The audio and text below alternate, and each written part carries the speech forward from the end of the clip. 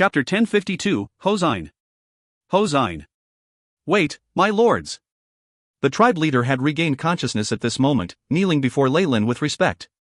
The slightest power Leyland had revealed made it obvious that this was someone powerful, and he'd had someone verify that the ancestor was still safe. How would this middle-aged man not realize that these two were actually friends of his tribe? With the strength they possessed, these people could easily crush them if they wanted to. Hence, it was necessary to better his relationship with them. Are you two lords friends of the ancestor? Please stay here for a while, and let us serve you. The leader of this tribe was nearly 2 meters tall, adorned in a slightly moldy smooth leather coat. His bulging muscles seemed as hard as steel. This man had thick lips and a high nose. His slanted eyes seemed cold, and the crossed scar on his cheek was proof of his gallantry. To survive, a native had to be ruthless, violent, and most of all courageous. However, this man was doing all he could to smile, humbling himself given his lower status. As the one with the most knowledge in the tribe, he naturally knew what these two powerful beings represented. Even if they just wanted to destroy the village at will, it was enough for them to let go of all pride and serve these beings humbly. On top of that, they were actually friends of his ancestor? Did that not mean that they must have old monsters that had lived for hundreds or even thousands of years? The middle-aged man was alarmed and sorrowful, knowing that his tribe having this piece of land was nothing remarkable. All sorts of powerful native tribes could die here, even wandering beasts not guaranteed to survive. The scarcity of food had led to the battles between the existing lifeforms to increase in intensity. The only one they could count on to protect the tribe was their sleeping ancestor. With the power of these two lords on our side, we might even be able to defy the city's orders, the middle-aged man had a thought. The next time he looked up, he looked into a pair of eyes that seemed to be able to see through everything. Leyland chuckled, not expressing his opinion and walking till he arrived in front of the kneeling man. He used an invisible force to lift his chin. If you're inviting us to stay, then tell me your name. Hosine. I am the chief of the Redbud Flower tribe, Hosine, willing to follow all of Sire's instructions. Hosine led his clansmen and had everyone kneel and bow. The exposure of crucial regions like their backs showed a complete subservience to the strong. Bodak. Looks like we'll need to stay here for some time. With nothing at hand, Leyland agreed indifferently. Anyway, he was rather interested in studying what was happening to Jillian. I'm fine with it. Bodak gazed at Capital beside him, pursing his lips, but did not object. After all, he knew that the moment Leyland decided on something, he had no right to go against his wishes. A fireplace burned away from a wall of the most luxurious building in the village, spreading warmth. A yellow copper stove stood atop a red mahogany table, burning some unknown powder that emitted white tendrils of fragrance. Capital was curled up in a corner, watching Leyland and Bodak respectfully being invited to sit on a soft goosefeather rug. Looking at the numerous exquisite foods and drinks placed in front of the guests, he could not help but gulp. How extravagant, the young man thought to himself, and then looked outside the window. The light outside had dimmed, and there was already a layer of white frost by the windowpane. The contrast with the striking red of the silken curtains left him unable to look away. It should be quite cold and dark outside now, right? Capital wondered silently. This region had no sun nor moon, and only had faint rays of light. The natives here used the brightness to differentiate between night and day. Once night fell, temperatures outside could reach as low as -80 or -90 degrees, or even -100 degrees centigrade. While he did not understand the concept of cold, he knew that there were always unlucky people who froze to death at night every year.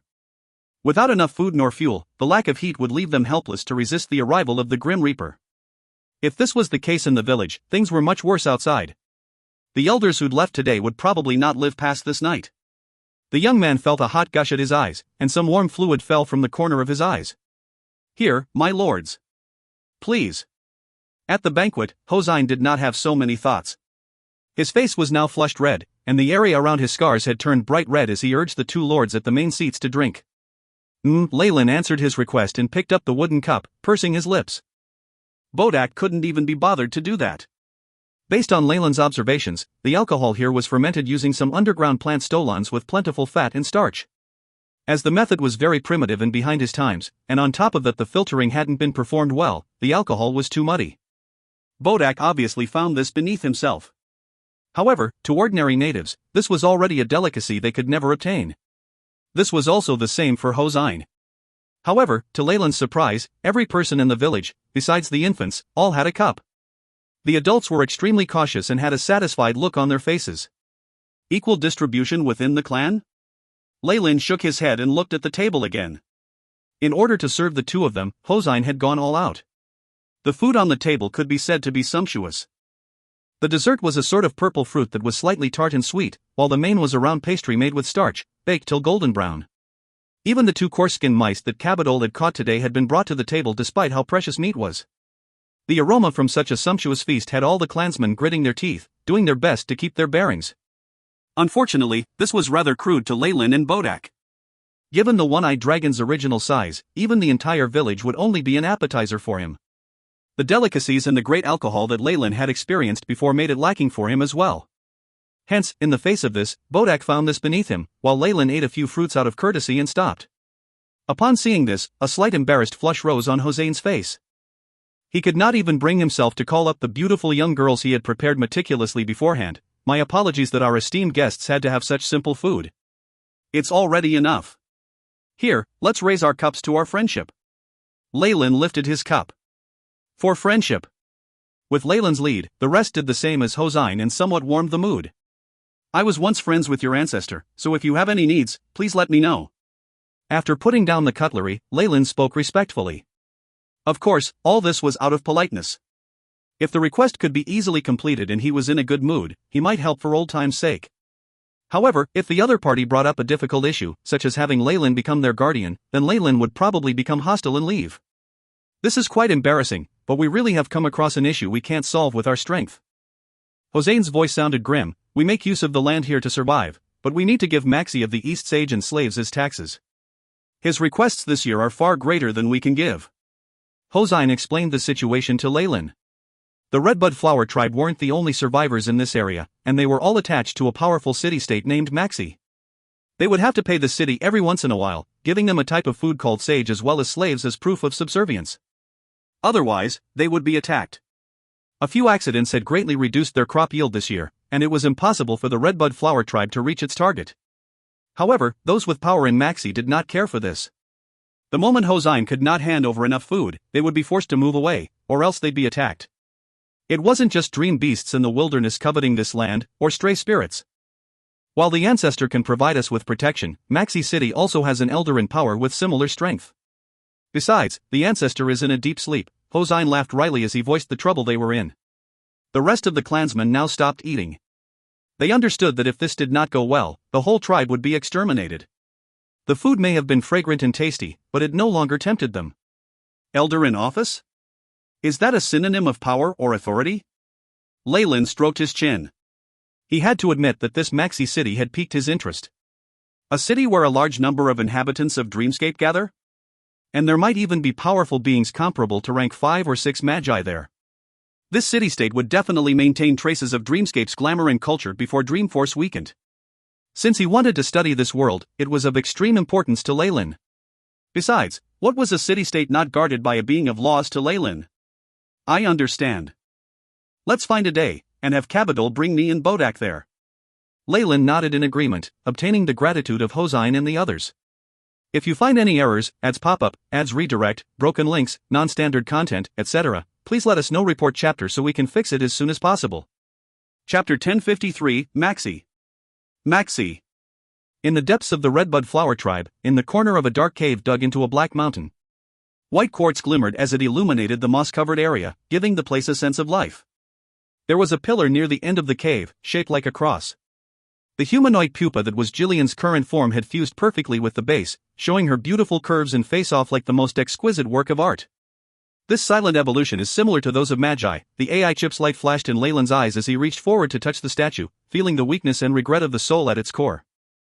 Having said that, though, this weakness was in comparison to Leyland himself. The soul was already as powerful as a rank 5 or rank 6 magus. Have you sensed my arrival? A slight smile rose on his face.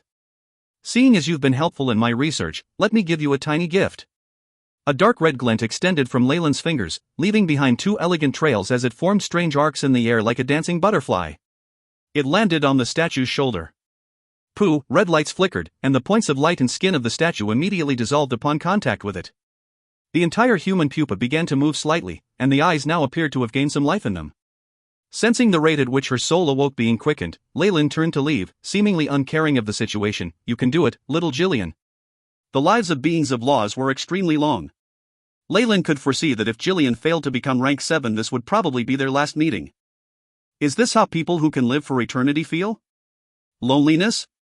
And transcending worldliness? Leyland's looked melancholic, recalling a great number of people. Images of Bicky, Croft, and even many enemies flashed across his mind. Many of them had been unable to endure the passage of time, entering the cycle of death. Still, even so, I want to seek out the extraordinary, achieving true eternity. With a fling of his robes, Leyland unhesitatingly left the cave. AI chip, what are the results of the investigation from before? Upon hearing its robotic reply, Leyland sighed. There isn't even a specific time. Looks like a sample of a native who has yet to become a being of laws can't be useful towards my research. Leyland's primary goal in this excursion to Dreamscape was to study the weakening of Dreamforce, completely grasping its power and making it the foundation for him to fuse laws and enter rank 8. The AI chip's analyses had all been pointed towards this direction. Unfortunately, a sample and model comparable to a rank 6 Megas still could not help the AI chip progress further. Only a true rank 7 existence of laws could give Leyland some enlightenment. Then again, one gains a body of laws merged with the world after entering rank 7. They experience a complete change, and I can only use such existences of laws to study the world origin force. But going around here will still give me some results. Leyland transmitted a wave of soul undulations, summoning the one-eyed dragon Bodak who had disappeared somewhere. Get Cabadol. We're going to leave. Leave? For Maxi? Bodak scratched his head. I don't think that sort of place will have what you want. All the treasures of this territory, the cute little sparkly things, they can't escape my sense of smell. Bodak had guessed at this point that Leyland was probably looking for something. Still, with his limited knowledge and thought process, he only considered dazzling gems and crystals treasures. As for signs of civilization or historical poems and the like, those were only used to pass time. With the one-eyed dragon's great background in the Ultron world and the memories passed down through generations, it was nothing to him. Leyland suddenly turned back, a depthless darkness in his eyes. I'm warning you right now. You've already provoked one Lord of Calamity. Don't provoke another or I won't let you off. It caused the one-eyed dragon to shrink back in pure terror, shaking his head. Fine, fine. Don't worry, I won't be that stupid. Besides, the dream demon likes to collect dreams, which I don't care for. It's actually because you don't care for his treasure trove. Leyland rolled his eyes and waved his arms, signaling to the hunter Cabadol, we're here. My lords. Cabadol had now changed into different clothes, this one with at least fewer patches. His face had been washed, revealing freckled cheeks that were slightly red from excitement. Intelligence flashed in his eyes. He now knew that Leyland and Bodak were definitely amazing people. Though he would just be a guide, even their tribe leader Hosine was envious of his position. As long as he could obtain their favor, the tiniest thing they handed over to him could last him a lifetime. I'll guide you well, my lords. Cabadol puffed out his chest as he guaranteed, holding tightly onto the black lance in his hands. You're just a guide though. Bodak snorted disdainfully. This might be a little different from before. We'll be flying, so you'll just need to show us directions, Leyland reminded him. Flying? We're flying? Cabadol felt slightly dizzy, and then gaped as he saw Leyland jumping into the sky. While the people here had the vitality and soul durability of official magi, they could only fly if they mutated to form a pair of wings. The laws of Dreamscape were very harsh. Stop getting so surprised, kid. Bodak picked him up by the collar, and all Cabadol felt was a powerful gust of wind from below as his feet left the ground. Thud, he released his hold, and the black lance from before fell to the ground, slanting as it entered the soil. Careful there, kid. Don't blame me if you fall. Bodak snickered, finding that he had discovered a way to deal with Cabadol. How about a 360-degree dance in the sky? Or a few flips? Faster than sound flight? That kid would probably spit out last night's food from his nostrils. Bodak laughed vilely. Until, unfortunately, Cabadol's incomparable adaptability as a child who'd survived the harsh wilderness showed itself. By the time the three reached Maxi City, Cabadol was pale no longer. Instead, an excited flush had risen on his face. That was amazing. If I could fly, I'd be able to hunt even demonic wolves down using my arrows. He looked towards Bodak with anticipation. My lord, can you teach me how to fly? Damn it, damn it. Can I strangle him? Bodak looked towards Leyland. Of course not. Unless you want our journey to end here. Leyland glanced at Cabadol, who was shocked at the bloodlust Bodak was exhibiting. A kind smile arose upon his face. Don't be afraid. Your uncle Bodak was just joking with you. That joke isn't funny at all. Cabadol muttered, and his footsteps were intentionally faster as he ran to Leyland's side. TSK. Foolish people will always make more foolish choices, Bodak turned away with contempt. He shifted his attention to a huge arch made of white marble at Maxi City's entrance, as well as the high city walls with elite warriors on top. His thieving instincts began to show themselves. TSK. I never thought a bunch of immigrants in Dreamscape would have this much wealth. Unfortunately, I'll only need 3 periods of refining metal to loot this sort of city. Be more careful and don't make us more enemies. Leyland clutched at his forehead, beginning to wonder if bringing the dragon along was the right decision.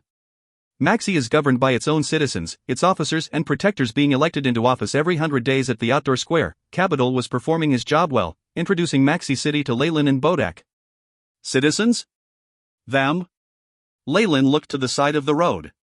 The citizens Capital had mentioned could be seen by the gardens and marble fountain. They dressed themselves up tidily in white, their garb held up by a single ring on their shoulders. It made them look languid and comfortable. Their derision for Capital and the like was obvious from their very gaze, arising from their souls or maybe even their genetics. Yes. They're citizens of Maxi, with enough food and servants to attend to them. Capital lowered his head. The reason these citizens could avoid work and yet enjoy food and servants was obvious: they were exploiting numerous tribes like the Redbud Flower tribe. Bluntly speaking, the environment here wasn't the only reason for the terrible plight of the natives. It could be attributed to the citizens of Maxi as well. If you find any errors, ads pop up, ads redirect, broken links, non-standard content, etc., please let us know. Report chapter so we can fix it as soon as possible. Chapter 1054, Parasite. Parasite. Leyland looked at Capital, whose whole body was stretched taut like a little leopard, and petted his head. What? Does the current situation leave you dissatisfied? No. I just hope to obtain more strength in order to protect my clan, Capital answered. What a clever answer. Leyland praised him. In his previous world, such extreme exploitation would long since have given rise to violent revolts. With so few ruling over so many, and so blatantly abusing their power at that, they would just be courting death. Unfortunately, this was a world where extraordinary strength crushed everything else. Even though the minority was in power, exploiting their position atrociously, all the majority could do was crush their desires for revolution. After all, this minority possessed great military strength. The ones with the greatest power held the greatest authority. Strength was the truth.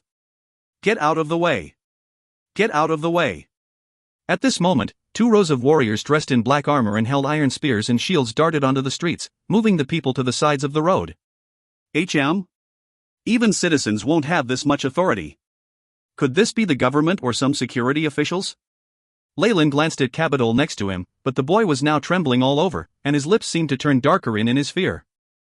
No, Capital bit at his lower lip, gritting out a few words. The power of the government comes from the citizens, which is why this is impossible for them. The only possibility is the legendary Lord's Envoy. There are many city-states like Maxi in this area, but they all have to bow down to the Lord's Envoy lest they be destroyed. Lord's Envoy? Leyland thought this phrase over, sensing the terror within the surrounding natives of Dreamscape. This terror had nothing to do with the higher or lower class, the rich or the poor. Even the citizens of Maxi who had been relaxed just moments before were the same as them. The Lord of Calamity himself, that dream demon, should be the one with feudal power here. Are these soldiers of his armies? Leyland made a guess. The Lords of Calamity weren't alone. They had great numbers of subordinates that formed huge armies. When Dreamscape intersected with the real worlds, the other worlds in the astral plane would face nightmares in the form of the Lords of Calamity and their armies. Besides the Magus world and other large worlds, there were few who could resist their invasion. However, Dreamscape weakened regularly. Even if a Lord of Calamity could take over an entire world, they would soon have to give up on it. If not for that, other worlds like the Purgatory World, Icy World, and Shadow World may not have been able to resist Dreamscape. They're here. They're here. People at the front began to get restless, while Leyland and Bodak saw the Lord of Calamity that had large numbers of people crowded around. Oh. So that's how things are. No wonder these natives are so afraid. What appeared in front of Leyland was a legion of high-energy beings similar to moths. The moths were extremely large, with some near 3 meters tall, and others at around a meter tall. They had even evolved to have forelimbs similar to human hands.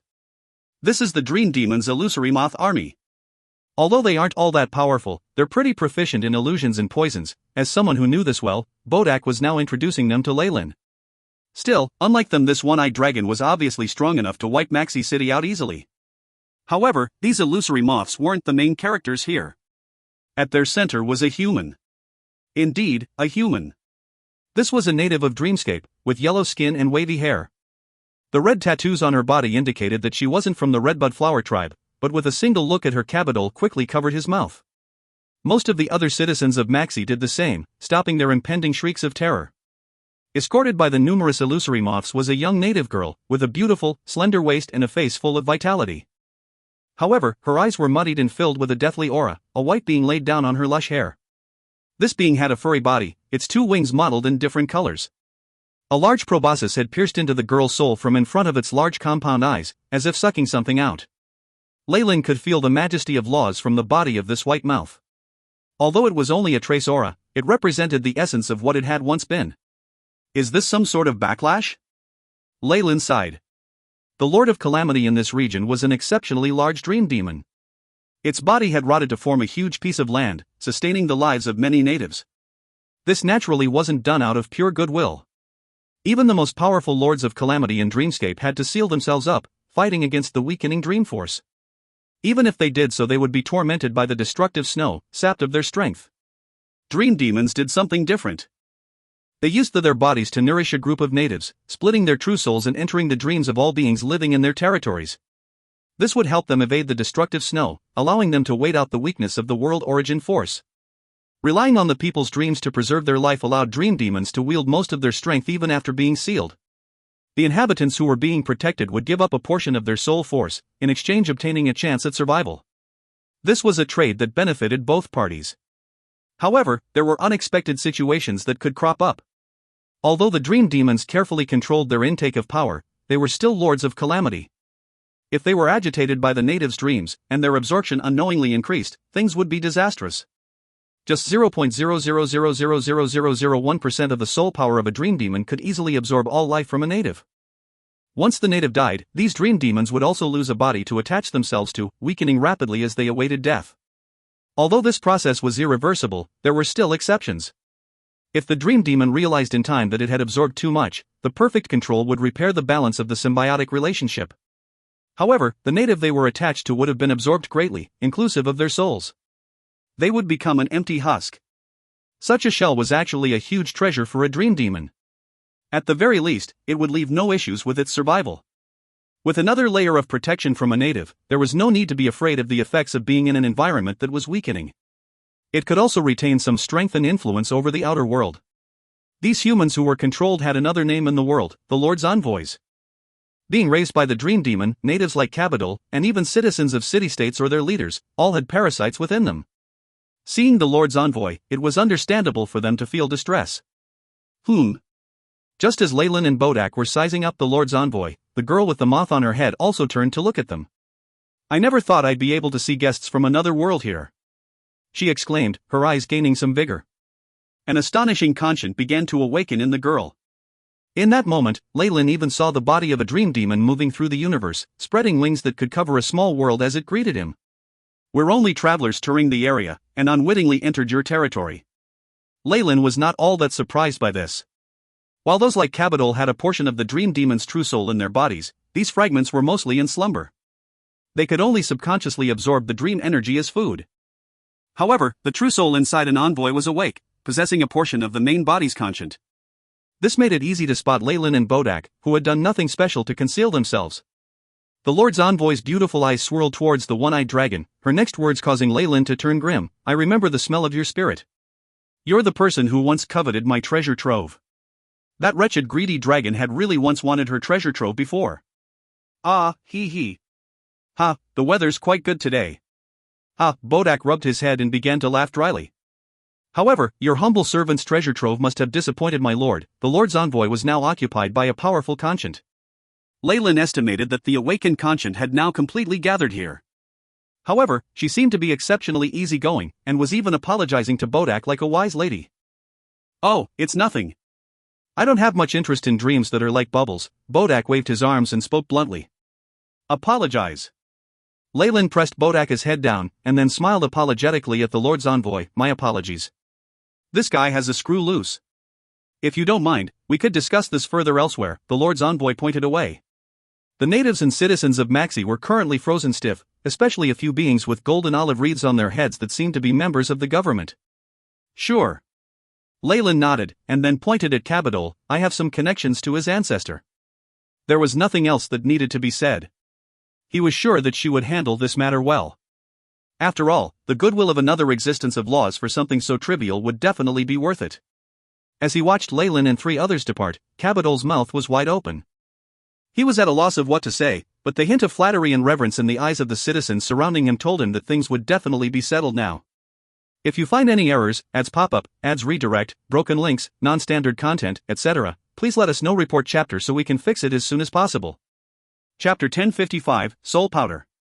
Soul Powder. The boundless sky shattered to reveal a huge hole, allowing one to see some large stars and bands of light.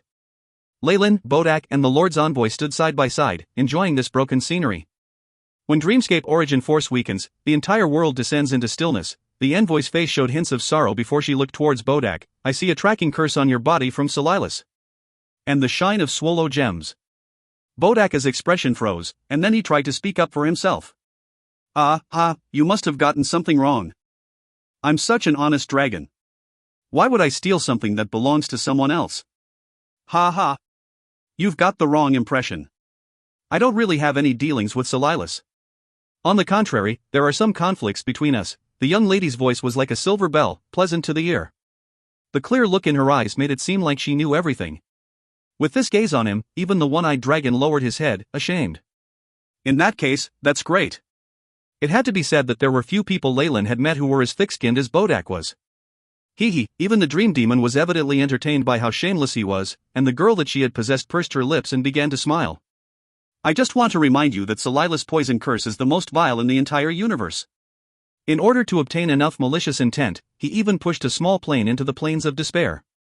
Just to absorb the hatred arising near the death of a continent. Leyland's expression changed.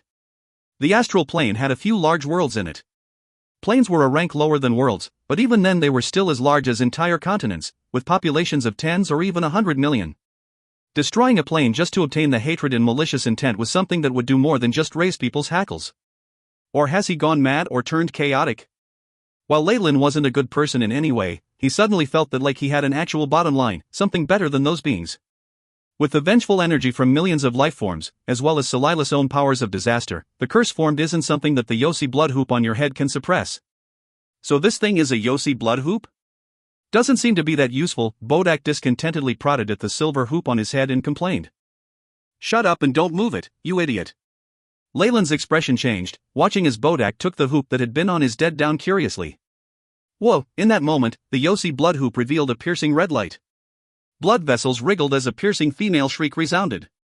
The blood-red luster became more exuberant till the whole hoop exploded, creating a tiny poof and only leaving behind silver ashes. What the heck, what's going on? The one-eyed dragon gaped at the silver granules in his hand and cursed. Found you. A powerful conchant exploded from the purple eyeball behind him, accompanied by a chilling evil and bloodlust. Asterisk bang. Bang. Bang, asterisk the curse that Leyland had under his control burst forth as the purple eyes exploded one by one. Yellow pus flew everywhere, causing Bodak to cry in misery. This liquid fell into the surrounding areas, and even more tiny purple eyes appeared as they began to cover the dragon's entire body. Leyland could sense a powerful soul aura locking onto Bodak completely, an aura unique to Lords of Calamity awakening. Still in the north, but south of the Dream Demon's territory.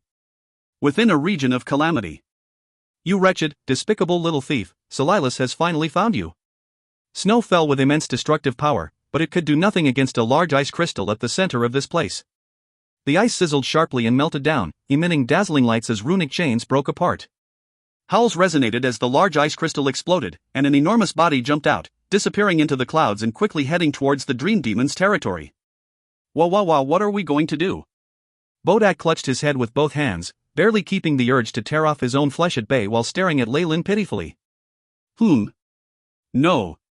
No matter how careless Bodak might be, he still prioritizes his own safety. At the very least, there had not been any mishaps in the journey before, so why would there be issues now? The only change is that we now have a Lord of Calamity by our sides, and it's the Dream Demon with strange abilities. With a thought, Leyland quickly had a feeling that something was off. Beep. Soul enchantment found, searching for source of contamination. The AI chip's voice sounded.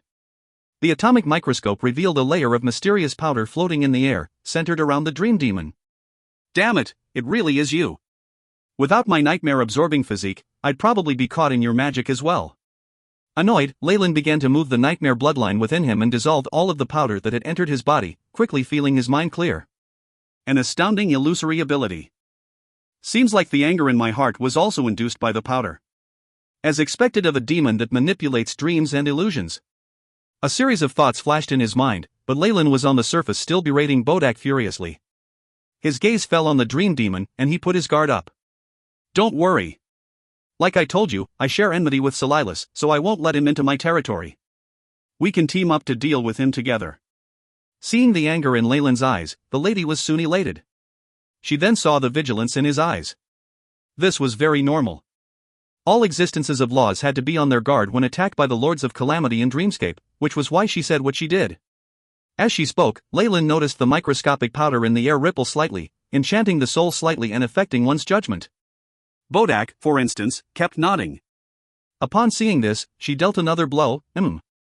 If we defeat or seal him, then the curse on my lord's friend here will be taken care of. Agree to it, Leyland. Agree to it. Bodak kept nodding like a chick pecking at grains of rice, and the soul undulations became more vigorous.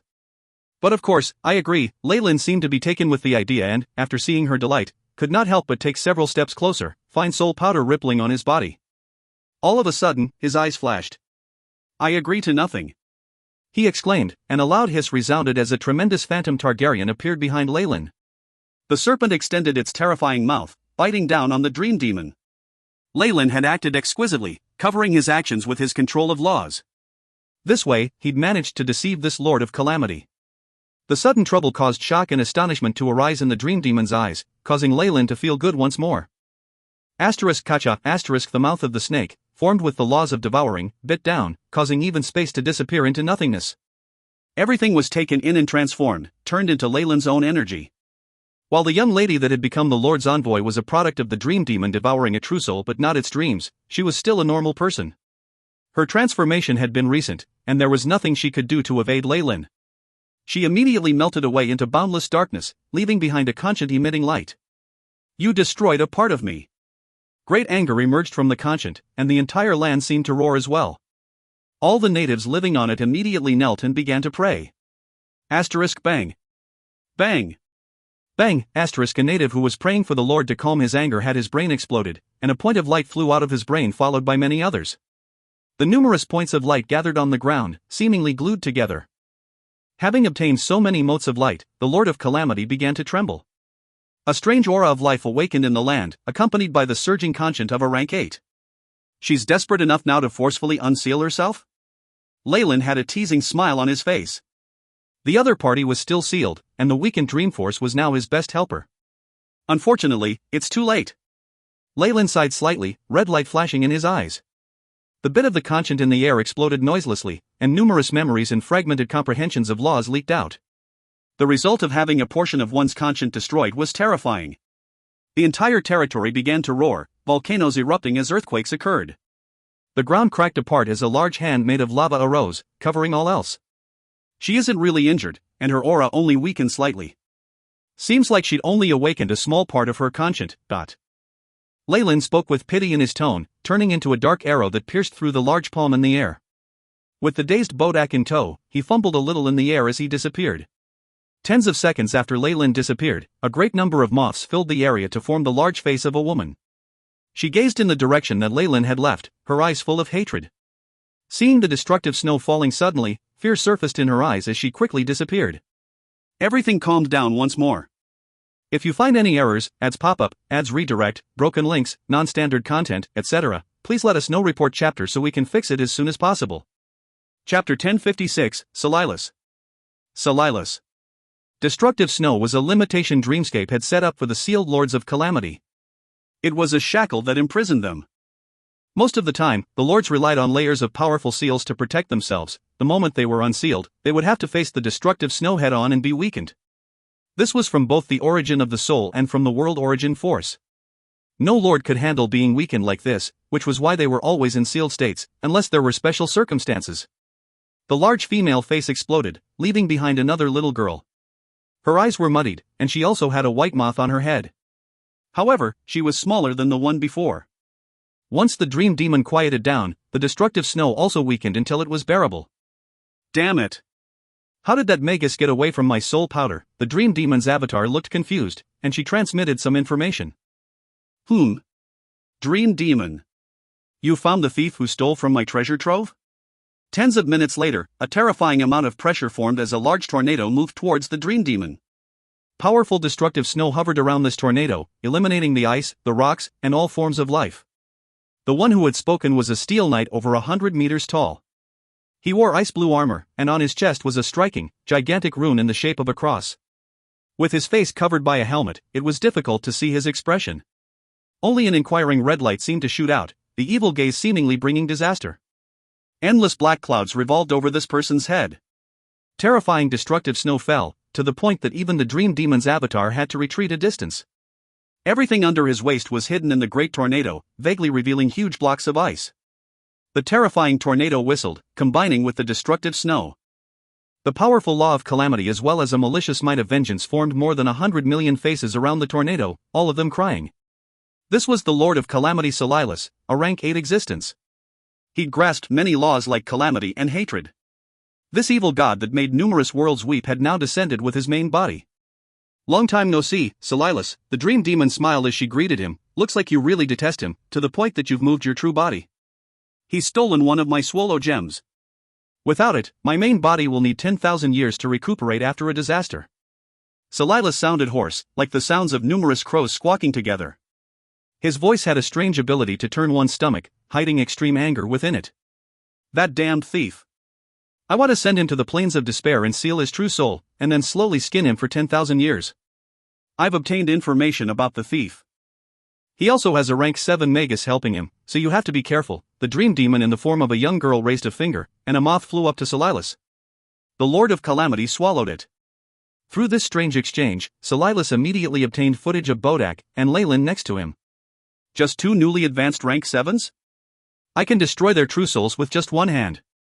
Silas shook his head nonchalantly, and then looked at the dream demon. In all my memory, you've never been so kind-hearted. He's also harmed my avatar and even caused me to lose a portion of my conscience. A trace of paleness could be seen on her face.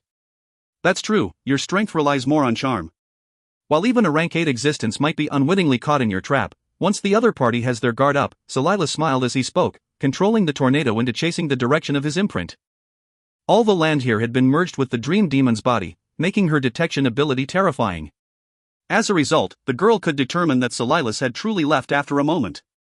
She watched the direction that he had left in, a strange smile on her face. Relies more on charm?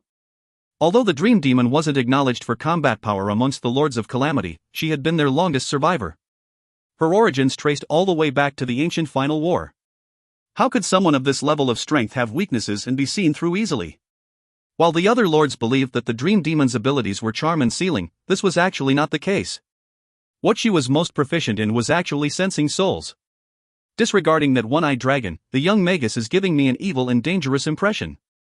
That's not because of a warlock's bloodline ability, but it's like we're mortal enemies. The girl's eyes were serious as she recalled this dangerous Magus. She and Silas were, in reality, not on good terms. There was no point in offending 2 existences of laws for him.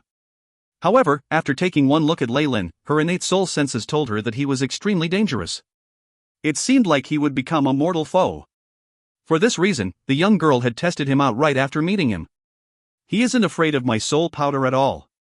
And this doesn't even seem to be the limits of his abilities. The young girl bit at her lips, her delicate eyebrows furrowing and exuding a heartbreaking charm. It was because of this danger that she'd abandoned all intent to pursue them. Forget it. That stupid Silas will be right at the front lines if anything goes wrong. Let me see how many cards that Magus has up his sleeve. A sparkling moth's body trembled, producing a puff of dazzling powder, and the entire body disappeared as the dream demon secretly followed Silas. Damn it, Leyland! Are you crazy? Why did you attack our ally? Bodak's huge body was tossed by Leyland onto the ground, causing dust to fly everywhere while he yelled and shook his head. You're the one who's gone crazy. Aren't you clear-headed yet? Leyland glanced at Bodak, suddenly punching his face using a fist covered in blood-red flames. Bang! Bodak immediately fell backwards like an artillery shell, breaking through several tall and hard mountain peaks. Damn it! You dared to hit my handsome face. I will fight you to the death. Ugh, Bodak shook his head, spitting blood out that stained his teeth. Of course, much more soul powder was spat out.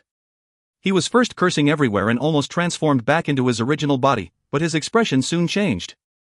Fury turned into puzzlement, and then slight fear. Soul powder that could affect the true soul directly was better than any illusory spells. It was something that even existences of laws found difficult to resist. That darned moth actually tried to control me, one-eyed dragon Bodak, the prophet of the Ultron world and great scholar. I, who've traveled through numerous worlds and left behind numerous treasured legends, was almost controlled? Roar, Bodak yelled. The fear had been replaced by rage once more. For these existences of laws, small injuries were just losses of energy. With their limitless time, they could be healed, which was why this was no issue. However, the moment someone tried to interfere with their free will or even enslave them, what would be left was endless hatred. Dreamscape's Dream Demon Lord. I'll remember this. Bodak hatefully spat out some white air, but wasn't foolish enough to say that he'd immediately return. Evidently, he still retained some reason. He was a rank 7, while the other party was rank 8. On top of that, he still had a curse on him, and was now being pursued by another Lord of Calamity. Leyland, I'm sorry. At this point, Bodak obviously knew that Leyland was his true ally, and he could not offend him. This was especially when there were many things he needed to trouble Leyland with. Humph. Awake now? Leyland snorted, but found this situation strange. That dream demon is acting so strangely. She doesn't know us, but she suddenly attacked. And still, she didn't pursue us either. Did she notice something? Her strange behavior caused Leyland to think up all sorts of possibilities. However, he was interrupted by a prompt from the AI chip. Beep. Host's devouring talent has been used. Completely digested conscient of law. Host has obtained partial information regarding the law of charm. Host has obtained partial law of illusion. Host's illusion proficiency has been strengthened. Using his law of devouring, Leyland could absorb the powers of existences of laws, turning them into his own comprehension. Unfortunately, even a rank 7 who has evolved can't obtain more from those existences of laws. If I were to use the AI chip's terms, I haven't even obtained 1% of the law. That's even worse than the world of gods, Leyland sighed. There were obviously some things lost during the conversion of laws, but for Leyland, this was so low it was rage-inducing. Although that was just a portion of the dream demon's conscience, if this was a god in the world of gods, he wouldn't have had trouble in forming a thread of divinity. The difference was more than tenfold. Even with my devouring law, I'm in this situations. Things would be even worse for other existences of laws. Then again, if everyone can advance so rapidly, the Magus world doesn't need to send people over. It can just fight and devour as well as annihilate itself. Only the world of gods can be the true hunting grounds of Magi. Unlike how hard it was for Magi to comprehend laws, the divine laws in the world of gods were easy to acquire. They were learned quite quickly, so much so that devouring a god could allow one to obtain the complete comprehension of a law. That was the reason Magi were crazy over them. If you find any errors, ads pop up, ads redirect, broken links, non-standard content, etc., please let us know. Report chapter so we can fix it as soon as possible. Chapter 1057, Meeting. With the attraction of the two world origin forces, and such immense benefits, it's no wonder the ancient final war was so intense, Leyland sighed inside. Had he been the one who'd found a world where he could absorb the comprehension of laws by killing deities, he'd have gone crazy as well. The fall of other Magi and the suffering of the commoners was nothing in comparison. The reason why divine laws convert so easily. Is it because of the origin forces being compatible, or do they complete each other? At this point, Leyland was now beginning to believe the rumors more and more. When victory was decided between the world of gods and the Magus world, the victor would devour the loser's path to power to open the path to eternity. It's also possible that the Magus world and world of gods were a single body in ancient times, Leyland guessed. One had to consider why the rumors that gave rise to the ancient final war spread so widely. The ancient Magi of laws and gods were no fools, and they would not do something without benefit. Unfortunately, the Magi miscalculated how difficult the gods would be to deal with. With the mysteriousness of divine realms, the result was that both sides suffered and there were no winners, and it brought about the end of the glamour of the ancient times. Leyland's eyes glinted as he clenched his fists, but the final war that I shall cause will not go down the same path. The road to eternity is mine and mine alone. Leyland had previously been ordinary, able to keep a low profile. But when this epic universe held a hope for immortality, no restraints and limitations would hinder his goal any longer. He would pay no heed to those who didn't block his path, but when conflict arose he would attack to destroy, regardless of who it was. Deep. Captured conscient of existence of laws. Similarity to dead body cells, 100%. Beginning revitalizing, the AI chip prompted at this moment. A living specimen of the Dream Demon? Leyland smiled slightly. The Dream Demon's humongous body had merged with this land, so it was naturally possible to obtain her cells anywhere. However, research had shown that the shell left behind was but a pile of nutrition, devoid of laws.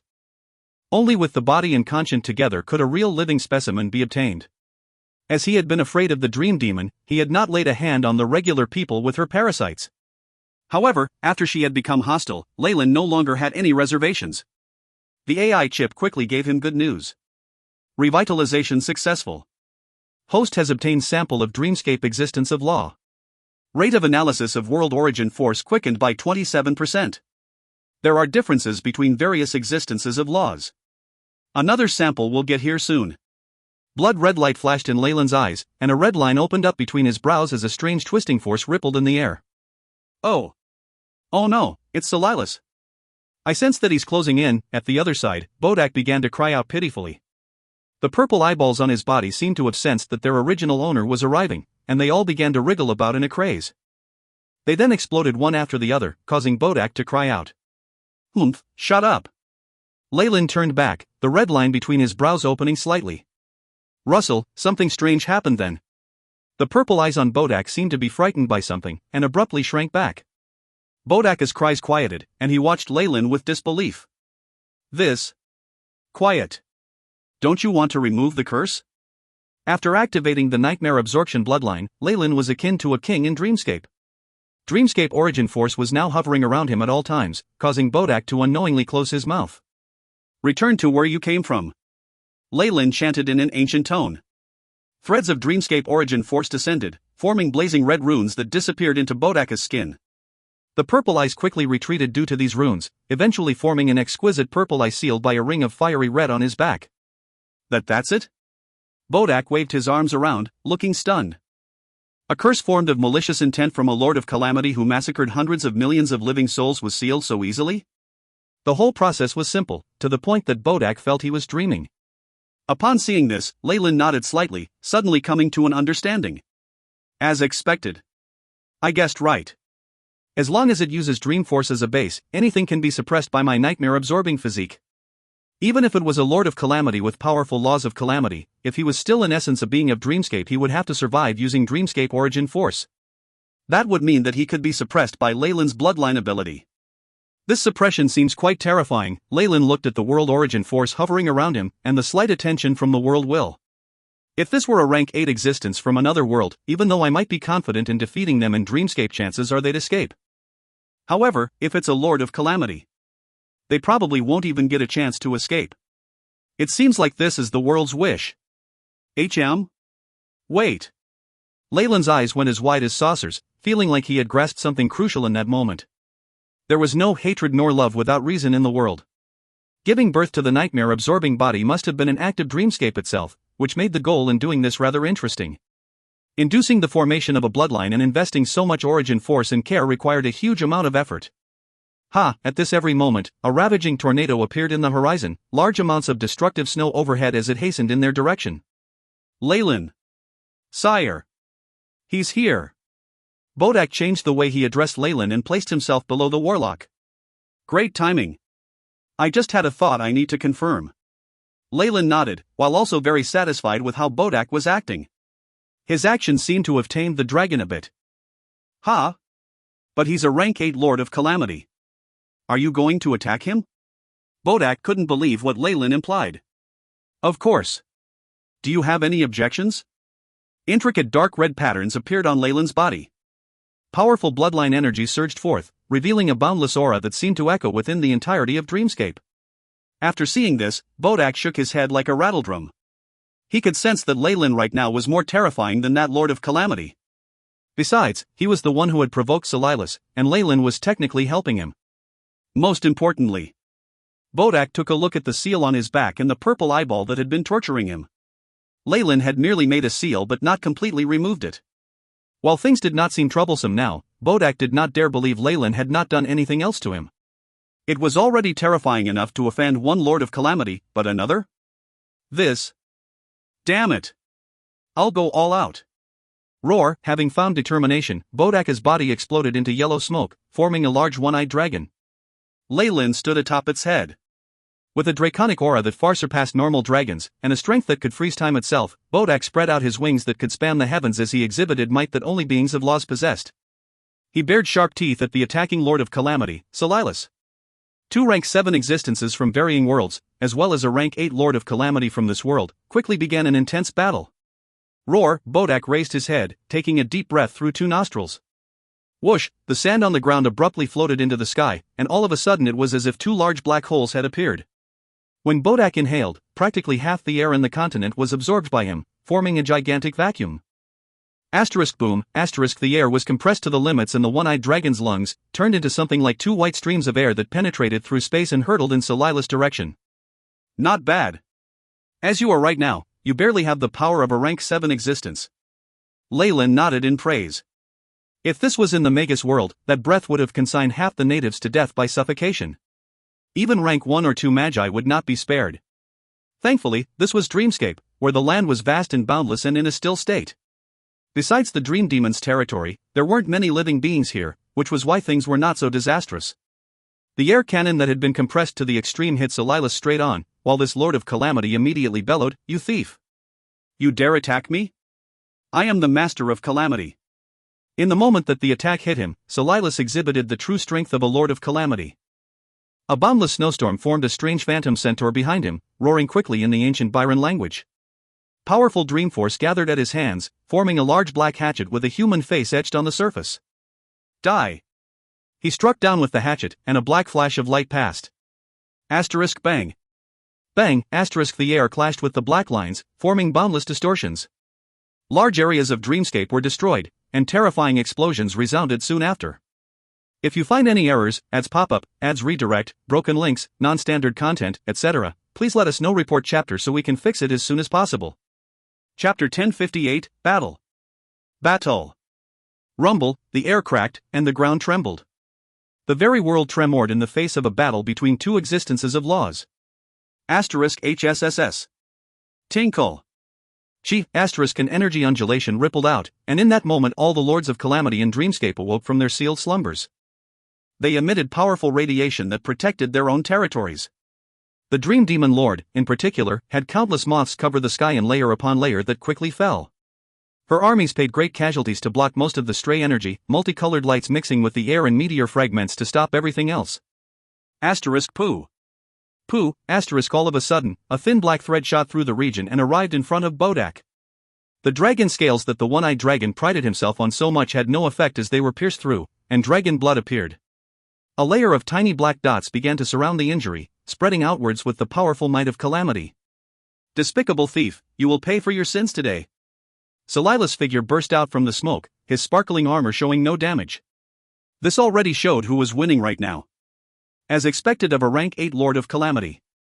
Leyland also made his move at this moment. He gathered Dream Force as well, forming a thin red layer that covered the dragon's wounds and suppressed the power of Calamity. Silas halted, glancing at the Magus on the one-eyed dragon's head with serious red eyes. Leyland's robes rustled in the wind from the stray rays of the explosion, and traces of Dreamforce still lingered around him. The giant that was 100 meters tall had not noticed this tiny thing at all before, but once Leyland stood out, he seemed to have turned into the heart of everything. Silas' gaze unconsciously focused on him. Magus, no. Bloodline Warlock. Silas stopped moving, the large black hatchet in his hands appearing protectively in front of him. Your bloodline ability has unique characteristics of Dreamscape. The dream force surging out of Leyland's body was making him feel unsettled, as if he had met a natural enemy. Memories from ancient times were sealed within his blood and genes, and now they were emerging. Yet, these memories were being covered by something, giving rise to a depression that made Silas want to cough blood up in anger. A Lord of Calamity, a rank 8 existence. Leyland focused on his enemy. This could be the most powerful being he'd ever fought. When he'd fought the Snake Dowager and the rest in the Purgatory world, he'd had the advantage of being in the right place at the right time. Leyland currently did not have that luxury, he would have to rely on his own strength. Of course, my bloodline ability from the Nightmare King is a trump card. Without that as an insurance, Leyland would have prudently avoided making a move here. He currently needed a Lord of Calamity as a guinea pig so he could confirm some suspicions, if not he definitely wouldn't have stopped here and waited for Silas to arrive. Good timing. Let me see the differences in a bloodline warlock after rank 7. The figure of a looped snake was reflected in Leyland's eyes. Purplish-red bloodline force surged out, and torrential strength seemed to make contact with several large worlds. The power of numerous blood descendants was transmitted over to him. Having broken away from the Snake Dowager, Leyland had become the progenitor of a new bloodline. He had a bunch of bloodline abilities he could use. HSS, boundless bloodline energy formed a phantom Targaryen that soared through the skies. The large winged serpent suddenly pounced forward, savage and dominant like a tyrant hunting for prey. It took a good bite out of the centaur, dragging it all the way to the astral river. The auric phantom forms of these two beings of laws began a huge war in the starry skies, causing great energy undulations that destroyed numerous planets. Have I been asleep for too long? Since when could mere rank 7s challenge me? Silas roared, the black hatchet in his hands instantly turning into a streak of light aimed straight at Leyland. I am a Lord of Calamity. Numerous malicious spirits were pulled out of thin air, forming distorted figures that surrounded the incoming black light. These faces wailed, their eyes filled with tears of blood. A black mask in the shape of a crying face solidified in the air, forming a strange mark of calamity. The moment he brazenly releases all his might, this land is completely done for. Leyland noticed what Silas was doing, rather surprised. Based on normal logic, rank 7 existences like them could cause immense damage to their environments with a single move. Battles would be avoided at all costs. However, this Lord of Calamity seemed to be having none of that. He had no qualms in his strikes, caring not for the consequences of his actions. If you do this, aren't you afraid of the world will interfering? Leyland berated. At the same time, numerous crimson shields spread in the skies, seemingly indestructible. Bloodline shield. Purplish red light reflected off the metallic luster of these shields. Many vortices formed, like countless huge mouths waiting for their prey. The combination of rank 7 bloodline energy and the law of devouring created a powerful defense. When the devouring shield clashed with the blade, numerous vortices rapidly spun around to absorb the power of calamity from the hatchet. Horrifying crunches sounded out as the shield surrounded the hatchet, acting like a huge mouth doing all it could to digest the object. What's a world will to me? Silas laughed maniacally. His views seemed to be different from those of the Magi, as red light gained in intensity on his helmet. Break! A great rumble resounded as the numerous crimson shields shattered. While the law of devouring was exceptional, it was currently put up against a rank 8 being. The burden being too great, it could hold on no longer. Once the bloodline shields were eliminated, the hatchet of calamity also seemed to have used up all its strength. It gradually disappeared. Warlock, I admit that your power is not bad amongst rank 7s. No. Of the worlds I have traveled to, your ability is at the top. But so what? Can your law of devouring overpower mine? Silas chuckled madly, a black knight's halberd appearing in his hands. The spear point blazed with terrifying flames, while the battle axe glinted with light. The sharp teeth on its side seemed chilling, able to pierce through the void itself as great power of laws lingered around it. It'll be difficult to fight the accumulated strength of a rank 8 existence, especially if he doesn't just use the law of calamity. But then again, if he can even say something like, what's the world will to me, it seems like the path they walk goes against the world will. Leyland's eyes flashed with understanding. This was actually rather easy to comprehend. Which other world forced their beings of law to this point, causing them to seal themselves in and reduce their energy consumption, unable to escape? One would have to oppose the world will to warrant such treatment. It might also be due to the unique environment here, leaving them with no choice. Leyland now felt like he had a better understanding of Dreamscape now. Lulu, at this moment, a victor had been decided between the giant snake and the centaur. The tall centaur roared, ruthlessly kicking at the neck of the Targaryen. The winged serpent also opened its mouth, leaving behind an injury that allowed one to see bone at the centaur's chest. The Targaryen disappeared unwillingly amidst its last struggles, leaving behind a centaur with injuries all over it. It thundered out, SKSKLGNLSDGNL. The words translating to, I am the King of Calamity. You've seen it, haven't you? Your power loses completely to mine. Silas raised his head proudly, admit defeat, and I can consider letting you go. Unfortunately, you and I both know that's impossible. Leyland answered nonchalantly, caressing a crossblade that appeared in his hand. The weapon blazed with crimson light. If he'd planned on peace from the start, Leyland would at least have forced Bodak to hand over the Swallow Gem, seeing if it was possible to calm the fury in the Lord of Calamity's heart. Instead he'd attacked at the very beginning, which meant he wasn't going to be benevolent. Don't forget me, the gem thief from the boundless world, one-eyed dragon Bodak. The one-eyed dragon Leyland had mounted flapped his wings, snorting out a terrifying dragon breath. In normal worlds this breath alone could render entire species extinct, but things were fine here. As the three beings of laws went all out in their attacks, the surroundings were completely destroyed. The space around them grew disordered, and the ground disappeared into grey fog of primal chaos. Large amounts of the power of laws spread everywhere in this region, the horrifying radiation destined to make this a dangerous land of dreamscape. Once the dragon breath was launched, Bodaka's mountainous body pounced agilely towards Silas, forming a straight white line in the vacuum. Kiki, coward, you finally gotten the courage to face me? Silas chuckled madly, the blizzard above his body becoming more concentrated. Unfortunately, that's all useless. He leant over and aimed at the one-eyed dragon charging over. Boom. If you find any errors, ads pop up, ads redirect, broken links, non-standard content, etc., please let us know. Report chapter so we can fix it as soon as possible. Chapter 1059, Unsealing. Unsealing. With Bodak himself having a terrifying body at rank 7, this explosion was massively powerful. Simply put, such a strike aimed at the Magus world would likely be a disaster on the level of an asteroid hitting the Earth. The entire surface would be decimated, and perhaps even the subterranean world would be affected. However, Bodak was surprised to see Silas grip his wings with both hands, the Lord of Calamity's large body as sturdy as a rock beneath a waterfall. It was like someone stopping a full-speed train with their bare hands.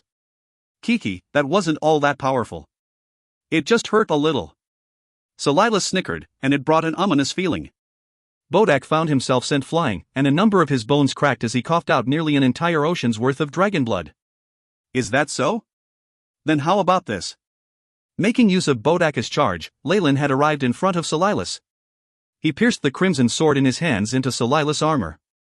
Clang, with Leyland's body size, the sword in his hands wasn't even comparable to a toothpick in Silas' eyes. However, this very toothpick had left a red spot on his armor. Kacha. Kacha **. It was like some chain reaction had been triggered. Black cracks spread in all directions from the initial point of contact, soon covering the entire armor. Blood-red flames crackled as they broke up even that blizzard. The dark red light caused the armor on Silas' body to explode inch by inch, revealing his original form. That armor is used to seal my boundless might. Silas thundered. Sensing immense danger, Leyland retreated without hesitation. Rumble, an aura 10 times more horrifying and evil than before, exploded forth, causing the world to freeze for an instant. The destructive snow roared, but it could do nothing against this immense figure. The huge tornado dispersed, putting out the blood flames and revealing Silas' body. He had shriveled limbs, tanned skin, and a slender body. He smelt of decay, like this was the body of someone who'd starved to death. His bones were joined by a mere layer of skin, all that kept him moving. Yet, this body that seemed more withered than a mummy's was emitting an exceedingly terrifying aura, showing off the true power of a rank 8. It caused Leyland to turn serious. His main laws should be calamity and decay. I was wondering why he looked so strange. He seemed quite frail. So that was because of that seal? Leyland looked at his own palm. Although it had only made contact with Silas through the bloodline sword, a layer of old and dead skin had already appeared on his hand, losing all luster of life. The power of decay within his palm was the most poisonous of curses, spreading unceasingly as it mixed with the strength of calamity. Most rank 7 existences would find great trouble just dealing with this contamination. Leyland clenched his fists, and purplish-red flames emerged to burn the dead skin to nothingness. New vibrant skin grew out from the flames. Silas is truly angry now. That's good. Let me see what trump card you have then. Magus, a moth with colorful phosphorus powder on it, appeared in the distance, carrying the conchant of the dream demon. The anger of a rank 8 Lord of Calamity is not so easily calmed. Soul powder filled the area, carrying a special power of laws that prevented the moth from being affected by the battle. However, at this moment, Silas' withered soul red-eye gazed in her direction, bringing with it immense hatred. Scram. Silas, your improvement exceeded my expectations. The moth emitted faint undulations from the conchant before a trace of decay rotted it into ashes. Such was the true might of a rank 8 existence. The charming girl within the Dream Demon's land did not send out another scout. After all, the fury of someone on equal footing with her was troublesome, especially a berserk Lord of Calamity. A visit to her lands would leave her territory in complete shambles. And that was the situation with the rank 8 Dream Demon. Facing Silas head-on, Leyland was under even more pressure. I've long since heard that evil gods of Dreamscape are extremely powerful beings, which is why they can sweep through numerous worlds and leave behind a resounding reputation for themselves. Leyland could sense the space around them being frozen, as darkness, calamity, and decay gathered to form the traces of a path to power. Leyland could not help but reveal a bitter smile. An evil god, a lord of calamity of Dreamscape, definitely surpasses the dignitaries from the Purgatory world when unsealed. This was Leyland's newest estimation. Rank 7 existences of laws could contend with lords of calamity for a moment, but would fall eventually. Even their true souls would rot away. I am the master of disaster, holder of the power of decay. At the end, all beings will wither away in the river of space and time, Silas chanted hoarsely with his dry throat, a terrifying bony hand grabbing forth in Leyland's direction. Decay. Disaster. Terror. Streaks of the power of several laws appeared to form malicious claws by Leyland's side. These claws seemed to sing praises of Silas, chanting along. This was the power of faith Silas had gathered from fear. Leyland didn't doubt in the least that, with these accumulations, Silas could become an intermediate god in the world of gods in one go. Gore, in the face of the attack of a rank 8 existence, Bodaka's snarls seemed exceedingly weak. His opponent had no need to focus on him, a mere sweep of remnant power able to injure him seriously once more. The huge dragon was filled with traces of decay, not knowing where to go. Disaster. Decay. Two streaks of Silas' most powerful laws formed a strength akin to primal chaos within those large claws, whittling away the law of devouring on Leyland's body. Once this final layer of protection had disappeared, Leyland would die in both body and soul. It was obvious that Silas' hatred of Leyland in that moment exceeded that towards Bodak. As expected, as I am now, it'll be too difficult to go against a rank 8 without any help, Leyland sighed. This test told him of the limits of his own strength. Although he was amongst the top of rank 7s, he was still lacking when compared to rank 8s. If I didn't have something to fall back on, I would only be able to escape, being grievously injured and finding it difficult to recuperate. Thankfully, Leyland rubbed at his forehead. A red line slowly cracked open there, revealing a dark red vertical eye. Damn it, it's this feeling again. It's this feeling full of mortal danger. Like I'm meeting a mortal foe. Who is it that can give a lord of calamity the premonition that they will bring death? Seeing Leyland being surrounded by the huge devilish claws, Silas had no trace of elation on his expression. On the contrary, his dried-out and malicious face was filled with madness. The feeling of mortal malady that he'd felt today had caused him to enter the peak of his power without reservation. However, be it that wretched dragon or the rank 7 warlock, they were both ants in front him, one merely a little bigger than the other. Now, however, his keen true soul of laws was trembling, the feeling of danger intensifying tenfold. This hinted at the attack of something dangerous. Who exactly is it? A sharp cry immediately pierced through the skies. Rumble, bang, as if in answer to his snarls, the devilish claw formed of laws exploded, revealing Leyland's figure. Buzz, the surroundings that had been ravaged by the battle, but dense black cloud suddenly gathered in the skies. It covered the luster of the astral plane and the other worlds, the destructive snow intensifying in its power tenfold. The entire dreamscape seemed to awaken in this moment, placing its powerful focus on this area. The world will. Did you think I'd be afraid? Large amounts of dense black smoke rose from Silas' body, forming a strange screen that blocked the destructive snow. Dreamscape's world will did not react at all, like a supreme master watching silently from above for eternity. The Dreamscape origin force that had been weak suddenly surged in strength, yet it didn't answer Silas' summons as it gushed in another direction. The warlock from before. It's you! Silas' withered eyes suddenly opened, seeing the figure walking out of the ocean of origin force. He would never have imagined that the world origin force would favor this warlock more than it did a lord of calamity. Boom. Boom. Boom. Tremendous footsteps sounded as a large figure walked over slowly. He was only half a head shorter than the over 100 meters tall Silas. He had a perfect body, with each shimmering muscle incomparably faultless. Intricate dark red patterns filled his body, like an exquisite armor. A blood-red vertical eye opened up on the faces of both the handsome being and the warlock, bringing with it a ruthless cold will. Most importantly, the Dreamscape origin force that was like a sea lingered at Leyland's side, rolling on in waves. After being controlled by Leyland, it was extremely tame. If you find any errors, ads pop up, ads redirect, broken links, non-standard content, etc., please let us know. Report chapter so we can fix it as soon as possible. Chapter 1060, Divine Punishment. Divine Punishment. A sea of world origin force surrounded Leyland, carrying Dreamscape's will. The world seemed to abandon Silas, instead suppressing him with ill intent. Silas was stumped. Very soon, remnant ancient memories and his fear of dreamscape brought him back to his senses. It wasn't long before the veil of mystery was removed, this unique power. It comes from the Nightmare King. You've inherited his powers, the nightmare-absorbing physique that even Lords of Calamity dread. Power that all sovereigns dread. Leyland understood this vaguely, as he accepted the faint excitement of the world will along with the endless origin force. Yes. The bloodline that all lords despise. You're dead. Black smoke arose from Celilus' nostrils, many contorted faces writhing within as they wailed and cried. The ancient Nightmare King is the fear of all the lords, nobody wishes for his return. You're dead. Celilus repeated deliriously, if this news spreads, all the Lords of Calamity will gang up on you. It's useless. The worlds will had sealed this area already, you can't transmit any information outside anymore, Leyland sighed. Furthermore, I am not any weaker than you right now. With Dreamscape buffing his powers, the Leyland now was no different than he was back in the Purgatory world. No, he was even stronger than before. He was already a rank 7 warlock.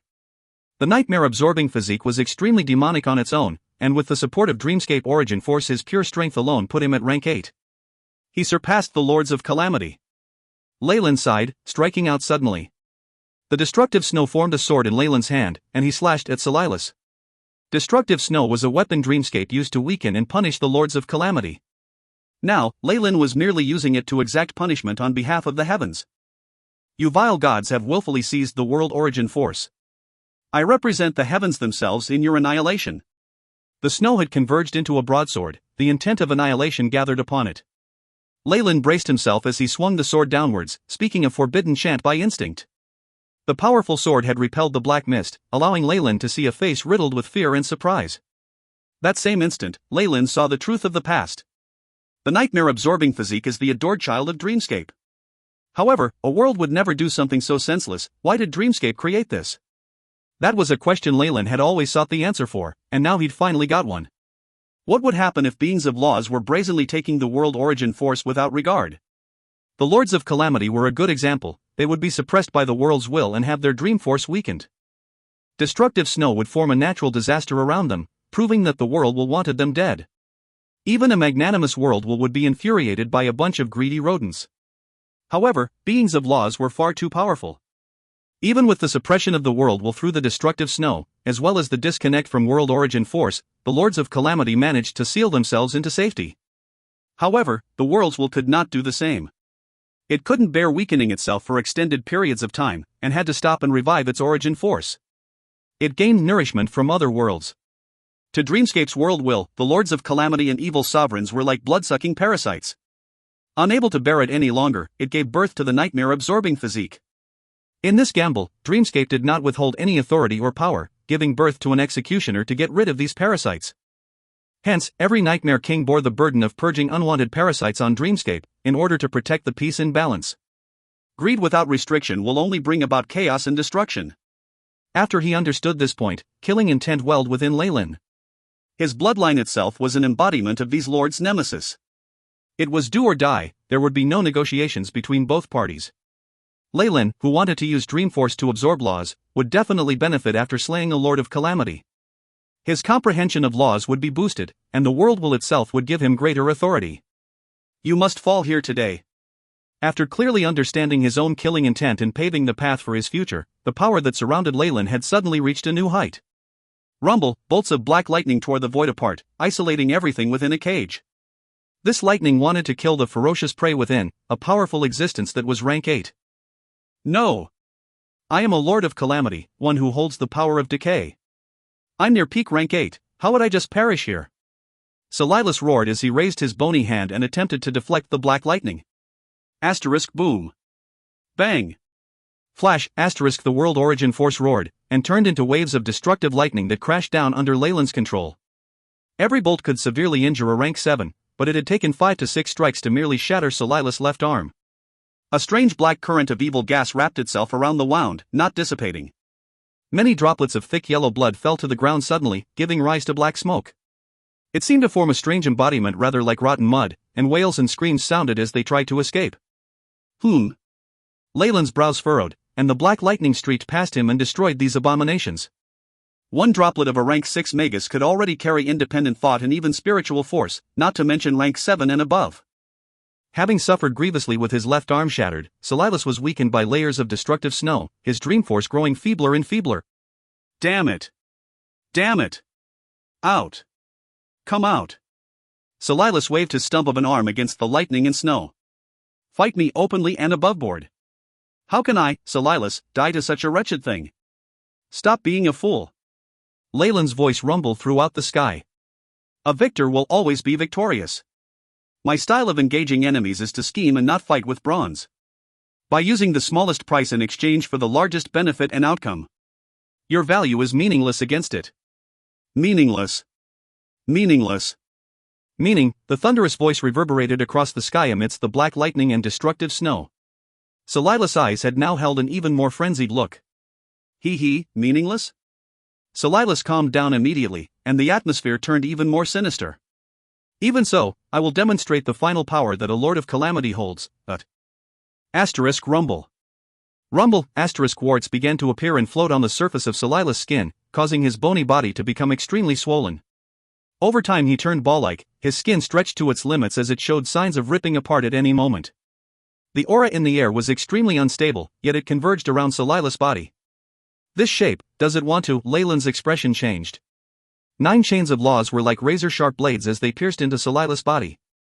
This corrosive attack was actually prepared for my enemy, the Lord of Despair, but now, a low growl appeared from Silas' body and it began to rumble louder. Crack. Crack, a gray ripple began to appear on Silas' body before his body exploded. The iron chains which came into contact with the gray ripples began to corrode, sizzling before they turned to fine dust with the explosion. The frightening explosion did not stop, touching the destructive snow along with the prison of black lightning. What happened? Why did the worlds will seal that area? The many lords and sovereigns sent their conscience or even their avatars, but before they could exchange a few lines, a radiant flash from an explosion was leaked from the sealed area. The conscience and avatars of these existences were wiped completely due to the destruction. The final decay. Has Silas gone mad? Not good. Leave, quickly. Even those who were quick to dart away and escape were eventually caught up by the flash of radiant light, and they could only perish after leaving behind their furious bellows. Lords! Save us! The Dream Demon's land was the closest to the explosion, and received the greatest collateral damage. 60% of the natives there had died in an instant. We have to move. The girl that the Dream Demon had possessed clenched her teeth. The ground began to rumble as a pair of gray wings manifested, taking her far away and deeper into the void. Opening up a certain distance, the Dream Demon girl looked in Silas' direction, her eyes filled with worry. These lords are not easy to deal with. I can't believe that I have to activate my own powers for the final bout. In the heart of the explosion, the radiant rays were repelled by dark crimson runes on Leyland's body. It cost a lot of origin force, but since he was linked with the world, he spent it without feeling the pinch. Once the explosion rippled away, blue light flashed in Leyland's eyes. A giant figure stepped forward as the surrounding scene changed, like he was teleported to a different dimension. In it was a gigantic black skeleton. If you find any errors, ads pop-up, ads redirect, broken links, non-standard content, etc., please let us know. Report chapter so we can fix it as soon as possible. Chapter 1061, Annihilation. Annihilation. Leyland looked at the blackened skeleton in front of him, focusing on the abyssal red flames within its eye sockets. I told you you'd definitely perish here today, he said slowly, as if stating a fact. Ha ha ha. Nightmare Warlock, I curse you in the name of Calamity. Black teeth clattered, sending spiritual vibrations from the depths of Silas' true soul. You showed your final corrosive attack, but after that all you have is this feeble curse? What a disappointment. Leyland brought his hand down against the surging curse power. Crash, all the world origin force in Dreamscape surged violently, becoming endless destructive thunder. Powerful arcs of lightning swept across the area, exterminating all traces of the curse's power. Swish. Swish, the moment the curse was broken, Leyland and Silas both executed their moves. The two transformed into endless glows that crossed the speed of light in their intent to kill. The entire space seemed to distort in a single moment. In a fraction of a second, they'd exchanged hundreds of blows. Silas' laws of calamity and decay constructed a black skeletal structure whose rigidity far surpassed all the metals in the world. It was enough to calmly bear the indiscriminate bombing of destructive thunder as if nothing was happening. Red runes appeared intensely around Leyland's body, blooming with bright light. They formed an indistinct crimson armor as the entirety of Dreamscape's world origin force roared. Before Dreamscape itself was consumed, the defense of his armor would not be broken. Even if it sustained damage, it would repair itself rapidly. Asterisk ring. Ring. Ringing asterisk. The two reached the limits of speed in a flash, disappearing from Dreamscape to arrive at a strange place. Time and space were slightly distorted in this region, a vast glowing river of space and time flowing beneath them. Is this a region close to the space-time river? Only a place such as this can withstand our wrath. It is more than suitable to serve as your burial ground. Asterisk crack. Crack, asterisk. Leyland's chest was scratched by a black skeletal finger. The crimson armor fell apart at once, but was immediately restored to its original unblemished form. Tens of strikes upon the Dreamforce armor dimmed the red radiance within Salila's skull, and the black skeleton began to crack. Fights between beings of law come down to a contest of inside information and origin force in the end, eh? It looks like I need to put making origin force weapons on my schedule. Leyland gravely faced his opponent. Even though he had traded blow for blow, his consumption of origin force had reached a terrifying level. If it wasn't for Dreamscape footing the bill, perhaps he would have exhausted all his resources already, and even his soul would have been sucked dry. Now however, backed by the support of Dreamscape, Leyland had forced the Lord of Calamity Salilas to an impasse. Beep. Origin Force imitation weapon has been constructed. Correcting orbit. After trading blows hundreds of times, the AI chip had captured the orbit of Salilas' movements. Dreamscape roared, and a misty green sword directly appeared within Leyland's grasp. Using concentrated origin force as a weapon was not something that Leyland had envisioned. This could only be considered to be a prototype. Ashes to ashes, dust to dust. Your glory came from Dreamscape, and unto Dreamscape you shall return. Leyland chanted in a low voice, thrusting his long sword in a strange arc. Clang, in an infinitesimal moment, the green origin force longsword momentarily weaved through Salilas' defenses and pierced into the center of his skull. This was the main focus of Leyland's attack. Faint cracks had long begun to appear on the skeleton, but now it exploded even more violently. The clanging sound seemed to start a chain reaction, and finally the black skeleton was blown apart. Pieces of the skeleton continuously crumbled without end, becoming fine powder that was melted away by the destructive snow. No, how could I fall here? I, Salilas, am a Lord of Calamity, the Monarch of Decay. After his body was finally destroyed, the red spark of a true soul of laws emerged from the endless explosion. It was filled with the power of laws of calamity and decay. Breaking away from its mortal shell, the true soul of laws now became even more powerful. It suddenly burned up, its form momentarily expanding to become a star that burned with white heat. The massive star was in upheaval, and it suddenly rushed towards the river of space and time. The vast and mighty river itself was a little attracted, emitting a strange inwards force. You're already dead, your time has ended. Stay. Leyland naturally would not allow Salilas to slip away from his grasp. In his current form, he had taken the initiative to throw himself into the space-time river. He could perhaps accumulate energy over a few thousand years, allowing himself to revive. A phantom Targaryen roared from behind Leyland's back. Runes of the nightmare-absorbing physique appeared on the serpent's body, melding with the laws of devouring to become a powerful black hole that extended formless shackles towards Salilas' true soul. This is the attraction of Dreamforce. Damn, the enormous true soul star roared, numerous marks appearing within it. These were all scars left behind by using Dreamforce, and all of a sudden they had broken out. As a native of Dreamscape, Salilas fundamentally did not have the ability to resist the attraction of Leyland's ability. At the brink of the space-time river, a strange scene appeared. An incandescent star unwillingly changed its marks, slowly retreating away. A roaring figure faintly appeared at its center. The powerful starlight was continuously swallowed up by the black hole, turning a tunnel of distorted light. In the end, that phantom of a true soul was swallowed whole by the black hole that was many times smaller than it, and not even one ray of light had escaped. Ah, the dark crimson runes on Leyland's body began to squirm, dripping off like melted metal. His skin split apart as his body grew larger. Beep. Host is absorbing extremely high energy matter, detected to be rank 8. Body of laws will not be able to endure it much longer. Time left. The AI chip alerted Leyland with a red notification, and even the screen began to flicker. As expected. A rank 8 existence is not something that I can devour right now. If I were to forcefully shove this down my throat, I will be choked to death. Leyland's expression changed. If not for Dreamscape, he did not hesitate to use his bloodline powers, teleporting back into Dreamscape itself. Asterisk rumble, asterisk the world will projected a feeling of joy, an imposing origin force surged forth to form a two-plated millstone that slowly removed the origin force Leyland's body was exuding. Leyland stood within the center, in a mysterious state as he closed his eyes. His body had reached tens of meters in height, but now it began to shrink once more. The origin force mixed with Silas' powers escaped from his body, returning to nature in an extremely complex conversion.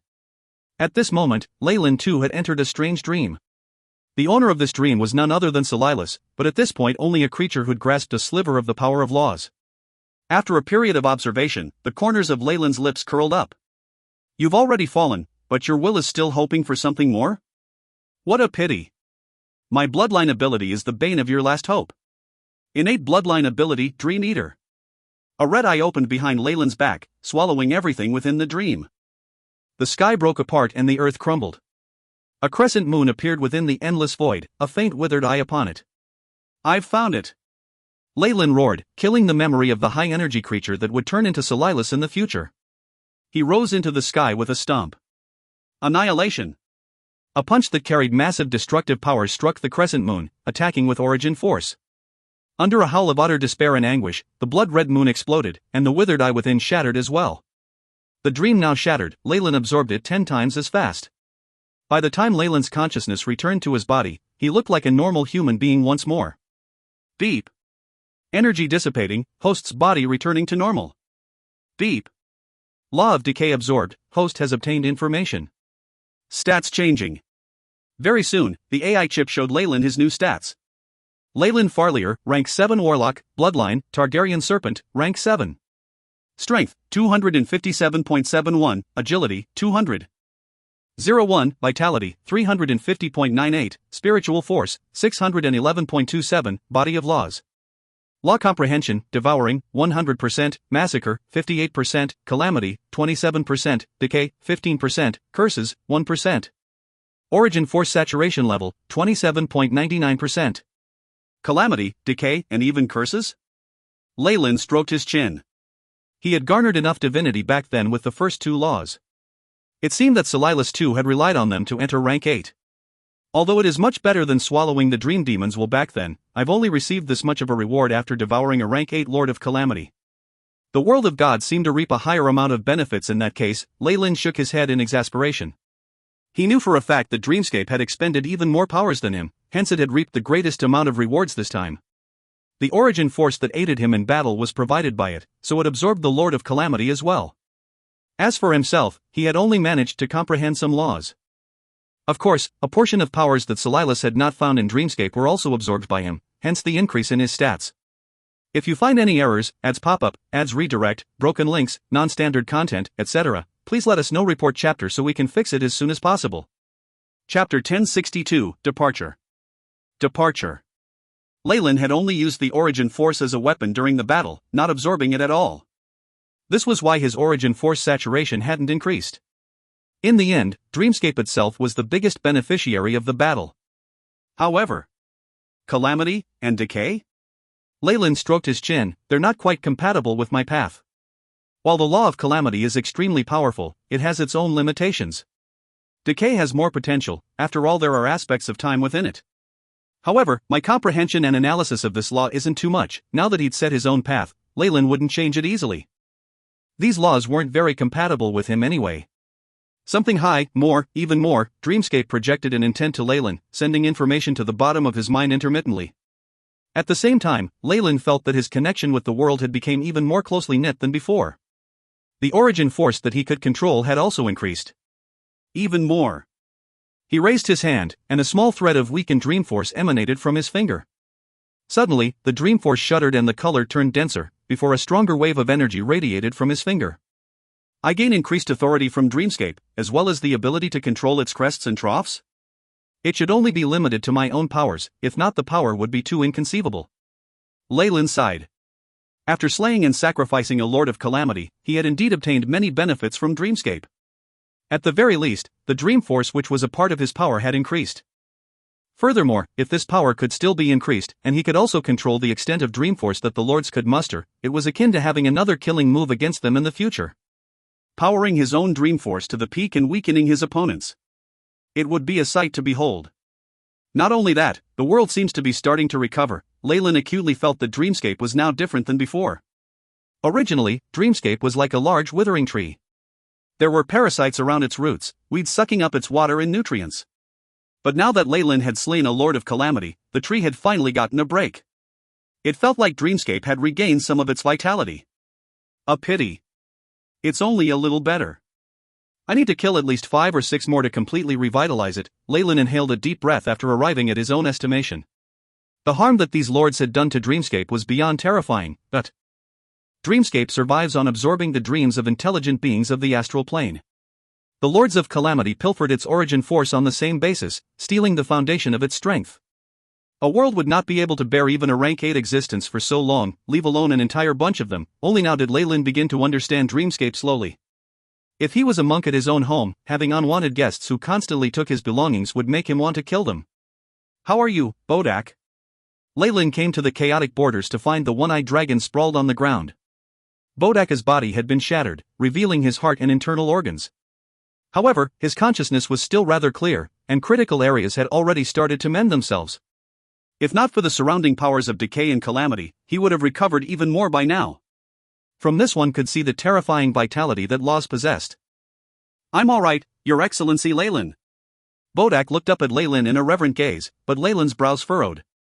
A slit appeared between his brows to reveal a red vertical eye that devoured the laws of calamity and decay from Bodak's body. Rumble, with Leyland's help, Bodak soon returned to being a middle-aged one-eyed man. He looked at Leyland, his Adam's apple trembling as he stuttered out, "Leyland, Your Excellence. Does you coming here mean that you beat Silas into retreat?" Even if he'd witnessed Leyland's prowess earlier, Bodak would not dare to dream otherwise. Bodak's understanding told him being able to beat the Lord of Calamity into retreat was already a good end. Leyland smiled as he chose to speak the truth. "No, he's dead. He won't be troubling you anymore." He's dead?" Bodak racked his brains, the great arcane. "Am I hallucinating? Leyland, are you sure you did not use the wrong verb? Dead, and not repelled?" "Of course. Silas is no more." Leyland did not hesitate to state the truth. "No, although I destroyed his true soul, the river of space and time will remember his aura during the ascension of a rank 8. He can still revive himself, but it'd be extremely hard to meet the requirements. It would need tens of thousands of years in preparation. Beings that could wield laws had already left their personal marks on the river of space and time. Even if they fell, they had a chance for revival. It was like the ancient conscience in the world of gods, only that it would be much more difficult. But that is a rank 8 lord. Oh my heavens! I have roamed around 57 worlds and hundreds of dimensions, but never before have I heard of anything like this. Even back in the final war, it was extremely rare for a rank 8 to be slain, not to mention the Lords of Calamity, which were known for their battle prowess, Bodak muttered, and his large eye did not give off any light, as if he had suffered a huge shock. "It's not the time to discuss this. We have to leave now, or it'll be troublesome." Leyland pulled Bodak away with no intention of explaining. "Leave? Where to?" Bodak was still feeling lightheaded. "Leave Dreamscape. No matter where is alright, let's find a small plane to hide in for now, unless you want a group of Lords of Calamity hunting you down." Leyland looked at the surrounding seals that were slowly lifted, and the departure of the world will. The reason he'd blatantly revealed his trump card before was that he'd had the help of the world will sealing the area, and he could kill the Lord of Calamity in a single blow. Now that the seal was lifted, Leyland didn't dare to be reckless anymore. After all, his nightmare bloodline put him on the opposing side to all the Lords of Calamity, and his secret couldn't be revealed. If he left now, the group of lords would only know that Silas had been slain by 2 rank 7 beings from a foreign world, unable to pinpoint the identity of the nightmare-absorbing physique. If they were to clash and Leyland revealed his powers, he would die surrounded by a group of rank 8s. Now that the battle had ended, the world will needed time to savor its spoils of war. Its willingness to help Leyland once more had to be put into question. This was why Leyland chose to flee decisively, leaving the Lords of Calamity perplexed. It was extremely difficult for these lords to leave Dreamscape, especially with Dreamforce weakened. The world itself had turned into a giant cage. And the only exception is Leyland, who owned the nightmare-absorbing physique. With the Nightmare King's bloodline and his own inheritances, he could enter and leave as he so willed. This is most likely a limitation Dreamscape set as well. With the Nightmare King able to leave immediately after killing a lord to regain his power, no matter how furious the other lords are, they can only look on. And when the Nightmare King amasses enough power to crush them, they will be faced with their doom. The more Leyland pondered, the more he felt that his deduction was right. Each time Dreamscape had sealed itself in and weakened its own power, it was in fact allowing the nightmare-absorbing physique to have a killing feast. It was a hit-and-run tactic, allowing the rank 7 Nightmare King to tire the Lords of Calamity out. After all, the Nightmare King had the help of the world itself. Once the seal on Dreamscape was lifted, the lords would enter a frenzy of infiltrating other worlds in a hope to discover the nightmare-absorbing physique. Failing that, they would gather more origin force and strengthen their true souls, preventing themselves from being the next prey. The stronger beings would have longer lives. Dreamscape was just that brutal. Understanding this logic, Lyle did not hesitate to leave. His deduction had been extremely accurate. Right after he left, the lords began to barge into the area the world will had sealed. Sigh. No remnants, no traces of aura. They carefully cleaned up the area. The lord who spoke was fat and round, his massive body topped by 3 heads. The head which spoke was that of a green viper, the other 2 being a black goat and a human. The lack of traces should be the greatest clue. Hiding it means he possesses a secret nobody should know. Another lord floated in midair. It was a giant chariot wheel which had numerous eyes around its body. Its rotations radiated abyssal flames. Speak of your conjecture, emissary. A female giant spoke last, her body crackling with the sound of thunder. If you find any errors, ads pop up, ads redirect, broken links, non-standard content, etc., please let us know. Report chapter so we can fix it as soon as possible. Chapter 1063, The Lords. The Lords. Destructive snow spiraled powerfully. 3 lords of calamity had gathered here, the power they attracted clearly greater than usual. That white snow floated down slowly in great swathes, melting away everything it touched. However, these 3 lords did not seem to feel a thing as they discussed their own affairs. It's very difficult to determine. The enormous wheel blinked its many eyes, clearly hesitant. Few secret treasures can allow a rank 7 to withstand someone of our power, even from the ancient times of the Magi in the world of gods. I'm more inclined to think that it's a peak rank 8 faking their identity. Such an existence would find it very easy to hide from a dream demon in its senses. It was absolutely unthinkable for a mere rank 7 being of laws, or even 2 for that matter, to get rid of a lord of calamity. Had a peak rank 8 wanted to conceal themselves, even the perception of the dream demons wouldn't allow them to distinguish the real from the fake. If that existence was truly disguising their form, then the previous information we received needs to be completely thrown out? The human head of the 3-headed monster asked. This is actually the best case scenario, the emissary said coldly. Silas falling due to his vengeance and hatred would actually be the best case scenario. Then, what is the worst case scenario? The female thunder giant asked. Don't you feel like the situation is very familiar? Especially the interference from Dreamscape itself. As the emissary spoke, destructive black lightning streaked past the horizon. You're saying the one whose bloodline we collectively cursed? The 3-headed monster hesitated in its words. That's impossible. The female thundergiant's eyes grew intensely agitated, the sparks undulating along her body revealing her anxious heart. You don't know the price we paid for it. We sacrificed the souls of 7 great worlds, and only motivated the last Nightmare King into depression due to the sacrifice of the Monarch of Despair. It was after all that he thought of ending his own life. If it wasn't for the fatal flaw in the Nightmare King's psyche and true soul, our plan would never have succeeded. The Nightmare King finally chose to use the world of God's protective sphere and ended its life there. The inheritance of the nightmare-absorbing physique ended there. The female thunder giant roared, yet now you're telling me that the Nightmare King has returned. Did he crawl back out from the world of gods? The giant grew more and more emotional as she spoke, her voice trembling faintly. It was clear that her fear for the previous Nightmare King was limitless. After all, he'd killed over a dozen lords of calamity, a powerful existence at the peak of rank 8. It's only speculation. The enormous figure of the emissary trembled as well. It was clear that he'd remembered those bitter times unwillingly. However, there are other ways to sway Dreamscape's conscience. A peak rank 8 existence can easily conceal itself against it, he added finally. It's still only a possibility. In brief, the Nightmare King has already left Dreamscape. We must wait until the World Origin Force lifts the seal and Dreamforce recovers before we can venture out of Dreamscape to investigate. The 3-headed monster's black goat head said, before that happens, to avoid discovery, shall we combine our seals together? Endless power of dissolution, the black goat's egg of rippling decay. Your suggestion is very good, but it's a shame that I can't trust you. The female thunder giant shot a glance at the 3-headed creature. I have other allies. Even if I wanted an alliance, I would never think of joining with you. You had better give up on this. No, Molina. I'm so crazy about you, the 3-headed monster howled in anguish, the human face in the center seemingly on the verge of tears.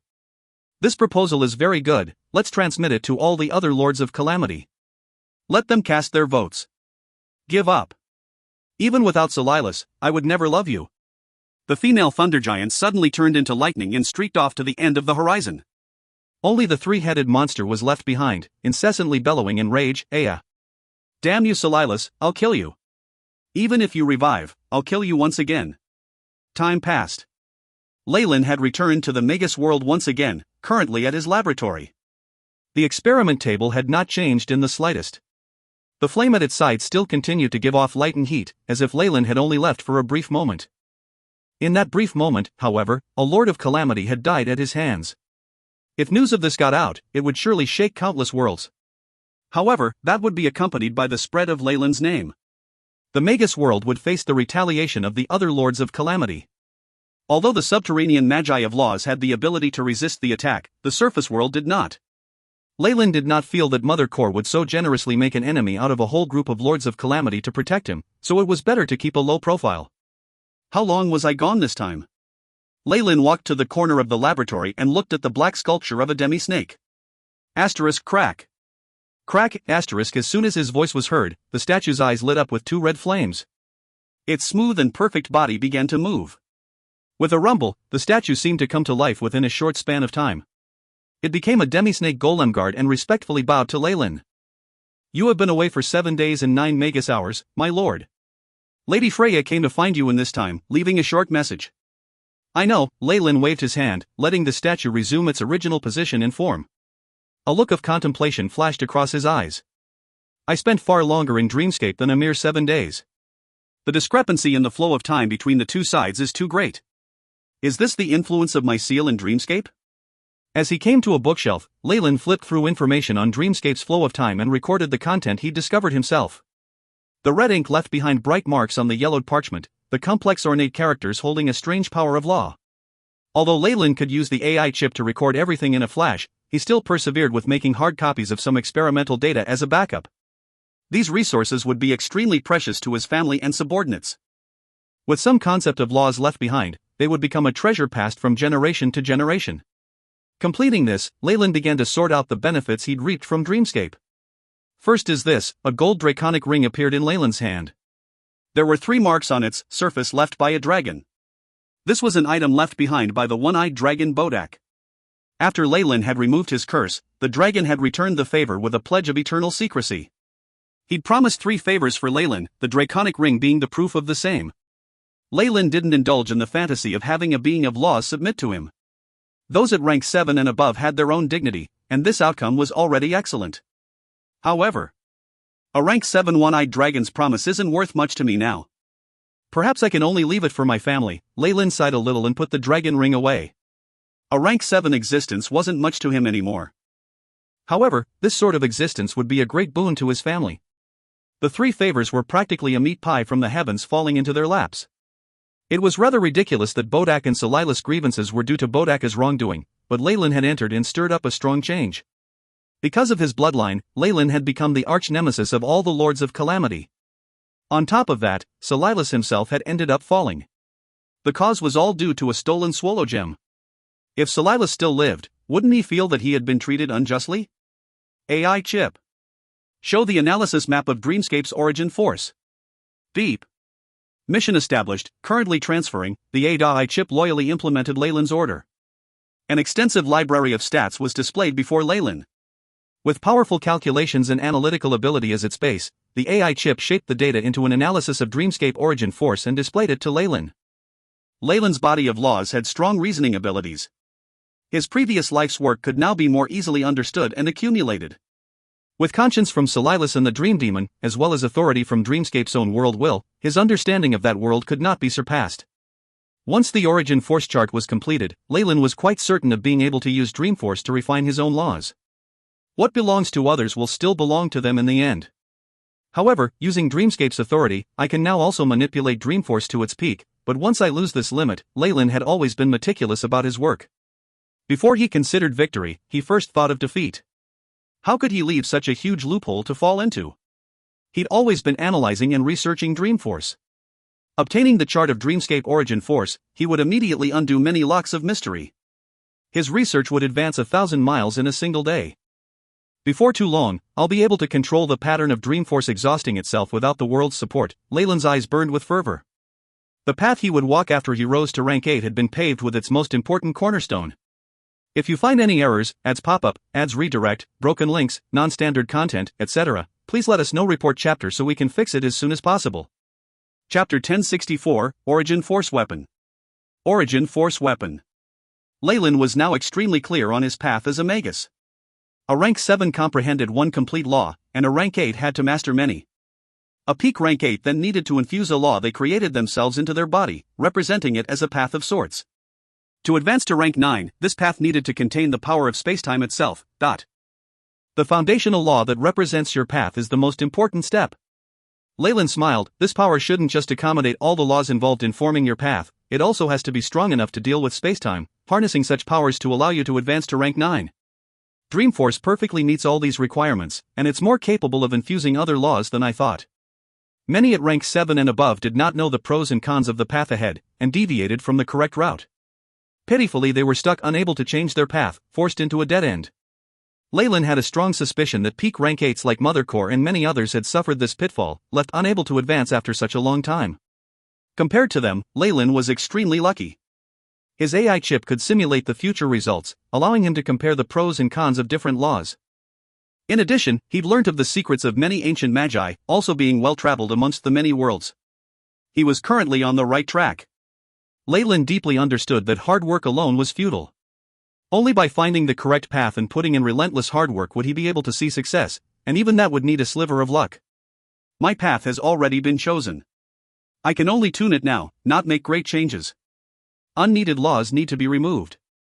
Leyland ordered, AI chip, display my stats. Leyland Farlier, rank 7 Warlock, Bloodline, Targaryen Serpent, rank 7. Strength, 257.71, Agility, 200.01, Vitality, 350.98, Spiritual Force, 611.27, Body of Laws. Law Comprehension, Devouring, 100%, Massacre, 58%, Calamity, 27%, Decay, 15%, Curses, 1%. Origin Force Saturation, 27.99%, the AI chip intoned. Leyland looked at his stats and the comprehension of laws, his eyes turning into a dark abyss. Devouring and Massacre are set to take on important roles in my path. However, Calamity, Decay and Curses can be removed from my true soul. Fortunately, my comprehension of these laws is not too deep. With the construction of my soul and the AI chip's meticulous workings, I can remove them from my body without any harm. For rank 7 existences and beyond, if one did not need the laws residing in their bodies, it was best to extract them out. Other rank 7 and 8 magi would definitely pay a sky-high price for them. However, Leyland had a better plan than that. AI chip. Activate the Mandar Hawk Plate's power to travel worlds, and connect to my secondary clone in the world of gods. The Mandar Hawk Plate floated from Leyland's palms, strange runes filling it as it opened a black tunnel. In the world of gods, Leyland's demigod clone opened its eyes and a golden light flashed through them. Black animal skin appeared, carrying intricate runes and radiating an ancient yet mysterious aura. This was something Leyland acquired in the Western Desert. Back then, he'd only thought of the seal as rather unique and guessed that it had contained much information. Beep, 2 rays of golden lightning struck the animal skin from Leyland's eyes, the patch of skin immediately floating into the sky as a lot of information was transmitted. AI chip, begin to synchronize the transmission. The demigod Leyland ordered before closing his eyes again. At this moment, Leyland completed his transmission from the Magus world, using the tunnel created by the Mandar Hawk Plate to send information to the auxiliary AI chip. Beep. Receipt sent from auxiliary chip, transmission 100% completed. Decompression ongoing, the AI chip projected a lot of information to Leyland in the Magus world, on a large flickering screen. A trove of data was sealed within that obscure piece of animal skin, containing the accumulation of information from an ancient civilization. The demigod had done most of the decrypting, so Leyland only had to peruse the information sent over to the AI chip. The theory of overgod weapons. Origin Force Sensing and Construction. The foundation of overgod weapons, 4D planes. The folder was extremely large, containing a sea of information. Most of it pertained to the construction of overgod weapons. They were a short-lived civilization that appeared after the dusk of the gods, in the period known as the Dark Ages. Inspired by Arcanist theory, the civilization specialized in weaponsmithing. This overgod weapon is their ultimate design, but even the might of their entire civilization couldn't help them finish it. Leyland's eyes blazed as he looked at the information. This was an overgod weapon, a concept from the world of gods. The engineers of that civilization had wished to construct a weapon stronger than the divine, an overwhelming tool that could slay even gods. Leyland believed it likely held another name. It was an Origin Force weapon, a tool that was fueled by the World Origin Force designed to harm beings of laws. Now that Leyland himself was a rank 7 warlock, he realized the difference of this realm from the rest. Most rank 7s had already stopped spell fights, instead using their own laws combined with the World Origin Force. Few innate bloodlines could be activated at this realm. Because of this, Leyland had to devise new measures for battle. A weapon made of Origin Force would definitely increase his power tremendously. During the process of constructing a divine weapon, the gods will often put in their own flesh, blood, and soul into it. That is why a divine weapon achieves such godly powers. Origin Force weapons work on the foundation of Origin Force, bringing greater difficulty into their construction. Of course, the weapons might increases as well. Leyland nodded his head at the information. The engineers of this civilization had a very strong comprehension of laws and Origin Force. I wonder if their death was attributed to the fact that they tried to obtain Origin Force. After all, this was a taboo to the gods. Leyland thought about it a little longer before putting it off. There weren't enough clues, but according to his guesses, if the gods realized that low-born humans tried to utilize Origin Force to construct a weapon, they would definitely want these human beings destroyed. Ants had to know their place, the gods would wreak destruction on anything in their paths, and their wills could never be disobeyed. No wonder they were unable to construct the overgod weapon in the end. Leyland used his soul force to skim through 10 lines at a time. Finished with the manual to construct this weapon known as the Black Sacrifice, he shook his head. How much Origin Force can a regular mortal absorb? They're severely lacking if they want to construct a weapon made of Origin Force. They wouldn't even be able to construct the core components. Forget that, Origin Force is such a sacred and rare resource for the gods. How could they waste it on weapons? The basic requirement to construct an Origin Force weapon is being equivalent to a rank 7 Magus. Leyland shook his head, no longer baffled by the failure of that civilization. However, this Black Sacrifice book is useful to me. It has given me a model for me to create an Origin Force weapon, which means I don't have to use as many processors of the AI chip on it anymore. To Leyland, the construction of a weapon using Origin Force was not a problem. His authority in Dreamscape would allow him to do so. After all, he wouldn't dare absorb too much of Dreamscape's Origin Force himself, so it was viable for him to use it on his weapon. With Origin Force as a foundation, an overgod weapon was not something as simple as purely wielding Origin Force to attack. It was two different concepts. Deep down in Leyland's heart, he devised an even grander plan. He wanted to inscribe the laws that were useless to him onto the Origin Force weapon, and create an even more terrifying tool of destruction. With the laws of devouring, he'd definitely consume even greater existences in the future, in order to pry apart the laws that they had comprehended. As for the laws which were not useful for his path, Leyland would then transfer it to this weapon and increase its power. With that many laws infused in it, Leyland could only guess at what a monstrosity it would become in the future. One day the name of this weapon would reverberate around the entire cosmos, making the many existences of law shudder in fear. Behind the construction of this Origin Force weapon was the quintessence of an entire civilization. Even with Leyland's processing ability together with the help of the AI chip, he needed some time to fully digest the information and wield it for his own. Not only that, he had to simulate new models, optimizing and perfecting it. Time passed by quietly as Leyland began his experiments on manipulating Dreamscape's Origin Force to the construction of the overgod weapon. During this period of time, he had not recklessly attempted to challenge any Lords of Calamity, but only accompanied his family members in living a rather tranquil yet comfortable lifestyle. Until one day. If you find any errors, ads pop up, ads redirect, broken links, non-standard content, etc., please let us know. Report chapter so we can fix it as soon as possible. Chapter 1065, All Snake. All Snake. Leyland's laboratory had been transformed into an enormous maze of infinite space. A few furnaces within burned with the unquenchable fire of Origin Force. The powerful energy was restricted by many shackles formed of laws, poured into the enormous spell formation at the center. At the heart of this spell formation was an enormous pool, liquid Origin Force from Dreamscape present within. Just a drop of this could drive other beings of law crazy. A faint black shadow could be seen at the center of the pool, greedily absorbing the surrounding energy and Origin Force to radiate a vaguely sharp and deadly aura. It seemed like some cruel giant creature of prehistoric times lay there, dormant. It took several hundred years, but the embryo of the weapon is ready. Next is the sculpting. Leyland stood by the pool dressed in black robes, his eyes filled with satisfaction. Leyland! Leyland, just at this moment, his expression changed. A summons was transmitted from his bloodline, full of intoxicating power.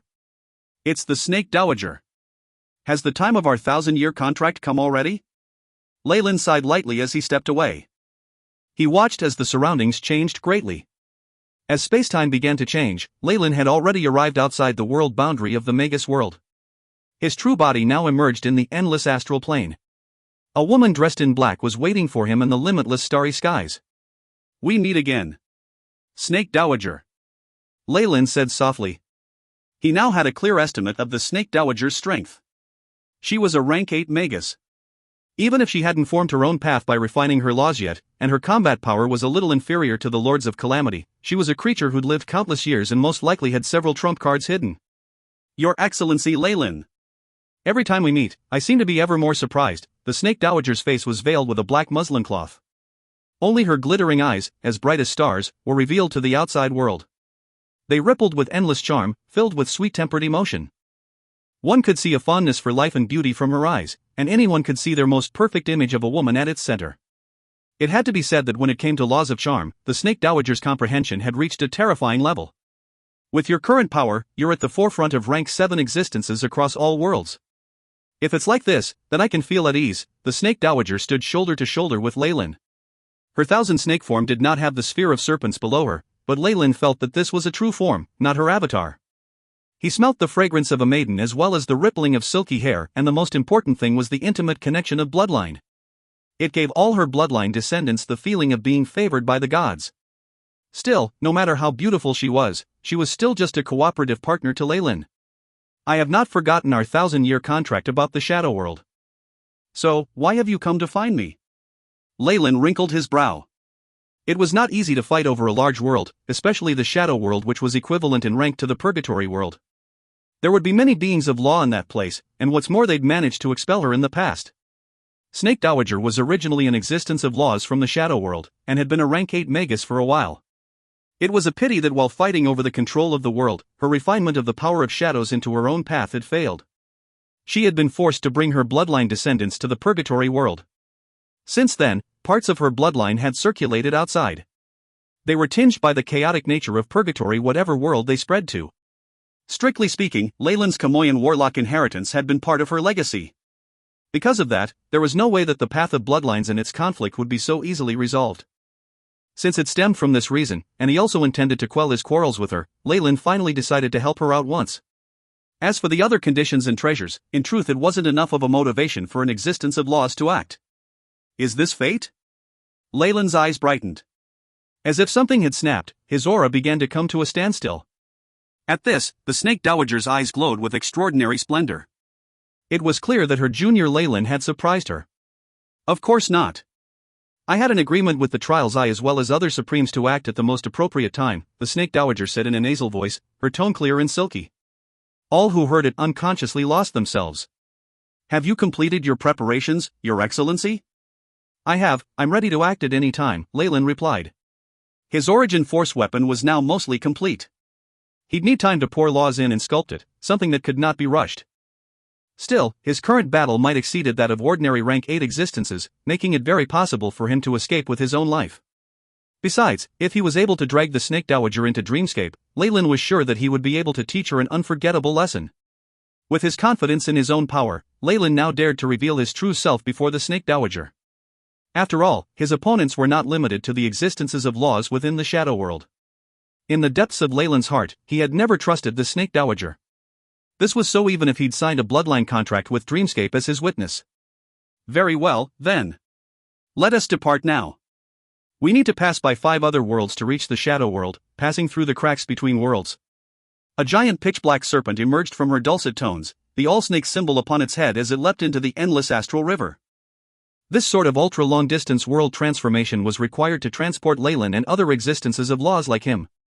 Astral gates were unable to bear such a burden, so it was necessary to use the most primitive form of travel. Leyland shrugged his shoulders and stepped onto the path paved by starlight, walking side by side with the Snake Dowager as they journeyed towards the Shadow World.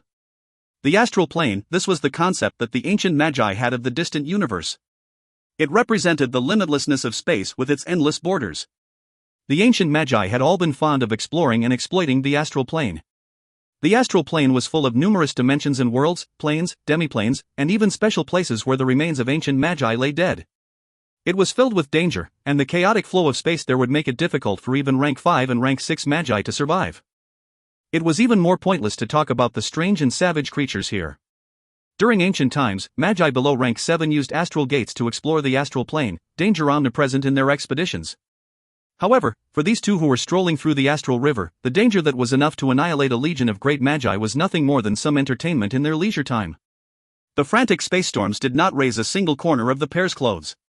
The astral creatures all made a detour around them, the turbulent and berserk auras of their bloodlines causing all weaker creatures to flee. Currently, the snake dowager seemed to maintain a very low profile. When they encountered the aura of existences of laws, it had always been Leyland who had confronted them. She naturally wanted to preserve the surprise of their attack, but Leyland felt that this was a rather useless gesture. Leyland had not come unprepared. He'd already researched everything to do with the Shadow World, even if it was a shame that the final war and its distance from the Magus world had left the news near useless. Leyland only knew that the Snake Dowager's contest for the control of the Shadow World had failed, and she had been banished. However, he was completely in the dark about who her opponent had been. The Snake Dowager had not breathed a word about the matter to anyone. Leyland reckoned that it was only when they reached the Shadow World that she would honestly tell him everything. Awo. Standing on the path of starlight, Leyland watched as a huge creature with an extremely long tail walked past them with interest.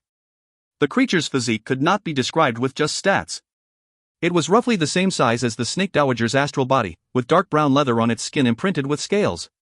It had thousands of gigantic feet beneath its fat body, their shapes strange and twisted. 6 pairs of broken fleshly wings were on its back, and it saw them through a pair of amber eyeballs that had only just appeared. Its light green pupils greedily scanned across its surroundings. An enormous tongue occasionally pulled several floating creatures into this body, even the stronger astral creatures unable to escape this fate. After seeing Leyland and the Snake Dowager, the enormous monster snorted.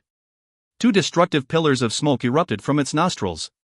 With a wave of its tail, it disappeared deeper into the astral plane. The Snake Dowager introduced the creature to Leyland. This was Merxaname, the astral plane street sweeper. It feeds on the corrupted trash of the astral plane, and has a gentle temperament. I've seen its description before in books on the astral world, but this is the first time I've seen it in person. Leyland looked at the enormous body of the Merxaname, his eyes filled with a faint regret.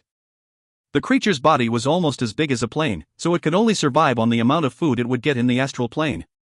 Also, the Merxaname has the ability to create astral wormholes. Follow it, perhaps we can save some time. This secret was just one of many in ancient existence like the Snake Dowager would know, such as the burial grounds of treasure from ancient magi. Even one bit of news could drive others crazy. If you find any errors, ads pop up, ads redirect, broken links, non-standard content, etc., please let us know. Report chapter so we can fix it as soon as possible. Chapter 1066, Mistress of the Night. Mistress of the Night. The astral plane devourer dragged its enormous body ahead on its path. Merxaname's 2 tails swayed without the slightest care. Devouring a broken fragment of a plane, this enormous street sweeper of the astral plane roared out like a tiger, causing the surroundings to tremble. The space in front of it cracked apart, causing a pitch-black tunnel to emerge. An astral wormhole. The Snake Dowager looked at the spatial tunnel with some excitement. I smell the unique aroma of the world's ridge at the end of the tunnel. It'll help us save 9 astral days on our journey. That's really lucky, given how random the Merxaname's wormholes are. Being able to find a useful one by coincidence, this is rather fortunate indeed. It seems to be an omen of good luck, Leyland echoed. Speaking of spatial techniques for the astral plane, the Magus world's astral gate is the most outstanding of them all. Pity it's not suitable for our ranks. It would require 10 years' worth of resources for a single trip. The Snake Dowager spread her fair and tender fingertips, her alluringly red nails bright and glittering. The world spring technique is probably the most suitable transportation method for those of our rank. With Merxaname's astral wormholes combined with a shortcut through Dreamscape. Such a pity, Dreamscape is currently exhausted of origin force. As she spoke of it, the Snake Dowager's bewitching eyes were pointedly fixed on Leyland. Oh. My lady's information truly is extensive. I'm ashamed of being so inferior to you. Leyland's skin was currently so thick that he posed with a modest expression. After I wrest back control of the Shadow World, I would be quite willing to spend some time with your excellency. I have many secrets from ancient times that are worth sharing with you. The Snake Dowager laughed in a silvery girlish tone. However, it was filled with the enchantment of a mature woman, able to drive all male creatures crazy. Leyland scratched his nose and did not say much in reply, instead diving directly into the astral wormhole. Having experienced the astral wormhole and the magnificent world ridge, Leyland and the Snake Dowager arrived near the boundary of an enormous world. I have returned. This time, no one will be able to banish me. The Snake Dowager looked at the enormous murky world in the distance, the shadow force surging above it causing her eyes to fill with determination and desire. My opponent is very good at concealment, and my enemies that are hidden in the shadows have a sharp perception. Follow me. The Snake Dowager took the initiative and led Leyland by hand, fleeing to a different location. The space here was empty, in a region a little smaller than a semiplane. It seemed to be rooted outside the shadow world, yet strangely isolated from it. Without the Snake Dowager actively leading him here, Leyland would have spent a long time trying to find this place. He withdrew his hand, reflecting on the soft satin-like skin of the Dowager as well as the connection of their bloodlines. However, he soon turned his attention elsewhere. Several existences had been waiting for them within this secret space. On the left was an enormous vertical eye wielding the power of trials and laws. It was the Trials Eye, someone Leyland was intimately familiar with. There were two other beings of law beside it, an old fellow dressed in luxurious black robes and a sphere of smoke. Let me introduce everyone. This is Leyland of the Magus world. The Snake Dowager took center stage and warmly introduced Leyland. You've met the Trials Eye before. This is Yuri, the conqueror of the Thunderstorm world, and Lady Masa of the Dark world. When her finger moved from the imperial old man to the sphere of smoke, the Dowager added, My apologies, Lady Masa is a little shy in front of strangers. How did such an exotic flower bloom amongst the beings of laws? Leyland thought to himself. Still, he didn't show any of this on his face. The two experts' strengths hadn't been disguised. Yuri looked at Leyland with an exacting glance before turning his attention to the Snake Dowager, a rank 7 warlock? I suppose he barely qualifies as this elder's ally. Only, Snake Dowager, you should tell us what happened since we are all here now. I don't want to cross swords with an enemy that I know nothing about. I wanted to discuss that now anyway. The Dowager looked all around her with a rather bitter smile. My enemy is not a native of the Shadow World. She's an outsider. An outsider. Leyland cried out in alarm. This had surpassed his imagination, and it was no wonder that the Dowager had been so reluctant to loosen her lips on the matter. It was inconceivable that the world origin force would favor an outsider over an existence of laws that it had nurtured itself. Since it was an outsider, the information on this enemy was very sparse, especially since they grasped the laws of concealment. Yes. The enemy was like an incarnation of shadow, receiving the favor of the entire world, the Dowager slowly stated. From her description, she had the advantage of having a soul native to the shadow world, which meant that she would easily obtain the favor of the world will. Once she reached rank 8, she waited until she had grasped her own path and refined shadow force to advance to the peak of rank 8. At that time, perhaps she would have chosen to fuse with the entire world will and become the avatar of the shadow world. From then on, she would be eternal with the world. It was a shame that it had all changed after the outsider had arrived. When I discovered the outsider at first, I felt that their aura was very strange. Although it had been concealed by concentrated shadow, it still felt a little weak. The Snake Dowager's beautiful eyes were a little distant, as if she had sunk into her memories. Once the outsider entered the shadow world, the entire world origin force seemed to cheer, as if it had found its true master. It was in such high spirits that no one could comprehend. I never thought that a world will could be so fond of a living creature. With world origin force pouring into the outsider, they seemed to recover quickly from their weakness. They advanced at unthinkable speed to rank 8. I began to grow impatient, and chose to fight over the authority of the shadow world, and all of you know the outcome already. Although he couldn't see her face, Leyland felt the Dowager's soul aura begin to fluctuate, filled with resistance and resentment. According to the Dowager, the outsider had received the great favor of the shadow world. Perhaps they surpassed the Nightmare King with his nightmare absorption physique already. Then, that is to say that the world will approves of the outsider and feels that their path is the most suitable for the shadow world? Leyland thought to himself and involuntarily sighed. He felt that things had gotten a lot more complicated. Even though the outsider did not have other existences of laws to help them, once a world will got involved, they could become very powerful. Fighting at close quarters in a world brimming over with hostility, with the child of that very world? Leyland would not do something this stupid. The unfortunate Lord of Calamity Solilus had been the best example of the problems with that. Leyland saw that Solilus could perhaps flee in another world, but in Dreamscape Leyland used the world will as an unstoppable weapon to slay him. Winning against his enemy in such a way was awfully entertaining, but being challenged himself like that was quite frightening instead. Dowager. According to what you said, when we fight the outsider, won't the entire shadow world support them against us? Since it's like this, are you still choosing to fight the enemy from the shadows? Even if we are allies who have signed a contract, we still have the authority to retreat when faced with such danger. It was clear that the world will of a great world had the Trials Eye feeling fearful. None of the beings of law here dreaded the world will of planes, they themselves could easily steamroll it. A small world's world will would call for a little more power, while a medium-sized world will would surpass the power of an existence of law. 2 or 3, however, would be sufficient to win. But the shadow world was a large world. One would need peak rank 8 strength to contend with it. Sadly, none of those gathered here possessed that power. In other words, if the Dowager used to have a helper of that rank, she wouldn't have been banished so easily. You can be rest assured on this point. I'm a native of the shadow world, my innate soul approved by the world will. The opponent, on the other hand, is an outsider. Their soul of laws has been branded differently, and cannot be changed. With 100,000 years I lived here before, I still have some authority in this world. The Dowager stood there and tried to comfort the others, otherwise the group of members would immediately flee. It isn't possible for the shadow world's world will to give up on the outsider, but it's possible to force the other native beings of laws into a neutral position, which means that the shadow world won't especially target us. We still have a chance of success. My impatience was what originally led to the opponent gaining the upper hand. The snake Dowager gritted her teeth. Then it should be possible if this is the situation. Right, what is the name of your enemy? What form do they take? Leyland stroked his chin and soon asked. She enjoys hiding in the shadows and darkness, and no one has seen her true face. Her public form is that of a strange elven girl, so she's called the Mistress of the Night. The snake Dowager said softly. The darling of the shadows? The Mistress of the Night? Once Leyland heard of this description, he immediately reacted with thoughts of the world of gods. I remember very clearly that there was a Mistress of the Night who controlled shadows in the pantheon before the dusk of the gods. Shar disappeared mysteriously after the incident, so it can't be a coincidence. If you find any errors, ads pop-up, ads redirect, broken links, non-standard content, etc., please let us know. Report chapter so we can fix it as soon as possible. Chapter 1067, Sneaking In. Sneaking In. Mistress of the Night, Shar. The goddess of the night, shadows, and magic. This was an intermediate god. Shar's power was equivalent to that of a rank 8 magus. Rumors said that she used the form of an eccentric elven maiden dressed in black muslin, worshipped by many wizards who walked the path of darkness. If a god of such standing came to the shadow world, it was quite possible that she would obtain the favor of the world will and origin force.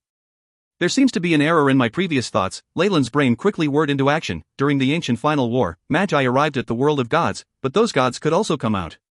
If they were willing to give up their godhood in divine realms. To a god, giving up their godhood in divine realm was like destroying the foundation of their entire being. It was equivalent to committing suicide. Besides, the world of gods was sealed, and gods could only face off against Magi due to their divine realms. In the astral plane they'd be heavily suppressed, so why would a god who'd almost been killed do such a thing as go there? Even the ancient Magi didn't think such a wonderful god would exist. Sadly, they'd forgotten something due to the differences in their lines of thought. Luck was a very important factor in the birth of a god, maybe even the primary reason. This led to the existence of many wonderful and exotic gods. Besides, if a god had their followers slain and their divine realm destroyed, they'd be left with no burden. It'd make sense for one to give everything up. The more Leyland thought about the matter, the more certain he was that his hypothesis was possibly correct. As a result, when Shar entered the shadow world, she appeared rather weak. Only with the help of the shadow world did she very quickly recover her power and banish the snake Dowager. Without faith in their divine realms, gods basically had graves dug and waiting for them. However, Shar had effectively changed her class. It could be said that, after a painful process of abandoning her immortality as a deity, she'd become a magus. As a result, she had successfully lived and hidden behind enemy lines and rooted herself beneath the eyes of the Magi. I smell the aftermath of the final war. Leyland began to feel horrified. How many in the astral plane were existences like Shar? If they burst out at the suitable moment, then what impact would they have on his own plans? Though they had never met, Leyland's heart was over 90% confident that the Mistress of the Night who had taken over the shadow world and banished the snake Dowager was none other than Shar of the world of gods. A surviving god, it's better for her to die. In his heart, he had unhesitatingly passed a death sentence on Shar. He was thinking a little logically. Leyland was a warlock, and since he was with the Magi he naturally wanted to quickly exterminate this remnant god. Of course, the benefits he'd gain with this were a whole other matter. What? Leyland, did you think of something related to the Mistress of the Night? The snake Dowager clearly discovered that Leyland had momentarily become absent-minded. Her beautiful eyes turned towards him, which also attracted the attention of the other existences of laws. Oh, it's nothing much. I just recalled the name of the Mistress of the Night, and I feel like it's a little familiar, Leyland thought and decided not to drop that bomb. After all, he wasn't certain that it would bring him any benefits at all. It wasn't just that. There were few records of the world of gods after the final war, and they were very messy. The name of the Mistress of the Night wasn't something these existences could connect things to. I'll go and have a look first, but even if we can't dispatch of the Mistress, fleeing wouldn't be a problem. At the most crucial point, we can send communications to Mother Core and others of that rank to kill the god. We're just the front lines of the battle, Leyland thought irresponsibly. The name of Mistress of the Night has been used by many. I propose that we start with the identity of the enemy existence of laws. How could a rank 7 or above being not leave the slightest of traces across the astral plane? The old Emperor Yuri suggested. You found the direction, but there's still an issue. The enemy is not in existence from our astral plane, but has instead come from the sealed world of gods. The crystal sphere prevents all exchange of communications. Leyland sighed in his heart. It's no use, I went looking for Sage Anthony before this. Even someone who can listen to every piece of news in the astral plane didn't find a single record of a being of laws going by the name of Mistress of the Night. The Snake Dowager shook her head. Very well. The enemy's history isn't important. The most crucial point is your plan, Snake Dowager. Yuri waved his hand and looked at the Snake Dowager. He completely ignored the effect of her bewitching eyes and floating silky hair. Leyland and I share a bloodline that originates from the shadow world, so we won't be rejected by it. So this time, let me first go with him into the shadow world and see the latest news, while you all wait outside the world for our response. The Dowager unhurriedly spoke of her plans. She was a native of the shadow world, and Leyland had originally been of her bloodline. The Kamoyan bloodline would naturally not be rejected by the shadow world and could harmoniously enter. He would not suffer the attention and suppression of the world will. As for the other existences of laws, they could only unfortunately continue to stay here. After all, the entry of a foreign existence of laws into the world would certainly arouse the Mistress of the Night's attention. So you're sure that the outsider hasn't broken past the peak of rank 8 infused with the world will? After all, according to what you just said, the Mistress is incomparably compatible with the shadow world. Lady Masa questioned from within the mist. I am very doubtful that this has happened. I previously left an imprint on the shadow world will, and if the Mistress fused with it I would know immediately. However, there has been no response until now, which implies that the Mistress was unsuccessful. The Snake Dowager frowned, obviously puzzled by this point as well. Even if she was an outsider, with the shadow world will's tolerant attitude, she should have been promoted to the peak of rank 8 already. The Snake Dowager could only give up and stay in Purgatory World. However, several thousands of years had already passed. The Mistress' strength had not grown greatly, and only recently had there been some change. This aroused certain feelings in the Snake Dowager's heart. It was Leyland who guessed the reason. Was it the influence of the gods brand? It's true, a rank 8 existence changing factions as she pleases, even if it is their character. What sort of joke is this? He estimated that Shar had spent thousands of years after she banished the Snake Dowager adjusting and adapting. Only after her innate self had been transformed completely could she fuse with the world will of the shadow world, advancing completely to the peak of rank 8. It was clear that the Mistress was about to succeed. The Snake Dowager could not sit still, initiated her final struggle to the death. Indeed, this was a struggle to the death. In Leyland's view, the Dowager was a native who'd grasped the right time and location, fulfilling all the essential criteria to fuse with the world will. It was a shame that Shar turned the tables on her, causing her to fail her first attempt. It was even more pointless to discuss the second attempt. Shar had now spent several thousand years recovering and adapting to the shadow world. The world will didn't hold back in terms of origin force, and she should have been close to peak rank 8, almost an existence like Mother Core. If the Snake Dowager attacks again, her only fate is defeat. Not only is Shar shockingly powerful, her shrewdness and schemes are similarly outstanding. This is a powerful evil god we're talking about, her name enough to make all the gods of good tremble.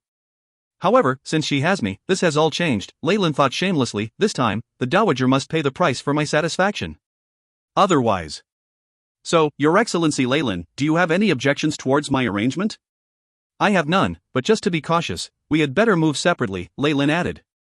After everything had been decided, several existences of laws began to act swiftly and decisively. The Trial's Eye, Yuri, and Lady Masa hid in different places, awaiting the Dowager's summons. Leyland and the Snake Dowager concealed their auras, directly arriving outside the world boundary of the shadow world. This abundant world origin force, as well as this sort of radiance, Leyland looked attentively at the enormous shadow world with a trace of regret lingering in his eyes. I see the light of civilization above the sea of origin force, glittering and splendid. It seems as if the mistress of the night did very well after I left. The snake dowager's eyes seemed to grow a little despondent as she stood there in her maiden form. She was even more dismayed by her fall.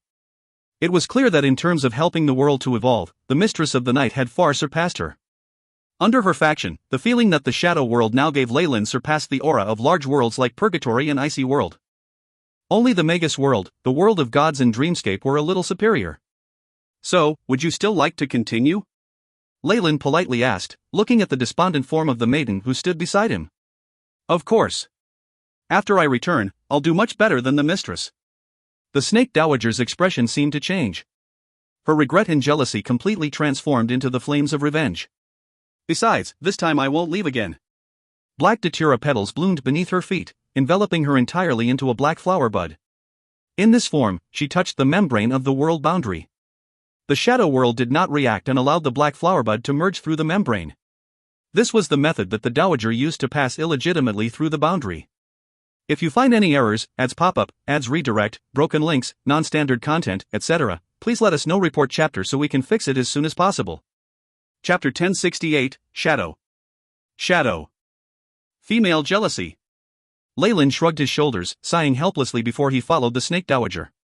His current abilities allowed him to pass silently through the crystal sphere of the world of gods, so the shadow world wasn't a challenge. The force of his Chamoyan bloodline surrounded him, and the shadow world emitted a comforting aura. It immediately admitted Leyland inside. At the core of the shadow world, within the limitless sea of origin force, there was a magnificent and refined palace here, built out of black stone. Shadow force pervaded the surroundings, and at the very center was a large black crystal. A beautiful girl could faintly be seen within the crystal, lying in slumber. Hee, the weave has responded, the prey has taken the bait. Is it the dowager? A laugh like the tinkle of a bell sounded, as a maiden dressed in black muslin emerged from the shadows. She looked just like the maiden sleeping within the black crystal. Let's see, where are you? The maiden stretched out her fair and delicate fingers. She seemed to connect with the authority of the world, and a bright and beautiful screen appeared before her. The screen showed a black datura flower bud and a blood-red cocoon transform into streaks of light, advancing like lightning through the world's boundary. They streaked across the skies. However, just as the maiden was about to zoom in and follow their trails, the screen suddenly flickered with static. A mechanical voice sounded out, unknown interference has occurred, tracking terminated. Haha, what an interesting opponent. They want to play hide and seek with me? Well, I just happen to want to go out for a walk. The maiden stretched lazily, exposing the graceful curves of her body before disappearing into the palace. Multiple shadows formed to conceal everything within. Damn, what was that just now? The snake dowager's flustered and exasperated voice could be heard ahead of him.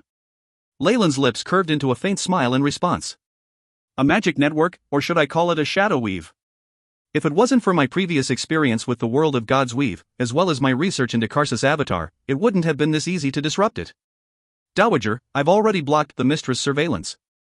The situation has changed now, but we had better split up at once. The blood-red cocoon turned beautifully in midair, changing its trajectory. Before they parted, Leyland kind-heartedly reminded the dowager, be careful, perhaps the current shadow world is completely different from the one that you remember. After officially entering the shadow world, Leyland knew why the dowager wanted to drag him in. The shadow world tolerated Leyland in the same way as the Magus world did. He did not feel the slightest sense of rejection, as if he was a native here. Is this complete lack of rejection and suppression due to the original All-Snake bloodline? So only the dowager and I can minimize the surveillance of the world will, and avoid discovery by the mistress of the night. The dowager was originally a shadow world native, and had been the person closest to controlling the entire world. She had been greatly favored by the world will. Since he was once a descendant of hers, Leyland carried the brand of the shadow world in his body. The world would not reject him innately, which would allow him to conceal his presence as much as possible. The Trials Eye and their other allies were different. They would be discovered the moment they touched the world's edge, and the mistress of the night would act against them immediately. My interference will put Shar off our trail for a short period of time. Still, it might not be enough to secure our safety. Leyland took out a few bizarre dolls with painted faces. I never would have thought that I would use up the voodoo dolls that I made earlier in this place. A blood-red glow appeared on the dolls' bodies. Enveloped by light, the strange dolls seemed to inflate and giggle cheerfully. Hee.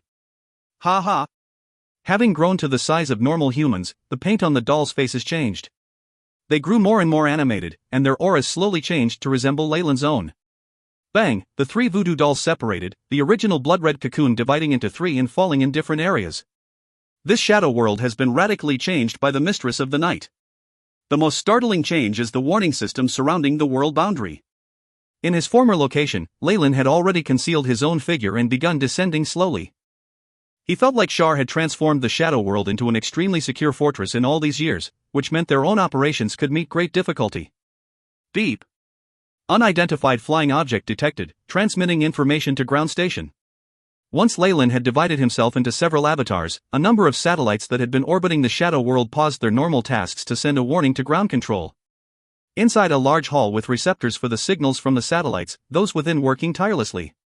A soldier stood up and marched over to her superior, handing him an image. On the image was one of Leyland's avatars in the shape of a blood-red meteor.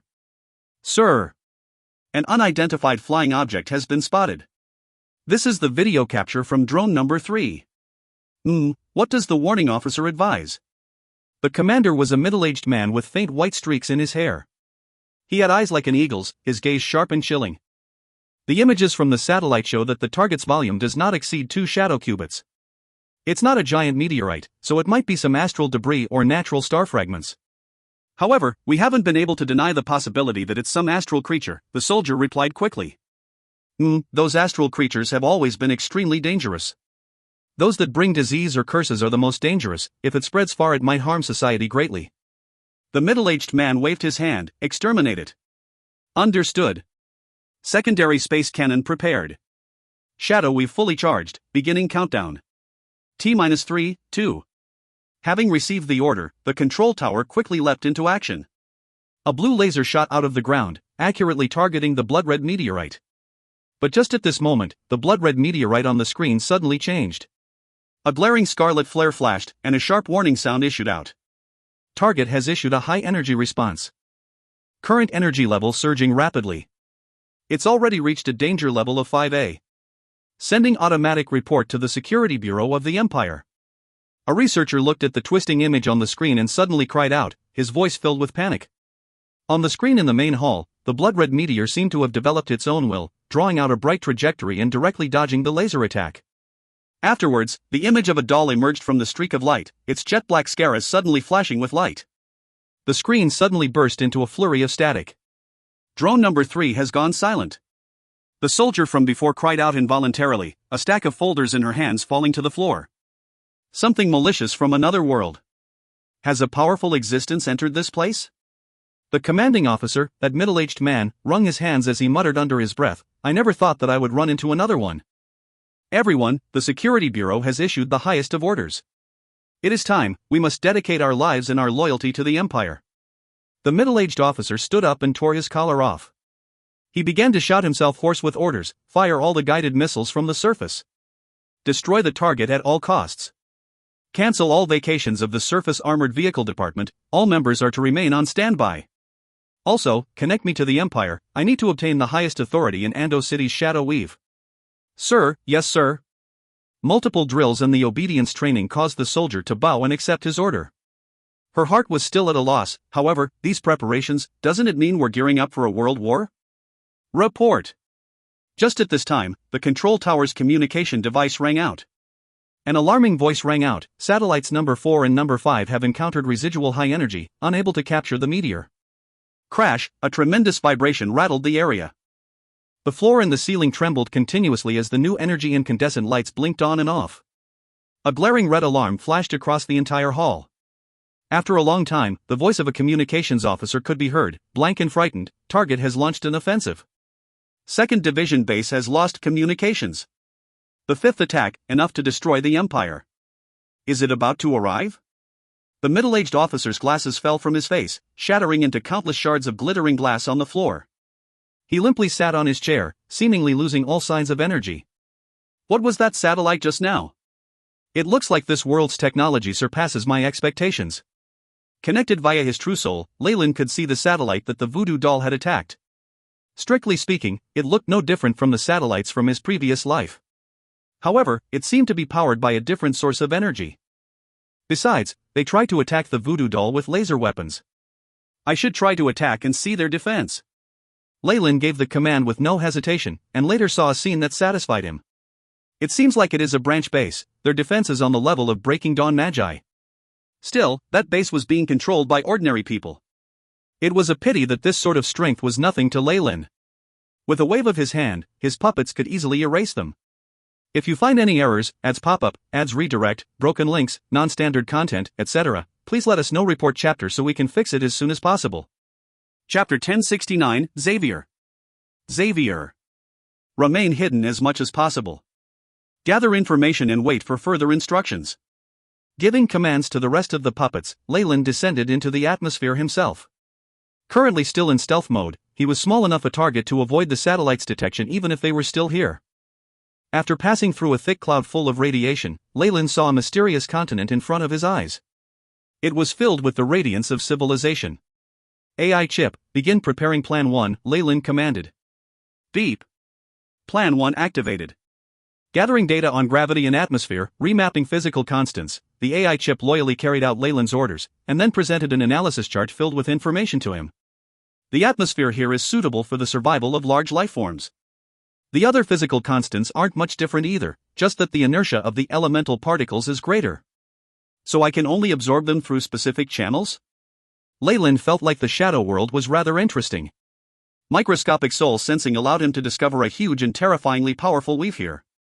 In essence, it's like the one in the world of gods, but there's some difference in its scope and ability. As well, it's mainly powered by shadow force. Should I call it the shadow weave? Now Leyland was left without doubt about the identity of this mistress of the night who'd taken the shadow world from the snake dowager. It was evidently the goddess of shadows from the world of gods, Shar. Rumors say that the faith of dark wizards allowed Shar to involve herself in the domain of magic. Seems like it's true, Leyland didn't connect to the shadow weave directly. After all, Shar may have implemented some special restrictions, and any misstep could cause him to be discovered. The most important thing now is to blend in and slowly get access to the shadow weave, obtaining enough power to control it. Leyland's eyes glinted. With his experience from the world of gods, it wouldn't take long for Leyland to analyze the shadow weave. Virum, the sharp sound of a fast engine sounded out, and a large, foreign, yet also familiar body flew past Leyland's eyes. Its streamlined design could reduce air drag greatly, and the two wings at its side maintained its balance. The powerful engine drove it forward, allowing it to fly in the sky with several thousand people within. A plane? I never thought they'd be so advanced, Leyland sighed.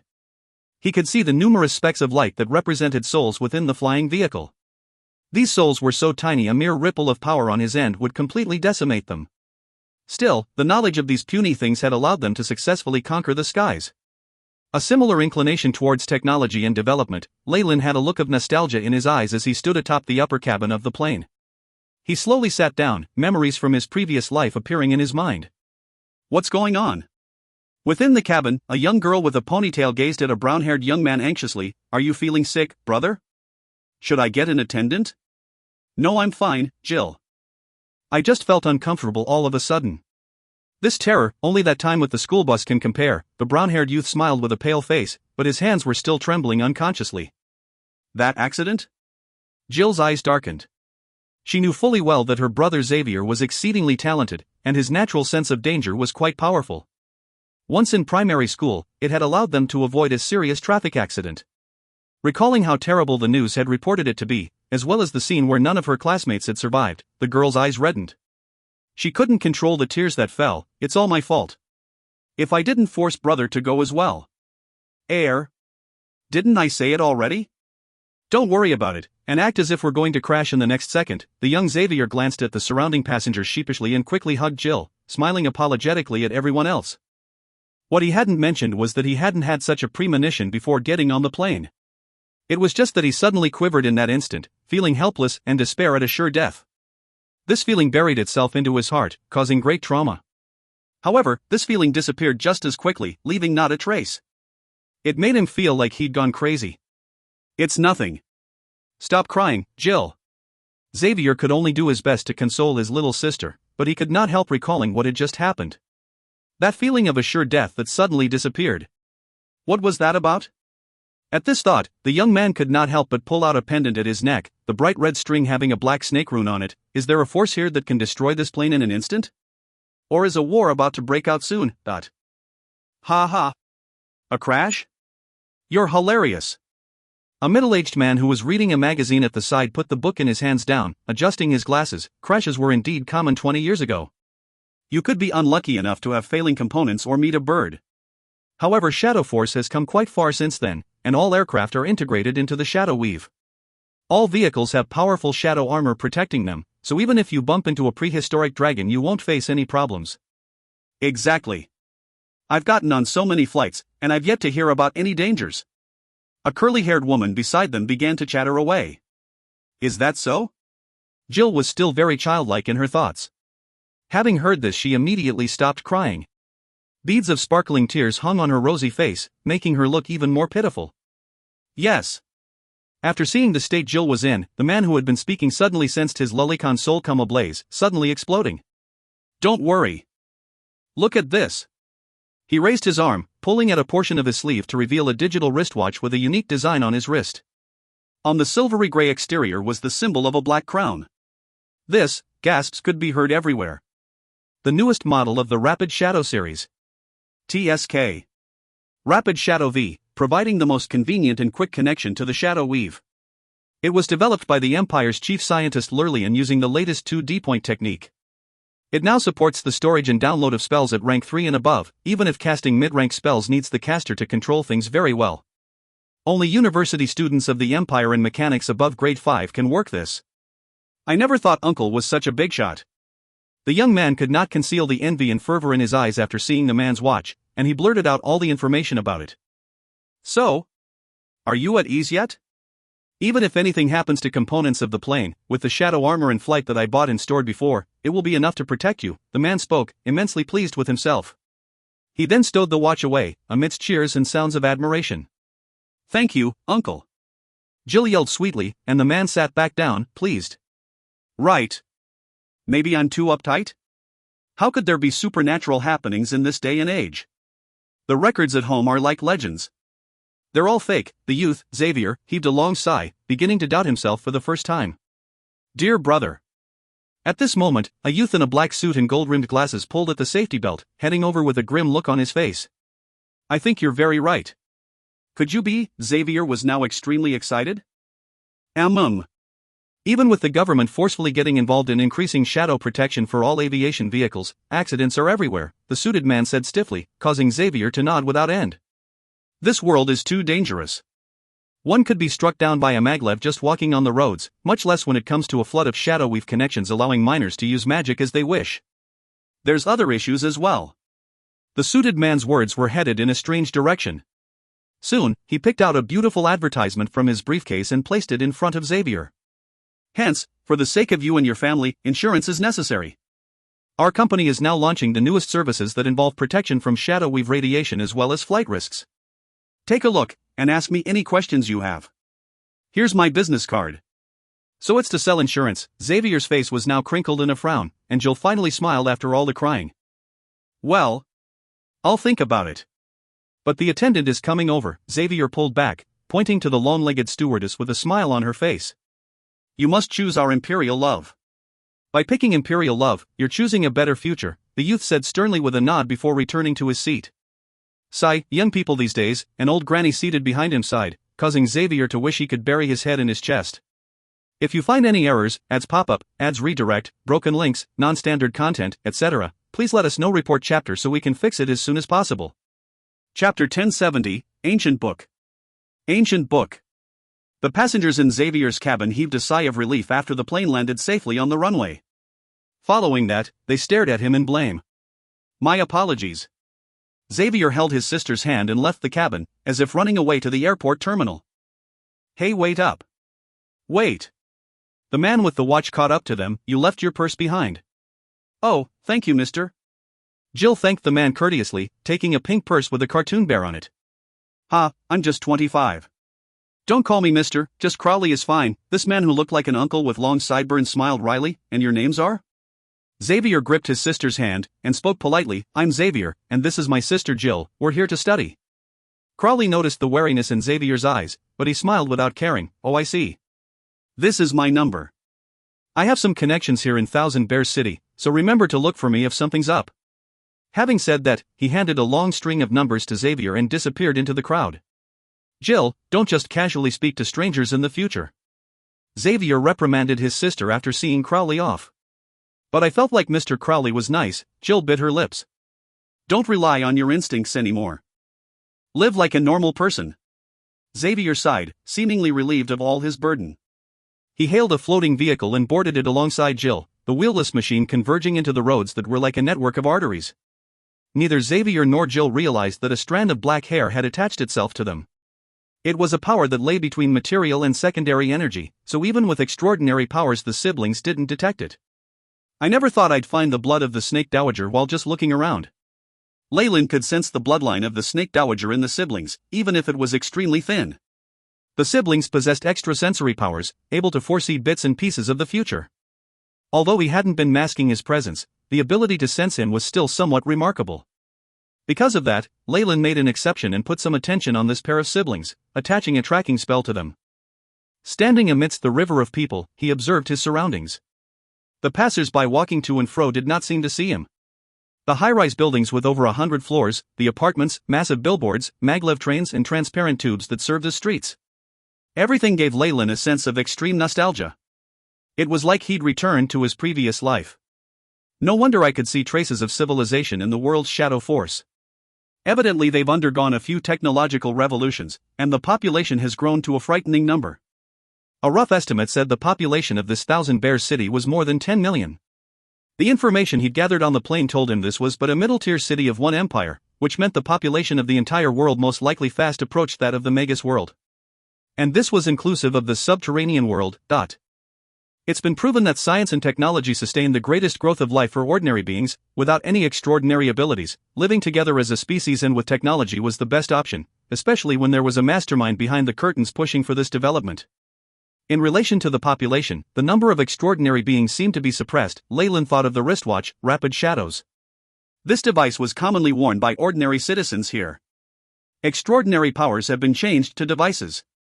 As long as one is able to fork out a little bit of money, even a child would be able to download a spell from the Shadow Weave? Leyland's eyes conveyed interest. This mistress of the night, Shar, what is she trying to do? He turned his gaze to a giant light screen in the sky. It was made of numerous points of light, currently showing an advertisement for some product. That changed as the time for news arrived. A mine containing a new energy source was discovered this morning, causing stock in the energy sector to drop drastically. The market is closed for the day. The Prime Minister's wife will appear at a charity event in the Shangri-La Hotel tonight, donating to the inhabitants of the 13 coastal cities devastated by Hurricane Darkness. Analysts say that the authorities have once again asserted their swift, resolute decision to clamp down on all illegal markets of Rapid Shadows 5.0. In a joint effort stretched across various parties, the target this time was the fabrication of false documentation, especially that specifically required to purchase Rapid Shadows. Emergency notice: Amdo City was hit by a meteorite 3 hours and 12 minutes ago, causing an infrastructure collapse. The surrounding tremors were extremely powerful, causing financial damages amounting to 37.85 million. The number of casualties is unknown at the time of this report. The local garrison troops have. The reporter who wore a work outfit explained the disaster in a stern voice, as images of troops entering Amdo City was seen. Their reaction is pretty fast, huh? Leyland shook his head and did not pay any further attention to it. A newly developed empire with a mysterious entity like the Mistress of the Night controlling it from behind the scenes could unleash extreme power if he stepped on it. The ancient Netherese were an example. The golden period of the Nether Empire allowed it to rival even the gods. Leyland had no doubts that, should Shar use some of her hidden cards, his very own voodoo dolls would be discovered sooner or later. However, they were only meant to distract her. He was already satisfied that they were able to last this long. Maybe I should watch the news more often. Who knows if any news about the Snake Dowager may appear, Leyland grinned. According to his observations, the Shadow World now was a completely different world from the one that she spoke of. Just like the differences between the Middle Ages and 21st century of his past life. An antique like her may not be tech-savvy, captured on some fellow's camera due to the technological advancement of this world. However, these were all minor details. Leyland believed that even if it were to happen, the Snake Dowager would sense the difference and conceal herself. To put it in other words, after those voodoo dolls, the Snake Dowager will be the one who will divert the attention away from me. Leyland's eyes flashed. Although he was invited here by the Snake Dowager, he had no intentions of playing the role of nanny. Intelligence is the current priority.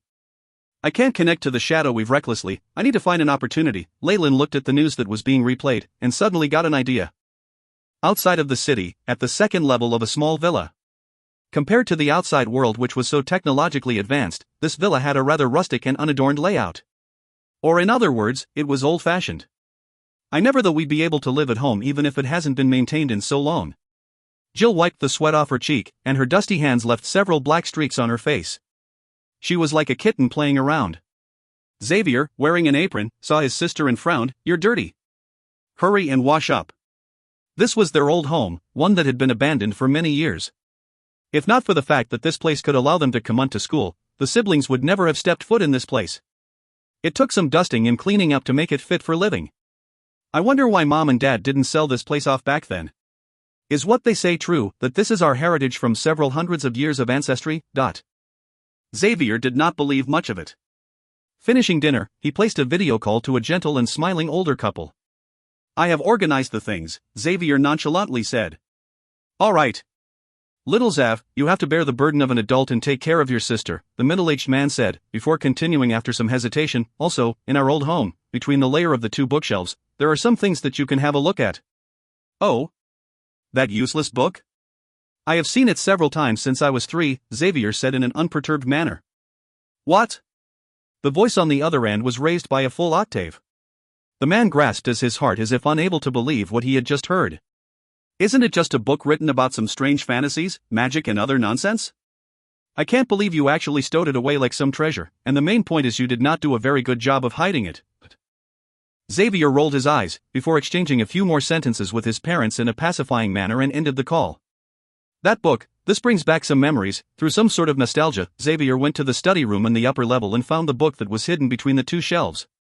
Due to the accumulation of time, the cover of the book was now extremely faded and obscure, with a thick layer of dust gather on it.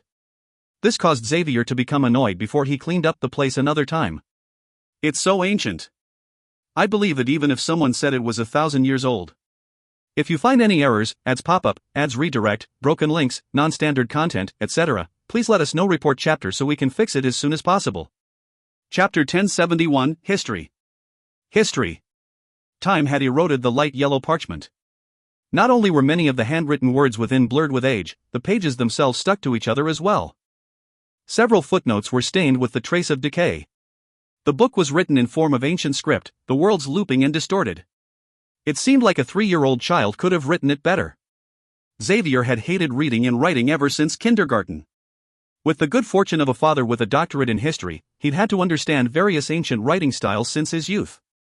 This specific script was a specialty of his, having been taught it seriously by his father. Xavier managed to read the parts that were still legible. This is clearly a mythological story. When he thought of his youth and how this storybook had accompanied him in his childhood, a faint smile arose on Xavier's face. The Snake Dowager ruled the entire Shadow World, and her descendants could later be found throughout the vicinity of Sunul. They possessed great power and defeated the Homo sapiens, the Elias and other ancient creatures. Finally, they occupied the entire star continent. The Allsnake's heirs were called Blood Descendants and grasped the shadows, able to talk to all species of snakes. The Blood Descendants divided the continent into 15 kingdoms, crowning the most pure-blooded of them as their monarch. They wrote this like it actually happened. Young Xavier continued to flip the pages. Most of the book's latter pages were spent describing the beauty of the Snake Dowager and her power. There was also rich descriptions of the Shadow World under her rule. Just as he had arrived at the latter half of the book, information appeared that made Xavier's eyes light up. When the giant serpent's final glorious empire fell, their ancestors' bloodline mixed with other tribes. Theoretically, all creatures who possess the bloodline of the giant serpent can go through a period of cultivation and trigger their unique bloodline power. Xavier's finger traced a datura flower bud, his fingertips stroking the uneven surface. This complicated craftsmanship definitely required skill, and was not something that was made for fun. If one looked at it carefully, they could see many complex black runes on the flower. Still, about half had been worn away by time. After the symbol was a bunch of meandering descriptions of training techniques. They suggested things like mixing together the blood of bats and lizards, smearing it under the nose to increase one's chances of entering a meditative state. This is what caused me to make such a huge fool of myself in kindergarten. Xavier's face twitched a little. In his view, this book's techniques were extremely childish. It seemed to have come from the primitive tribes who liked to prank people. Even if it's fake, they should have made it a little more realistic. Everybody knows that there is nothing like soul force or a weave. It's impossible to harness these abilities to use magic. Xavier speechlessly turned over the pages until he reached the very end. The handwriting here was rather new and was clearly added later. It was written in a modern language and didn't seem to be difficult at all. This first part of this new content seemed to be a self-introduction of someone known as Chanel. The main idea was that he was from the same tribe as the original author, but his ancestors' records were far too absurd. He did not believe in the descriptions of his world travel as well. However, at the very end, Chanel had added something else. Reportedly, it was a complete military technique from his own tribe. It was originally meant to be used by cultivators. This looks a little more sincere, so it's called Snakebite Fist? Xavier flipped over the pictures at the very end and discovered several unusually realistic figures of a human body. It was rather genuine in its complexity, and its content looked very similar to other high-level biology diagrams. From his recent martial arts experiences, this physical training didn't look as if it was just some crazy nonsense. Soul energy in this weave had caused the humans of the shadow world to acknowledge several extraordinarily powerful existence. It had aroused a popular craze in martial arts and extrasensory perception. Sadly, this fad was soon found to be full of liars. Apart from soul energy and the weave, extrasensory perception seemed to have disappeared from this world entirely. After some half-baked consideration, Xavier had wasted a considerable sum of money to enter and train in a high-ranked martial arts school. Unfortunately, the only benefit it gave him was the strengthening of his muscles. After all, those true inheritances had been tenaciously hidden away by the military instructors. Those without enough power and money would not receive proper instruction and become true brothers in training. It was unfortunate that although Xavier's family was a little wealthier than others, they were not infinitely more opulent. Primarily based on his intellect and good relationship with his martial instructors and apprentice brothers, Xavier had learned several genuine things. According to the teachings of the red-nosed military instructor, rank 0 to rank 2 spells are completely unable to harm experts with truly powerful cultivation techniques. Perhaps, before the command is given, they could completely break off the wrist of Swift that you prepared. Xavier looked at the resources on the Snakebite Fist and discovered that the written account was very detailed and reliable. From the most basic breathing techniques to the attacks and defensive techniques, there were also records of the necessary drug ingredients that were required for the cultivation. It could clearly be seen that Chanel was a very meticulous person at heart. I fulfill all the basic requirements, so next is to buy these ingredients and make some training equipment. Xavier's eyes seemed to burn with fervor. Seems like I found something good when I was young. Shall I give it a go? Wait, didn't I plan to remain an ordinary man? What's the point of these fighting techniques? Xavier suddenly thought of his old military instructor's advice. Those with real power these days are the strong mechanics who grasp several high-ranked spells. Researchers in psi energy who've graduated from famous universities are also strong, especially those with doctorates. Fighters have no chance of resisting their high-ranked spells. Xavier clearly recalled the desolate look in his instructor's eyes. Yes, as long as one has enough money, they can easily download and use low-ranked spells. It's not impossible to obtain mid-ranked spells either. Those martial artists who train their bodies and use martial arts to cultivate themselves are all fools. So why am I still considering it? I should hurry up and pass the entrance exam for the high-ranked mechanic permit and obtain the authority to use mid-ranked spells. Then, even the world's top 500 companies will fight for me. Xavier sighed and shoved the voluminous book back into its original location. There was a trace of regret in his heart that, try as he might, he was unable to completely suppress. Once the youth left and the door clicked shut behind him, the room was plunged into darkness. Leyland's figure appeared suddenly, stepping across limitless space to arrive directly inside. The bookshelf was opened up, and the large book was wrapped in a faint light that delivered it to Leyland's hands. Page after page turned rapidly, until Leyland stopped at the symbol of the black datura flower bud. The all-snake descendants' inheritance? It seems like history's heard it allure. Given Leyland's knowledge and experience, a single touch told him this book was written 1,257 years ago. The author was an extraordinary expert, about equal in power to a rank 2 or rank 3 magus.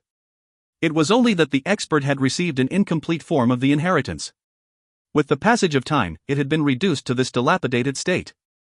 According to the book's meditation techniques, it's still possible to cultivate extraordinary power. However, the chance of becoming a monster is even greater. The martial techniques at the end, however, abandon meditation techniques and spiritual energy. They're rather suitable to this world's laws. Perhaps it's possible to cultivate something using it. Leyland vaguely gave his opinion before tossing the book back to its place in the bookshelf. As he was now, he was far too lazy to read this sort of thing. He instead turned his attention to the spines of the many black books that looked like a wave. A historian's study. It should be enough for me to know how the world has changed. Leyland's eyes were fixed on the upper right-hand corner of the bookshelf, where a voluminous book lay. The AI chip's light scanned across it at lightning speed. It was most likely the history of this specific family. This scholar had preserved a great deal of his material books, which made Leyland feel pleasantly surprised. Although he could access many powerful safety nets and even the shadow weave itself to obtain all he needed, it was difficult to avoid leaving traces behind that way. If it was discovered by the mistress of the night, he would face a difficult situation. Compared to that, even if this primitive method of collecting information was more tedious, it could completely avoid Char's detection. The bookshelf showed that the teenager's father was quite meticulous. It was laid neatly in order, sorted by dates.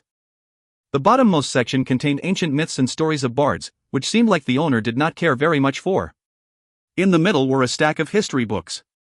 Some of them even had their pages threaded by strings, old enough to be sold as antiques. On the uppermost portion was modern history, and the brand new covers gave off a glossy look. It was evident that these books had been picked up the most by the owner. The history and changes of the shadow world soon lay bare for Leyland's perusal. If you find any errors, ads pop up, ads redirect, broken links, non-standard content, etc., please let us know. Report chapter so we can fix it as soon as possible. Chapter 1072, Cleanup. Cleanup. The Snake Dowager ruled over the shadow world in ancient times. Then, this place had been largely similar to the Magus world, with extraordinary power granting high status and various empires at war with each other. Wars erupted every day, and it was a dark time for the commoners. It seemed like Xavier's father adopted a prudent stance against these descriptions of snake descendants and bloodline carriers, thinking they were just superstitions used by people of ancient times to control them through fear. History had changed when the Snake Dowager had lost her position about 30,000 years ago. The Mistress of the Night had taken control of the shadow world. Unknowing of the facts, the regular humans had met a pivotal point. Psi energy and the shadow weave had been established. With the Snake Dowager gone, humans took primary control of the shadow world, allowing science to flourish. The most crucial bit was the discovery of psi energy. Leyland's right index finger tapped on the cover of a history book as he pondered the subject deeply. Psi energy, the gift of the shadow world. Pure and effective, it has low contamination. Even more important is that a lot of it can be stored, and humans could make containers for it quite easily. Once it was discovered, it replaced all kinds of fuels, developing into many other fields as well. Now the maglev trains, aircraft, and even the high-tech armor used by their soldiers ran on psi energy. Leyland read on slowly. Psi energy did not exist during the reign of the Snake Dowager, instead coming right after the Mistress of the Night appeared. It is extensively used, connected to another new creation called the Shadow Weave. Once one read to this point, even a fool would realize it was a setup of the Mistress of the Night. Ever since then, humans have had near unlimited energy. Money allows them to cast spells from the Shadow Weave, letting them toss extraordinary ability into the trash and abandon all ancient training techniques. Is this now the era of science? This was all within the books from Xavier's family. Several tens of thousands of years ago, there were countless myths and legends of heroes with superpowers, but by the era of Xavier's ancestor, all small discoveries of such abilities had been carefully recorded. It was evident that history had changed greatly. Make them over-reliant on equipment, having them forgo true strength and regress in their extraordinary abilities. It reduces the number of enemies, and allows you to use the weave to control the entire world. Leyland felt like he understood part of why Char had prepared all this. At the same time, a spirit force message traveled over, causing his face to change. Amdo City had now been surrounded by soldiers with powerful-looking cannons. Many of these soldiers had expensive equipment on, making for an extremely imposing sight that stilled the atmosphere. At the center was a large piece of land that had been hollowed out by a meteorite. The extreme heat had left behind traces of crystal within, but the meteorite itself had already disappeared. A command post had been erected here temporarily, with many troops analyzing data and conducting investigations within. They were all submitting their information to the middle-aged commander from before. The weave has been checked, no traces of psi energy found. Meteorite sample collected, sending a copy to the royal family for further analysis. All troops on standby, prepared to move at any time. All this information did nothing to improve the commander's mood. After all, he was facing an opponent that had obliterated a military base in an instant. What's more, there was more than one enemy. So the culprit within this meteorite hid himself inside Amdo City. What about the other two? Where did they land? The officer rubbed his temples. The estimated trajectory puts the second landing point in the east of the empire, within 30 kilometers of Danube City. However, the base there was extremely quiet. The mission has been handed over to the local troops. The report came from a well-trained intelligence officer with a pair of long, beautiful spectacles. She adjusted her spectacles as she spoke calmly. The third landing point is at Coral Coastal City. We've already sent a request to the Navy to find and annihilate the opponent. 3 apostles at a time, the middle-aged officer seemed unable to bear this heavy burden, and one's already infiltrated Amdo City. How is the city shutdown going? Our troops have already surrounded the place, forbidding any citizens from leaving the city. A couple of small fights broke out, but the situation is under control. All right then. We can only impose these heavy laws for the sake of the Empire, the officer said with an expressionless face. Creatures from the stars were extremely dangerous. They could hide within the souls of ordinary citizens, beginning to spread contamination. They'd taken down entire empires in the past, so he had to prevent it at all costs. Even if these specific apostles couldn't contaminate the soul, any foreign pathogens or viruses they carried could cause serious damage to the affected citizens. Thinking about it some more, the officer passed down further orders, relay the new safety measures once more. Deny all citizens who wants to leave, including the local officials inside too. All who disobey must be killed immediately. Yes. Listening to the merciless order, the soldier was taken aback. Still, she ended up obeying his orders. It looks like the Empire Hawks aren't all that capable. They actually have a headache from such a small event? Just as the soldier was about to leave, a mocking voice sounded from outside the strength. The green flaps were pushed open to reveal a group of soldiers in black uniform. The one who laughed earlier was a member of the group with yellow crew-cut hair. Solders. Soldiers. The soldier pulled out a minigun, aiming at the group that had barged in. She was extremely furious at the lack of security outside the tent. Raise your hands slowly. You are now intruding in a restricted area of the army. I have the rights to kill you immediately. The other officers pulled out their guns as well, pointing them at the group. Kill us? How interesting. Foolish humans, the group of black uniformed personnel did not show any expression. As for the yellow crew-cut man, he pointed his finger at the woman and twirled it. Suddenly, the woman felt like her hands did not belong to her anymore, and the gun fell to the ground as she was lifted and floated in midair, her head facing towards the ground. How can this be? The weave is sealed in here, mid-grade spells can't be cast at all. The other administrators were shocked. The yellow-haired man looked at the female soldier's thighs, his sleazy eyes revealing his lust. He then asked his leader for permission. Not a bad pair of thighs. This stocking. You're rather wanton on the inside. Boss, can I play with her? Enough. All of you, stop now. Put down your guns. The middle-aged officer ordered. Very soon, he looked at the leader of the black uniforms, his eyes revealing a complex gaze. Are you here to mock me, Javis? I don't have time like that to waste, elder brother. The huge bloke called Javis looked at the yellow-haired man, who immediately released the female soldier. He then took out documents sealed by the Imperial Seal. I'm here to clean up your mess. It's a fact that the Special Forces are the true trump card of the Empire, used to deal with things like this. All the military personnel within the tent gasped after hearing the words Special Forces. This was a covert team put together by the Empire. They consisted of people with extraordinary abilities, and were supported by many resources and the newest technology, tasked with dealing with special occurrences like this. More importantly, the members of this team were extremely lawless. Nasty news and rumors floated around the army about them, labeling every team member a crazed criminal. The Empire has sent out the Special Forces. Do those up the hierarchy believe that things have reached such a bad stage? The female soldier collapsed to the ground, breaking out in cold sweat. She didn't dare to look at the yellow-haired man anymore. Since it's the orders of the Empire, I have no objections.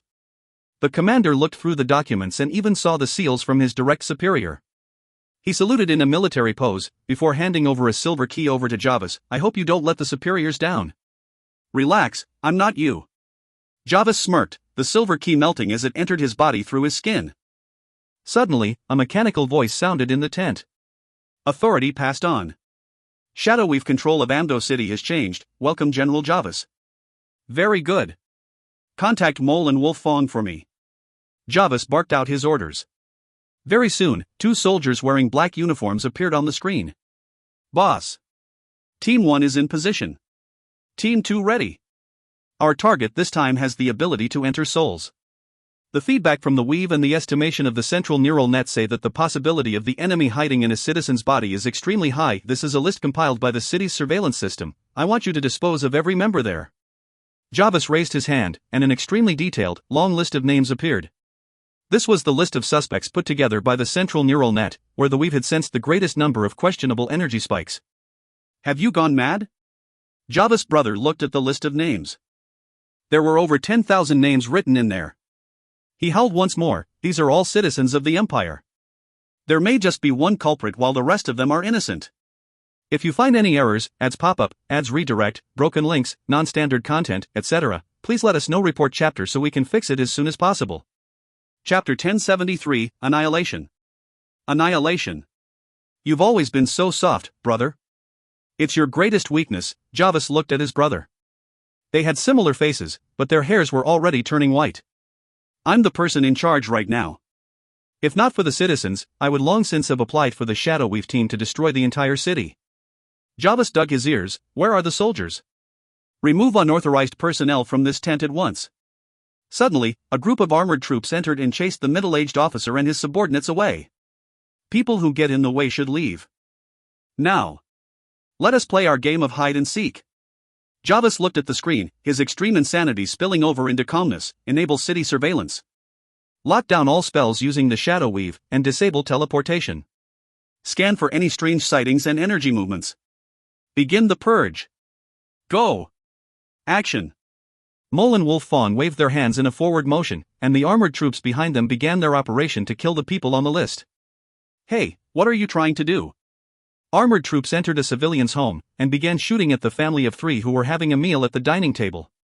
Asterisk bang.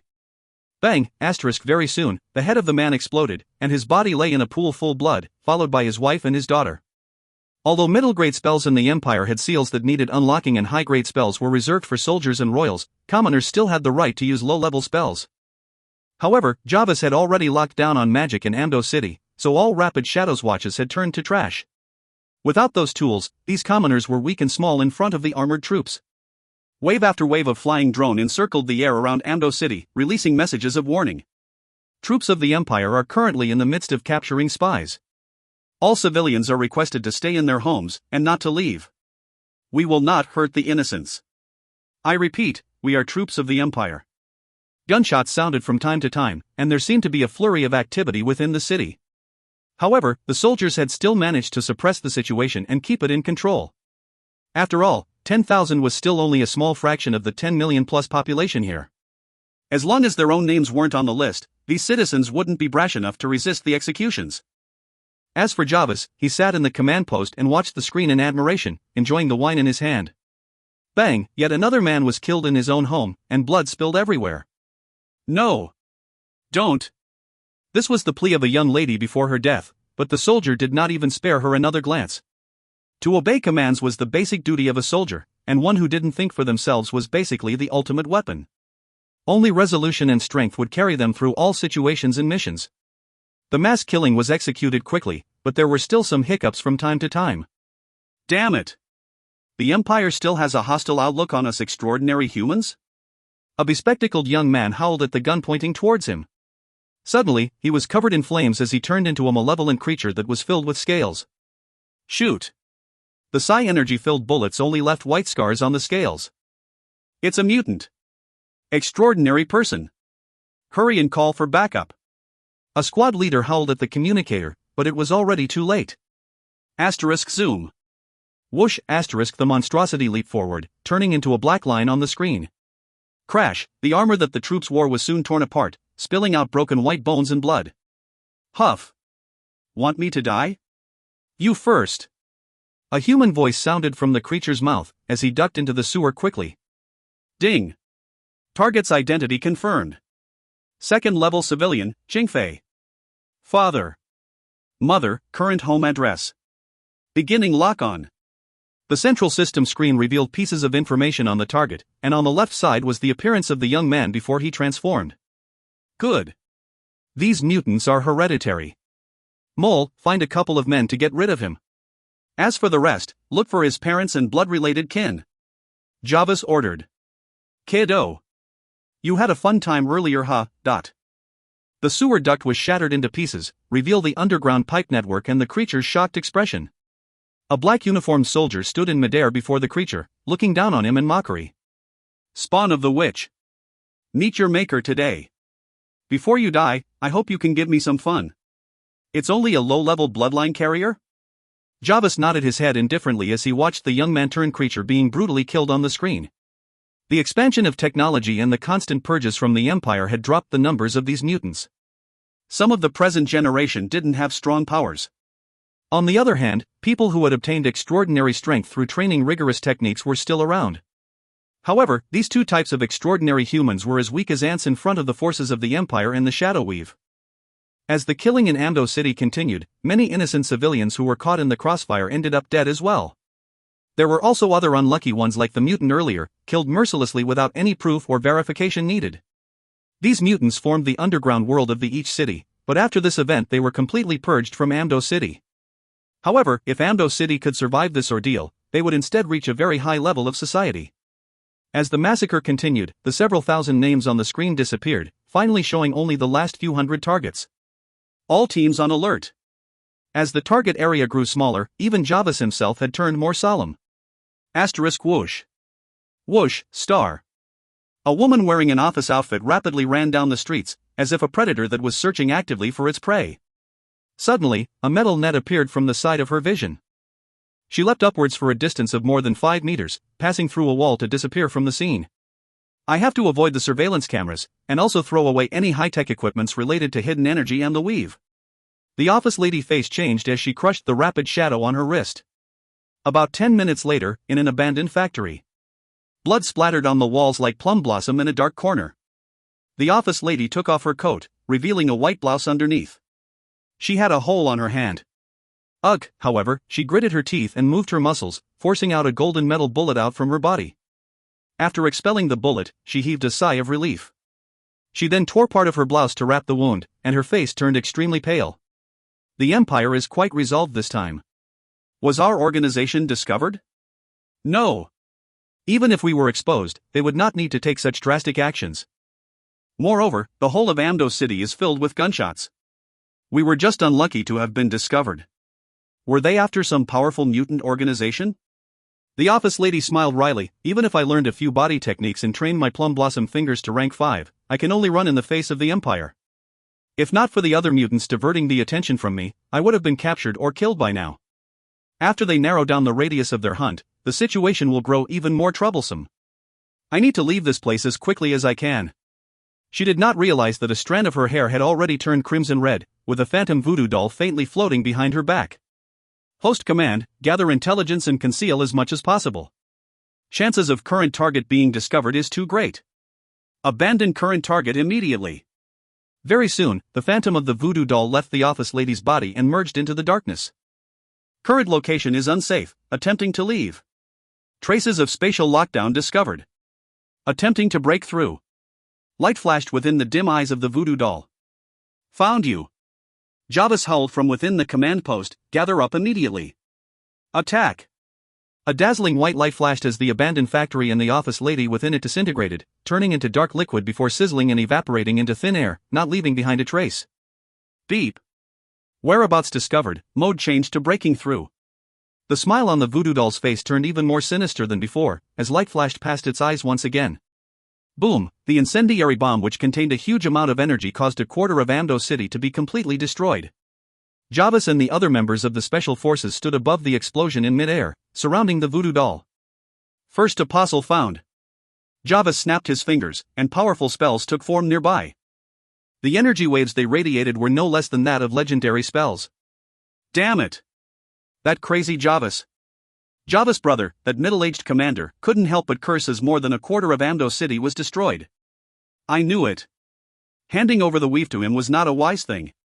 Leyland was shocked for a moment as he received the news in Thousand Bears City.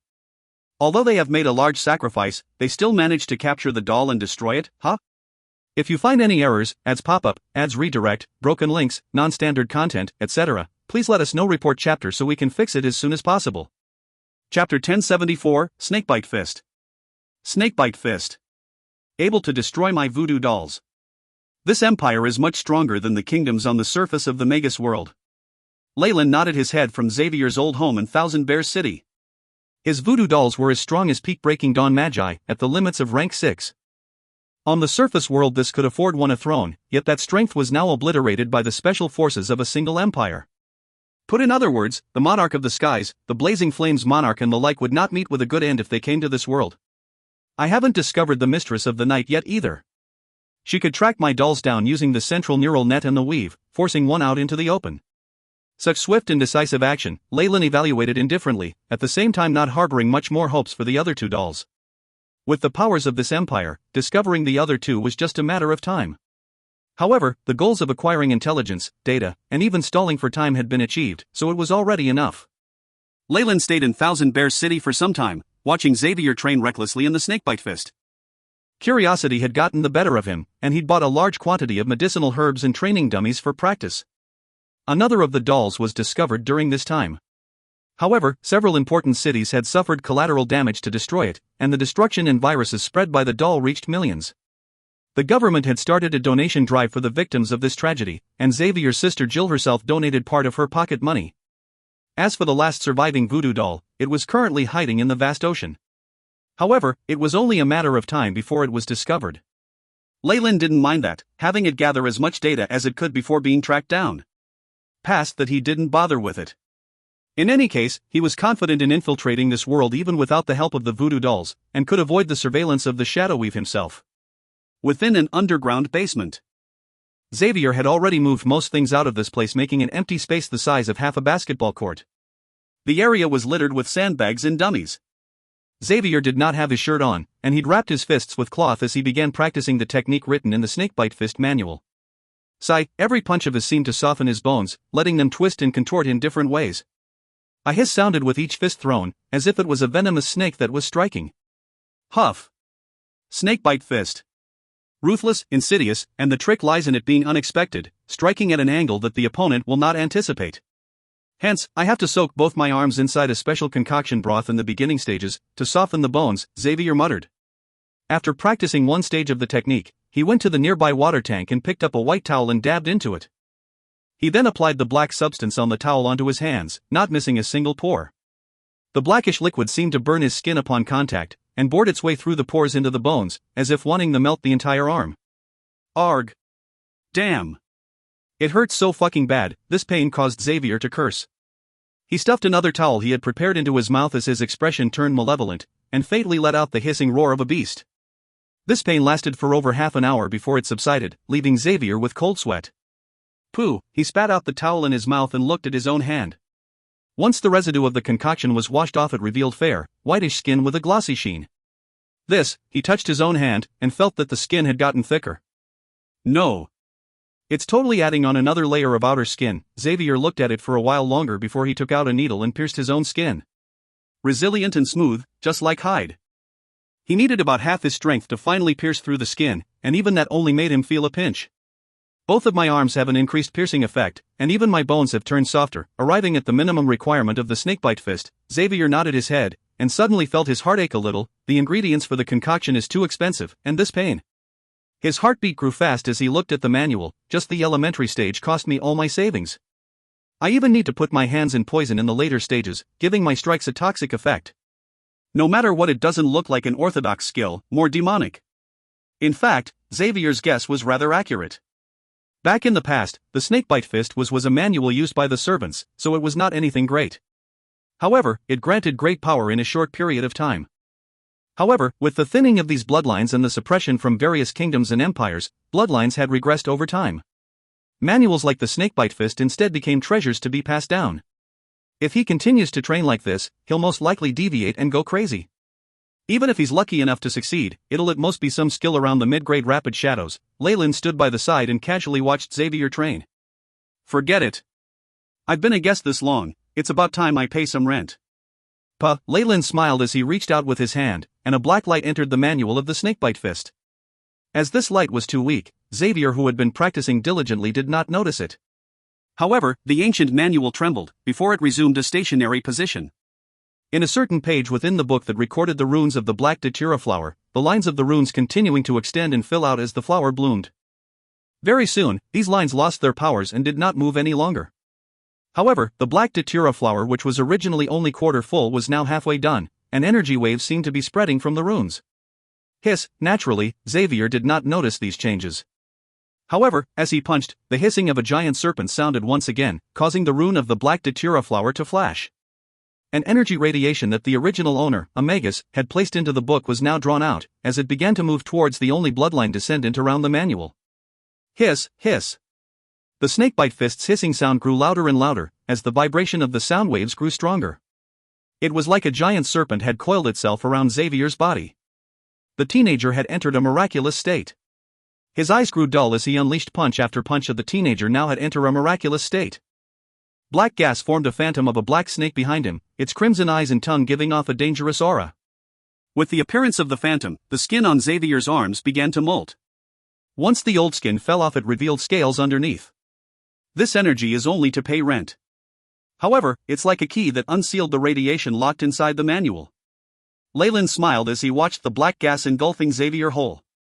With his current powers, he could easily grant Xavier the strength of a breaking dawn. However, this did not stand in line with the principles of Magi, that trades demanded equal measures.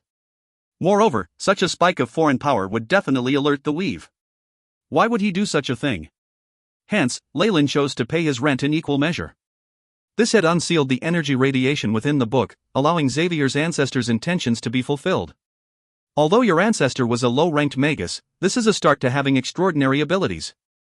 Moving forward, it's all up to you, Leyland smiled, his eyes filled with anticipation. He did not do this because he was bored, but because wanted to confirm a few things through this boy. For instance, he wanted to know whether mutant organizations existed, as well as other bloodline carriers. After Xavier demonstrated his abilities, he would immediately turn into a magnet and attract many people who intend to use his powers. This would put the boy in a bit of a perilous situation, but that only served to give Leyland some excitement as he watched. Don't let me down, young man, Leyland looked at the figure that was still training in the basement. The phantom of the snake now grew larger, and Leyland's smile grew wider. Xavier only woke up from this unconscious state the next morning. He scratched his head and muttered, What's happened to me, Suddenly, a piece of wood from the table that he used to prop himself up had been ripped off, causing him to fall onto the ground again. What? This wooden table is really unsturdy? The teenager exerted more force, and his eyes grew bigger as he saw that the wooden block were grinded into fine wooden chips which fell to the ground. This situation. It's not that the table is weak, but I've gotten stronger. Xavier stood up and looked at both his hands. Suddenly, he punched out piercing strike. Swish, a sharp whistle and roar filled the room, carrying the bellows of a giant serpent. A small hole was punched into the walls, causing dust and wood to fall. It seems like my body has completely adapted to the movement of the snakebite fist, and this, Xavier looked at his hands, at the scales that had already grown on his skin. Complete mastery of the snakebite fist? If you find any errors, ads pop up, ads redirect, broken links, non-standard content, etc. Please let us know. Report chapter so we can fix it as soon as possible. Chapter 1075, Rapid Shadow. Rapid Shadow. Xavier remained confounded over the next few days. His family inheritance, the snakebite fist that was extremely difficult to train in, had been mastered just like that? It was too good to be true, leaving the teenager so distracted he didn't even notice the change to the manual. In the end, he broke 7 to 8 more items in the house, being nagged by his little sister until he finally learned to control his own strength and stop crushing things. However, Xavier soon put these issues to the back of his mind. There were more important things to consider. Greater skill proficiency test. Xavier clenched his fists as he looked at a date circled in red on the calendar. I need to pass no matter what. The access to the shadow weave will give me stronger and more powerful spells, letting me find a good job and take care of my family. Martial techniques only enable one to serve as a fighter or security guard even if you master them. Talents who can use high-level techniques are instead sought by many organizations. Hence, Xavier did not care much about the strange phenomenon that occurred to him, and immediately delved into a questionnaire and database to study for the test. Leyland too did not idle around. He casually browsed through the books that Xavier had bought, and saw a small advertisement on one of them. Advanced sale of answers, a 100% pass rate? Leyland smiled as he called the number that was left on the note, and got an address. Lad, it's you who wants that copy of answers for the high-level skills test? Leyland met 2 muscled hoodlums at a certain corner of Thousand Bears City. Their bodies were littered with piercings and tattoos, the kind of people one would avoid on the street. They were the type to get into trouble with the police often. Yes. Is it true, the 100% pass rate? Leyland left his concealed state, looking like a youth who wore a jacket and jeans. He was also carrying the ad pamphlet. He. Of course it's true. A hoodlum exchanged gazes with his partner. We sell everything here. Do you know Rapid Shadow 5.0? We can even get one of those, so the answer sheet is definitely not a problem. This expression on the hoodlum, as if he was looking at a fat juicy sheep, caused Leyland to sigh inwardly. However, he still put on an expression of unease. Okay. But I want to see the item before we trade, and it has to be simultaneous. Of course, what do you take me, as your dragon, as? The hoodlum grinned and turned around. Follow me. A group of thugs were littered across a messy underground basement. Bash. Bam, many items fell to the ground, and a few pitiful wails resounded as well. The two hoodlums which had led Leyland here were now lying on the floor, with blood splattered around them. The group's leader was here as well, one with the tattoo of a black rose on his face. Leyland proceeded to step on his head. You have guts, huh? Not only did you use fake answers to try and fool me, you even wanted to rob me? Leyland threw a crumpled piece of paper on his face. How many fingers do you think I should chop off? It was a rare chance for Leyland to be this rampant. He didn't need to fear security cameras, since the underground wanted nothing to do with the country. Even their accounts book was by manual entry and not digitized. As for any authorities colluding with them?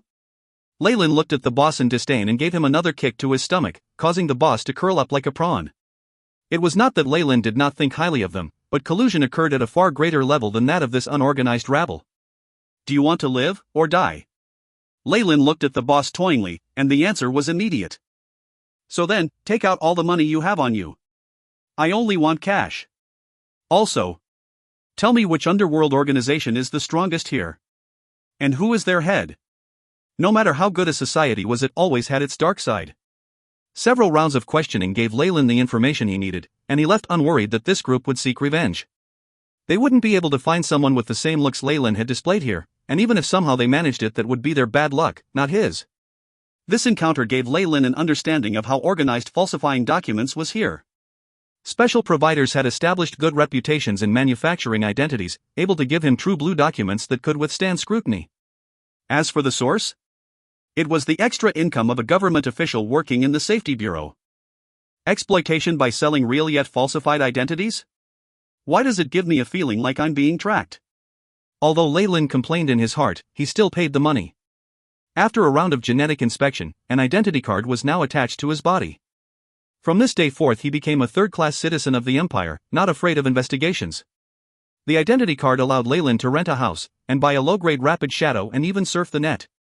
Of course Leyland could have just stolen someone else's identity by transforming into them, but he wanted to witness the authentication process himself. As expected. All this genetic inspection mumbo-jumbo is a lie to trick the people. The true goal is to let the shadow weave scan a person's spiritual see, huh? The surprise had caused Leyland's eyes to turn darker, and even harder to read. His experiences with the weave and the world of gods was why he had revealed no traces just now.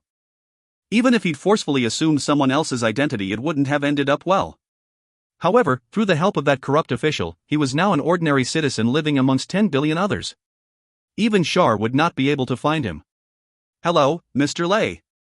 This is your communication device, and the first-generation Rapid Shadow. Since you don't have any degrees or a greater skill certificate, you can't use Rapid Shadow 3.0 or above. The service staff smiled apologetically to Leyland and took the cash that he handed over. This cash and the money used to buy his identity was funded by those unlucky hoodlums from earlier. They are all portable retina displays, just a little worse off from my previous world. Leyland looked at the internet that was similar to his past life, and the various tools and advertisements within. Nostalgia filled him, but it was quickly suppressed again. I also need to rent a place. Do you know anywhere that would suit me? I want a house that is close to the outer circle. Leyland mentioned the area that Xavier and Jill were living in. This place? The staffer was a woman in her 20s, with some slight makeup on. This question exceeded her authority, so she was rather stunned as she looked up at Leyland. I'm offering adequate compensation, Leyland added immediately. No problem. The lady very quickly replied, but it was unclear whether it was the promised money that coaxed her or Leyland's looks. My house is near that area, so it's quite convenient for me as well. However, you have to wait for me to end work. After busying himself for a while, Leyland immediately moved into a house close to Xavier's. Not knowing of their new neighbor, the siblings carried on with their own tasks. A first-generation rapid shadow. Everyone in the Empire has one now. Leyland looked at the watch that had a black crown labeled on it, and activated the thing. Ding! ZESC 988273221 activated, beginning automatic identity scan. Identity confirmed and locked. This rapid shadow is for your personal use. If it is damaged, please call. Once the startup screen faded, Leyland immediately moved to the most important feature of the watch. Ding! Identity locked, account confirmed. Current balance, 3000 series. A notification appeared on the rapid shadow, followed by a list of spells and their prices. Rank 0 spell Illumination. 200 series per use. Rank 0 spell Increase Resistance. 300 series per use. Rank 1 spell Shield. 1000 series per use. Rank 2 spell Shadow Ball. 3000 series per use. Ding! Authorization currently limited to rank 2 shadow spells. Please obtain increased authorization and buy a newer rapid shadow to upgrade. The wizards from the world of gods would definitely cry at this sight.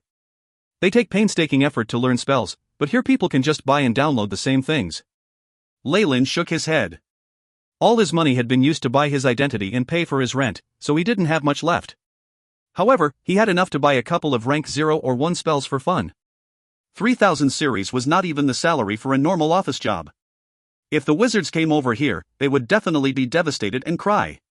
However, is it really that easy? Would the mistress of the night be so nice?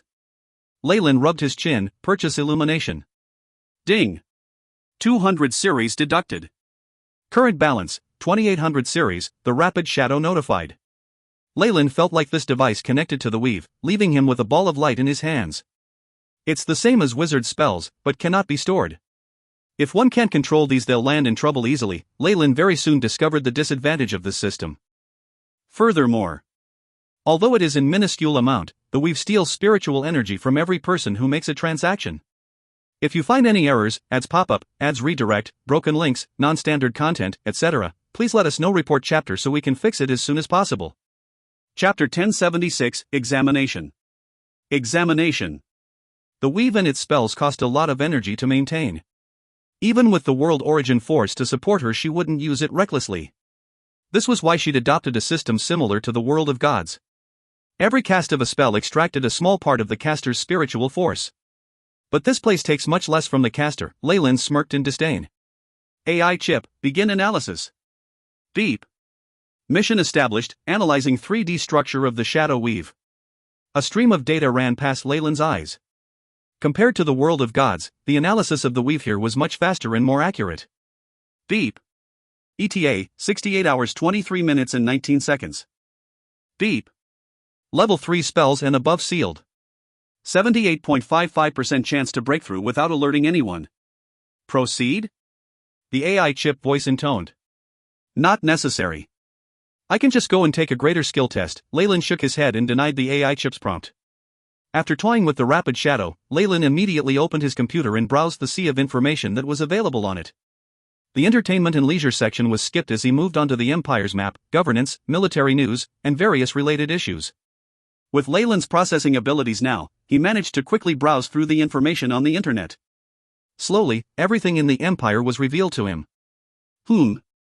What's this? Leyland witnessed something strange amidst the sea of information. He opened a new page, entering a forum. Explosive news. Extreme beauty found in City A. I'm flabbergasted after looking. This thread attracted many fans, and even many had applied to follow it closely. However, many of the replies were seeing is believing and the like. I wanted to take a picture too, but I did not bring my communicator device. I brought mine, but the communicator device was spoiled. I couldn't take any photos, but she was really gorgeous, even causing a few car accidents on the streets. Yeah. That woman mysteriously left soon after that. Many rich people in City A have been offering sky-high prices to catch a glimpse of her. Could it be a ghost? Leyland gave that post a downvote. Many of the posts on the thread were similar to comments like OP is trolling or absolute bait, until a cocky guy posted a new image. Ha ha. Those above me are retards. I happen to have the latest rapid shadow there, and I managed to take a photo. A rank 8 existence wouldn't leave behind an electronic image even if she suppressed her own aura and radiation. The force field around their body could contort the space around them, and even if a photo was actually captured or their true name discovered, it would come with unimaginable power or even curses. The person posted a blurry image on this thread, faintly revealing an extremely seductive figure. Even the corner of her dress left people wanting more. A photo from the front. I beg you, many online wolves were asking for more on the thread, but there was no more response from the person who posted the image. City A aha? But the Snake Dowager should have moved quickly, not wanting to meet Shar. Leyland could only silently pray for the Snake Dowager. After all, Thousand Bears City was extremely far from City A, and required him to travel across half the empire. Furthermore, with the Snake Dowager drawing all the attention to herself, he would be less likely to be found by the Mistress of the Night. He only had a partnership with that woman, so only after his own safety was assured along with an equal exchange did he even consider helping her. As for now? The Snake Dowager used to live here in the Shadow World.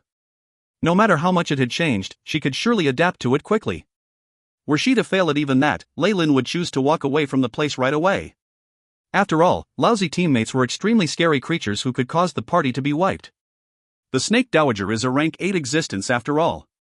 I should believe in her. Leyland shrugged his shoulders and began pulling the window curtains apart. From his position, he could clearly see Xavier's two-store at home. The study room's light was still on, which meant that Xavier was studying hard. The skill test begins in 3 days, huh? Leyland took out his communicator and also signed up for the test. He'd wanted to obtain greater authority with the Shadow Weave, as well as higher status. Once I get a mid-grade rapid shadow, even some extraordinary abilities won't attract attention from the central neural net. It'll let me do quite a bit. The 3 days passed very quickly, and the day for the greater skill test had arrived. Xavier exhaled loudly and looked at the mirror after packing his things. Ever since that mysterious change in him, he'd matured greatly in his looks. His skin had grown smooth and glossy as well, causing even his sister Jill to be jealous. Okay, I need to succeed this time. Xavier cheered himself on as he looked at his reflection, before walking out of the house. All the best, brother. Jill saw him out of the house, and prayed as Xavier's figure left. Her voice reverberated through the alley. Whoa. There's so many people in here. Even if he prepared himself mentally, Xavier was still taken aback at the sheer number of people at the examination venue. The greater skill test is one of the most difficult tests in the Empire. Once one qualifies, they can use middle-rank spells, equivalent to holding gun rights. Apart from that, many organizations will clamor to hire you. It's pretty normal to have so many people apply. A familiar voice sounded from behind Xavier, and he turned around. He saw a young man standing there, his long sideburns causing him to look middle-aged. Why? You don't recognize me anymore? The young uncle patted Xavier's shoulders and laughed. What? Uncle Crowley. Xavier immediately recognized the man from the aircraft. I told you not to call me uncle. Crowley touched his own face. My beard and sideburns are a little thick, but in fact I'm still very young. I'm only 25. 25. But isn't 25 already considered an uncle? Xavier disagreed inwardly, but he still changed his form of address. I remember Big Brother Crowley already has his license? Don't you already have the latest version of the Rapid Shadow? Xavier asked. Indeed. I'm not a candidate today, I'm exam staff. Crowley placed an exquisitely made license in front of his chest. Even if we know each other well, don't think that I'll go easy on you. Each and every test is invigilated by a computer system as well as the authentication of the Shadow Weave. There's no use in cheating. After speaking, Crowley swept his gaze at the surrounding candidates. Some of them held gazes of unease, restlessness, and jealousy. The authorization of middle-rank spells requires technical skills and extremely strong concentration. People who don't meet these two criteria can go home now. If you turn into an idiot in any case, we don't need to take any actions because you have signed the indemnity form. However, this advice did not bring about any effects. Crowley could only sigh as he bid Xavier farewell before entering the hall. Drats, after Crowley left, Xavier felt the fervent gazes concentrate around him, as if able to melt his body. His senses had been magnified by the snakebite fist, causing him to feel uneasy. So, sorry. He muttered, before running to the side where less people were gathered. There aren't as many candidates here, surely they didn't overhear my conversation with Crowley? Bang! As he was looking down on the ground, Xavier knocked into someone, and the supple rebound force sent him falling backwards as his bottom hit the ice-cold floor. Are you all right? This was a black-haired youth with black pupils, more handsome than even superstars. That apologetic look on his face was so warm it seemed like spring had bloomed. He reached his hand out and pulled Xavier up. I'm fine, thank you. Xavier couldn't deny this man's looks, and they even aroused his ire. He refrained from punching that face. You have great strength, Xavier responded quickly and saw the physical appearance of the youth before he praised him. Xavier had already mastered the snakebite fist. Even if he suppressed his own strength, and the technique itself didn't excel in raw power, he had a good idea of his current physical prowess. He'd be fine even if a car crashed into him, but now he'd been knocked down easily. Yup, I like to train my body regularly. The youth smiled and revealed a tidy row of white teeth. This person was naturally Lyle. His appearance had not changed much from before, and was the exact same one on his identification card. He'd now worn jeans, and had a jacket on. After seeing Xavier, he had decided to greet him by accident. I'm called Lay, and what's your name? Lyle asked rhetorically. Xavier. I'm Xavier. Xavier answered only after he patted the dirt off his body and inspected his belongings. If you find any errors, ads pop up, ads redirect, broken links, non-standard content, etc., please let us know. Report chapter so we can fix it as soon as possible. Chapter 1077, Written Examination. Written Examination. The two quickly began to strike up conversation. With Lyle's experience and knowledge, duping a youth was an extremely simple matter. Xavier had soon lost all traces of jealousy in his heart, feeling like this Lay was a talkative and humorous person. So you have a little sister. Thousand Bears City's little bear biscuits are favored by many girls. I should bring some with me when I come to visit, Lyle said with a smile. You coming over to visit is already enough. You don't have to be so courteous, Xavier replied. But just as he was about to continue, a sharp bell sounded out. Drawn in by the urgent sound of the bell, the crowd streamed towards the main gate in waves, like a limitless sea of people.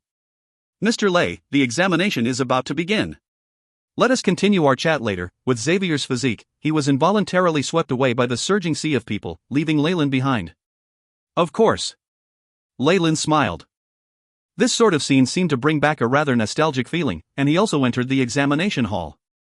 The examination has been split into two sections, a written examination and an on-site test.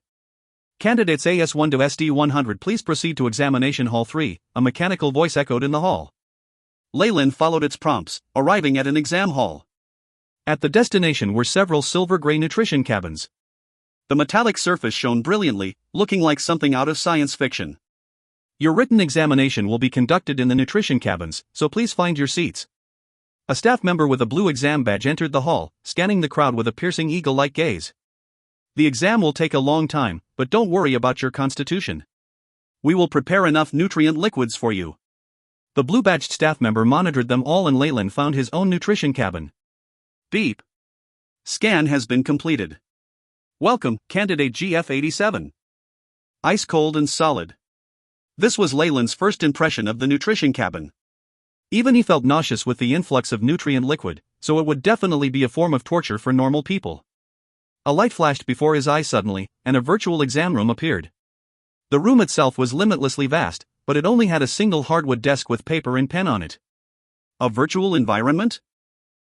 This can eliminate cheating and allows the examinees to be given different questions each. Unless one can break through their cabin's lock, they can't possibly cheat. Lyle sat down, sweeping his eyes across the questions on the table. His ability to gather information was shockingly quick. He's crammed hard last night, so none of these questions could trouble him one bit. It's a written examination, but many things can be tested in a virtual environment. It absolutely won't be limited to just these unlimited questions, Lyle smiled to himself before answering the questions at rapid speed. In this environment, ordinary candidates were completely unable to perceive the passing of time. Lyle was of course the exception. After completing over 10 examination papers, the surrounding environment began to change. He was taken to an operating workshop. Question 35. Use the given materials to repair this rapid shadow wristwatch. Lyle looked at the lathe here, and saw a broken wristwatch upon it, with several electric pens and other items scattered around it. Its screen had been smashed to pieces. This must be the on-site test, Lyle stroked his chin, unless the on-site tests directly open the limits of authority, and evaluate the use of mid-rank spells? The current empire did not have sufficiently advanced virtual reality technology to simulate magic. Only Lyle's AI chip was able to do something on that level. After all, the flesh and soul were the same as spiritual force and matter. It was an extremely difficult matter to fuse the two together and analyze all their mysteries. It was only with the spacetime travel that his AI chip had abandoned physical form. It had fused with his soul, and even then it took multiple advancements to reach its current level. Crowley had changed into a well-ironed uniform, walking into the control theater of the examination hall. His eyes sparkled as he saw a fair-haired beauty and greeted her. "Oh, Miss Bobby. Did you discover any useful seedlings?" "Your job is to patrol the examination hall, Proctor Crowley." The beauty rejected him without hesitation. It caused all the other proctors to smile. All right. I'm impatient too. If we discover an outstanding mechanic, we'll get a reward as well." Crowley looked at Bobby with a pitiful look in his eyes. "I think we need to discuss it, but..." Bobby looked at the monitor screen and then at her wrist before she finally agreed. 5 minutes, then.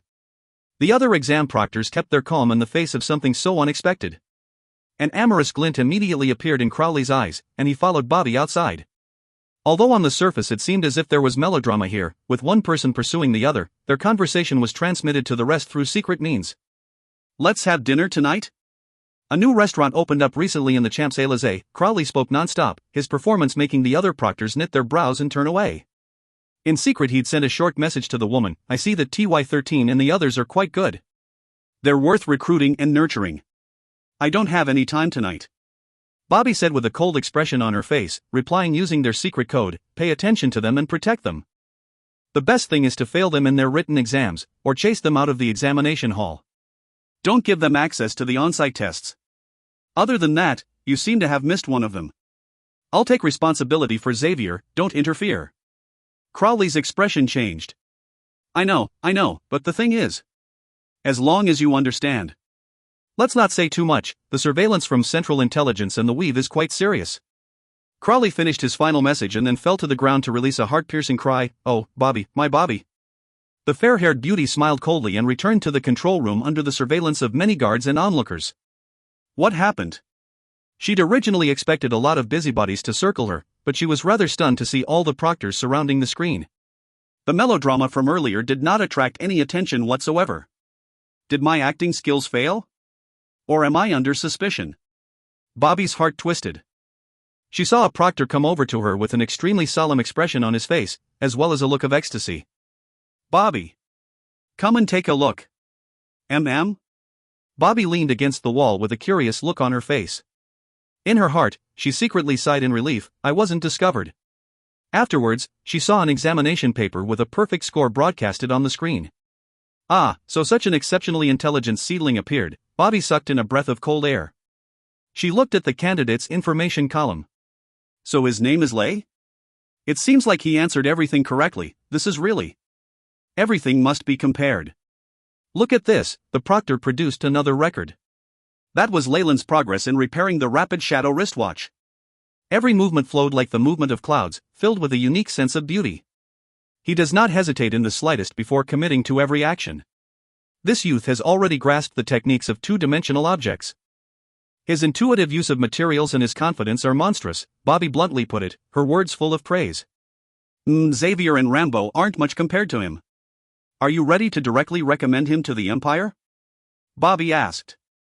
No, the written examination is the most basic part. What we need is a talented person with keen spiritual force, sufficient willpower, and tenacity to manipulate high-rank spells. The proctor's words were very reasonable.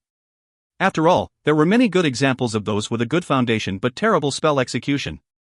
Then let's wait and see, Bobby said with a smile. There was some hesitation in her heart, however. This Lyle. Nothing was strange about him before, and even Crowley didn't discover anything. He has this sort of intelligence, how abnormal. With a desperate round of eliminations, less than 100 candidates remained for the second. Xavier was amongst them, his face filled with curiosity and excitement as he looked all around him. Oh, Xavier! Leyland arrived by his side and clapped him on the shoulders. Mr. Lyle has also passed? Xavier said with a smile. I just got lucky, huh? Leyland scratched the back of his head and replied courteously. You're too modest. Just got lucky? You topped the entire examination. Crowley arrived, dressed in the official uniform of a proctor. The candidates made way for him. Brother Crowley. Let me introduce you. This is Lyle. Wait, what did you just say? Xavier suddenly seemed to feel a little dizzy. I said that your friend isn't as simple as you thought. He placed first in the written examination. Crowley smiled as he shook hands with Leyland. His eyes, however, were filled with unconcealed warning. He feels rather nervous, and he has a similar bloodline aura. Leyland looked at Crowley, then at Xavier, his smile deepening. Oh, this really is amazing, Xavier made a big fuss. Crowley had to quiet him down forcefully. Take note of the exam hall's rules. You're the one who disrespects the rules the most, Xavier protested in his mind, but he lowered his voice a little in the end. If you find any errors, ads pop up, ads redirect, broken links, non-standard content, etc., please let us know. Report chapter so we can fix it as soon as possible. Chapter 1078, Mastermind. Mastermind. This extraordinary strength, it's similar to a bloodline aura but also contains vicissitudes of the spirit. Leyland looked at Crowley and then back at Xavier, finding them both similar. Of course, without knowledge nobody would notice these similarities. Bloodline carrier, huh? Finally found one, and an organization suppressed by the Empire at that. Leyland felt somewhat delighted, and at the same time he observed Xavier's conversation with Crowley as the latter left something with the teen. Interesting. Is he trying to protect Xavier or set him up? Leyland looked at Crowley, but Crowley walked away instead. Alright everyone, the examinations will begin. Under the vigilant gazes of the officers, Leyland and the other candidates walked into a large field with a white jade floor. In the center of the field was a spell formation in the shape of a hexagon. The examinations requires you to connect with the weave, and also to accurately cast a middle-rank spell. A well-trained military officer stood at the forefront, and his voice echoed throughout the entire field. I'll repeat myself. There is a certain level of danger in this examination. You may choose to give up now and walk away. We will not look down on you. Evidently, with success just one step away, none of the candidates chose to give up. Very well. If I call your name, please step forward for your examination. Firstly, We-23, Deary, a girl with freckles walked forward, her face filled with unease. Stand inside the formation, the weave will grant you temporary authority, the officer ordered with a voice that could not be disobeyed. After the candidate stood at the spot, he nodded his head and looked at his watch before saying, authorize middle-rank spells from the shadow weave. Buzz. Buzz, the white light in the spell formation began to shake, and the pressure from within caused the freckled girl to cry. Central neural net, pick a topic, the officer shouted from outside the formation. Many spells' names begin to rotate quickly on a large overhead screen, and it finally rested on one. Rank 3 spell, Shadow Wings. The officer said as he looked at the girl. Connect to the shadow weave through the spell formation, and cast the spell to the best of your ability. Our judges in the central neural network will perform the scoring. Damn. Shadow Wings is a difficult spell to cast even amongst the rank 3 spells. She really is unlucky, Xavier sighed in pity, not noticing that Leyland was looking at him with an even more pitiable expression. Xavier concentrated on the spell formation, watching as the girl attempted to summon a pair of black wings. However, all that formed was 2 balls of black mist, not materializing into wings. The two were even uneven. Bang, a loud explosion sounded out at the end, and the balls exploded behind the girl's back. She was sent flying, with flesh and blood oozing out of her body. Final score, 0.2. Fail. The officer had an indifferent expression on his face as he waved his hands, indicating for the medical team to carry the girl away and treat her. How is it? Does anyone want to quit now? The officer surveyed his surroundings, and the candidates all bowed their heads. However, even now nobody chose to quit, each thinking that Lady Luck would stand by their side. Very well. Next. The officer resumed the examination, smiling icily.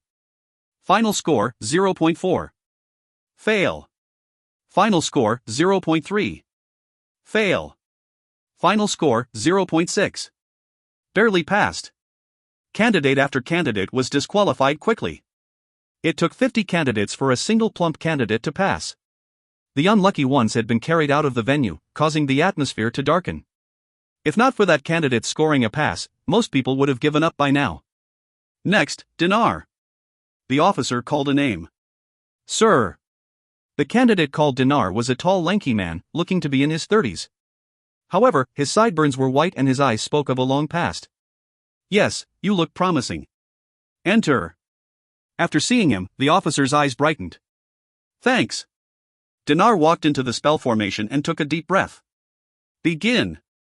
Your chosen spell is Phantom Fireball. The officer announced. What? It's one of the easiest spell to control. He's so lucky, the candidates below clamored. The man seemed extremely pleased with his own luck too. He closed his eyes as a formless spiritual force spread and connected to the weave. Very soon, a dark red fireball appeared before him, as gentle as a tamed beast. Very well. Finally, another candidate passed. Xavier clenched his fist, and his confidence was rebuilt. However, just as he thought Dinar would pass, a strange event occurred. The dark red fireball began to shudder, and seemed to crack at its sides, causing Dinar's expression to turn bad. Boom, the dark red fireball exploded, charring Dinar into ashes. Absolute silence reigned, death permeating the field. The silence was finally broken by a scream, and immediately a cacophony was stirred up.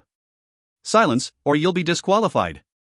The threat was extremely effective, and the field became quiet once again. Sad.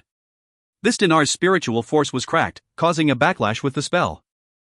This is one of the 3 primary ways of suicide in the books, you should all be wary of it. The officer lectured them and waved his hands as he inspected the spell formation. Several members from the medical team came forth and carried the burnt corpse away. Oh, so that's what happened. Leyland looked at Xavier, who seemed to be scared silly. Crowley smirked in secret as well, nodding his head. Although the Shadow Weave's requirements are lower than Mystra's, regular humans can only control low-ranked spells. Middle-ranked spells and above need thorough examination. This is not something peculiar, just the death, it's abnormal. These officers can all use the Shadow Weave, but they didn't manage to save an amateur? It has to be deliberate. So then, the only difference with Dinar was he had mild traces of extraordinary abilities. Leyland's eyes brightened. So there's a secondary purpose to this screening. Apart from choosing those qualified to cast middle-rank spells, it serves to differentiate true humans from mutants of bloodline carriers. Since they have better talent in the first place, it's quite likely that they'll take these examinations. By tweaking some things in the dark and under the disguise of accidents, the Empire can purge and massacre these impure humans. No wonder I found it strange that even with psi energy in the weave the number of extraordinary humans has been dwindling too quickly. There was this screening, Leyland nodded his head, not disagreeing with what they had done. Any centralized government would abhor those people who could form their own forces and become a threat. Those like Magi that could not be controlled by the Shadow Weave were better off purged in order to maintain peace and public security. Moreover, if one could even stamp on the seal in the name of justice, it would be even better. Had Leyland been the ruler, he would most likely have made the same decision. So regular humans who apply for the exams will only pass or fail, suffering some injury at most. However, extraordinary humans, Leyland looked at the headless corpse, which was a good example. After constant repeats of this scenario, with the development of science, extraordinary humans would then become a myth and legend of the distant past. So, Crowley was in fact protecting Xavier earlier? Are there any now who want to leave? Evidently, the death earlier scared several candidates, and some chose to withdraw. The officer did not stop them, and allowed their departure by waving his hands. After all, if they had to force every candidate to go up and attempt the test, then it would be too obvious. This plan was set for the long term. As long as there were a huge numbers of bloodline carriers dying each year, the seeds would eventually be eliminated. Next, Xavier. It's my turn. Xavier felt pumped. Go up. All the best. Leyland encouraged him at the side, and saw the worry in Crowley's eyes. After all this time, the rebels should have thought up a way to counter this by now, huh? However, Xavier did not know anything regarding these issues, and he walked to the spell formation in trepidation. Okay. The spirit scan is not a problem, he's not a bloodline carrier. The officer looked at a secret report before he announced the choice loudly, chosen spell Phantom Fireball. I've already casted this countless times in my head. I'll surely succeed. Although Dinar had died earlier, Xavier did not allow his death to affect his spiritual force from reaching into the spell formation. However, he suddenly realized something. The spiritual force which he could use to cast low-rank spells was now like a dead puddle, not moving one bit. Damn it! Move! Come on! Xavier turned beet red, only feeling that his spiritual force would not budge no matter what. Puff! Finally, a small wisp of flame was formed before him. But it very soon turned into a black pillar of smoke. If you find any errors, ads pop-up, ads redirect, broken links, non-standard content, etc., please let us know. Report chapter so we can fix it as soon as possible. Chapter 1079, Pass. Pass. That flame, don't tell me it's actually a shadow fireball? The candidates below were completely stunned. The whole room erupted into laughter. Xavier wanted to dig a hole and throw himself into it. The embarrassed blush on his face extended all the way to his neck. Such a shame. You scored so well in the written examination, but it turns out you're a squib. The proctor regretfully shook his head. A squib was a normal person who was innately weak in terms of spiritual force. Although it wasn't difficult for them to cast low-ranked spells, they were idiots at the practice of higher-ranked spells. With their spiritual force unable to support them, they were like machine guns with no bullets. Pity. Final score, 0.1 fail. The military instructor announced loudly. Everyone around Xavier sighed. Just as Xavier began to walk away despondently, he saw Crowley walking towards him. Don't be upset, everything will get better soon, he said, and Leyland keenly noticed a look of relief in the man's eyes. He shook his head involuntarily. Normally, the juniors take advantage of their elders. Seeing a senior do that to a younger man is quite rare. Leyland watched rather speechlessly as Crowley used his acting skills to score points with Xavier. Next, Lay. The proctor raised his voice as Leyland calmly stepped forward and walked into the pentagram spell formation. It seems like my performance in the written exam scared them. Did I arouse some suspicion? Leyland saw the bewilderment in the proctor's eyes, and laughed coldly to himself. This Lay, Crowley fixed his eyes on Leyland's back. It's very strange that our organization never discovered someone like him. It's very suspicious. I hope he's a natural genius, otherwise. Very quickly, Leyland felt a gentle scan from the pentagram spell formation. Beep. Soul aura sweep detected, creating a fake profile. His true soul of laws suddenly shrank back a little, hiding itself in a crack between the spiritual and material planes. All his power left with it, making him seem like an ordinary person. With the AI chip as well as his own self-concealment methods, nothing was discovered. Everything is normal? It looks like he really is a genius. I hope he can pass and contribute to humankind in the future. The proctor glanced at the screen out of the corner of his eye and announced it in a loud voice. The central neural net has selected the spell Shadow Servant. What? Isn't that the hardest exam question? Shadow servants need a fixed amount of intelligence. He's finished. People say even high-ranked engineers with mechanic permits can't cast it properly. The candidates who were watching below rejoiced in Leyland's misfortune. Shadow servant? Lay's luck is really too bad. Xavier seemed to recover a little from his knockback, and began to worry for Leyland, who stood at the center of the pentagram. Begin authorization of the shadow weave, the proctor nodded. The pentagram suddenly let out a faint white light, and the shadow weave rumbled as the restriction on the middle level was lifted. Beep. Authority to use mid-ranked shadow weave acquired. Injecting background virus, beginning analysis. The middle layer of the weave has been opened to its limits. There should be a small crack for me to exploit to get to the higher ranks. AI chip, attempt analysis of the high-ranked weave. Beep. Mission established. Initiating task, the AI chip loyally answered. What's the matter? At this moment, the main proctor was suddenly enveloped in fear. But when he came back to consciousness, nothing seemed to have happened. The AI chip had used that moment of unconsciousness to use a backdoor into the upper levels of the shadow weave, completely concealed from the man himself. As expected, the shadow weave is quite imperfect. Although it's like Mystra's weave on the surface, it's severely lacking. Leyland's eyes glowed. After all, this is something Shar built alone, and not even as a god. If it's like this. A sudden unbidden thought revealed itself within Leyland's heart. If I used the rank 12 arcane spell here, Karsus Avatar, what would happen? The world of gods was far too powerful, with quite a few gods at the peak of rank 8. He couldn't imagine their response if he broke the weave apart. Here, though, it was different. The shadow weave was incomparable to the real weave, and Shar herself was only an intermediate god when she left. Leyland had quite looked forward to using the exam to test the shadow weave's response to arcane spells and the like. A conscience that had already died but could still pass the crystal wall structure and make it to the shadow world was rather curious. Well, they're both the weave in the end. Karsus Avatar has quite a high chance of succeeding, and I only need to overwrite the shadow weave's research program. It's best to act only after I've analyzed the 10th level of the weave. Leyland's mood vastly improved after he thought about this point. Shar wasn't a full incarnation of the shadow weave, but their existences were tied inseparably. If the shadow weave was destroyed, the damage done to her would be terrifying. It seemed like Leyland had a trump card in his hands, one which he could use to threaten Shar at any time. It said, "Don't come over here, or I'll let you have it." However, how do I let Shar know about this deterrent? That is the true problem. Even nuclear weapons were at their strongest before they were fired. Leyland naturally wouldn't just act without a prior warning.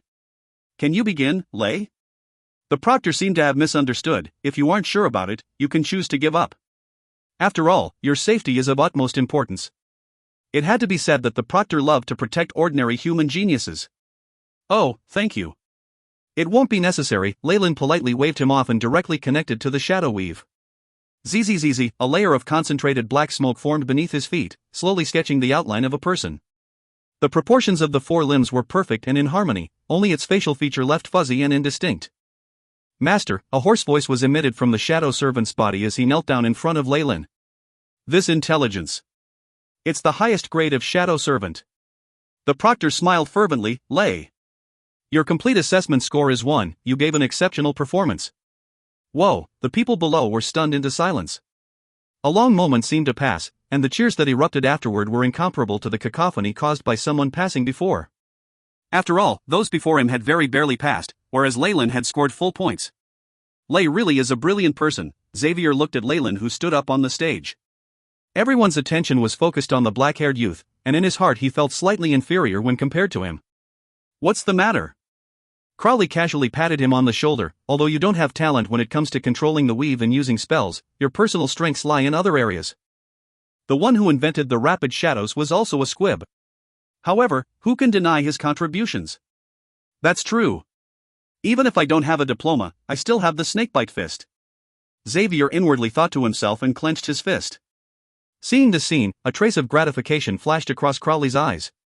His high-ranked permit was hot off the press, and the government had strongly urged Leyland to stay.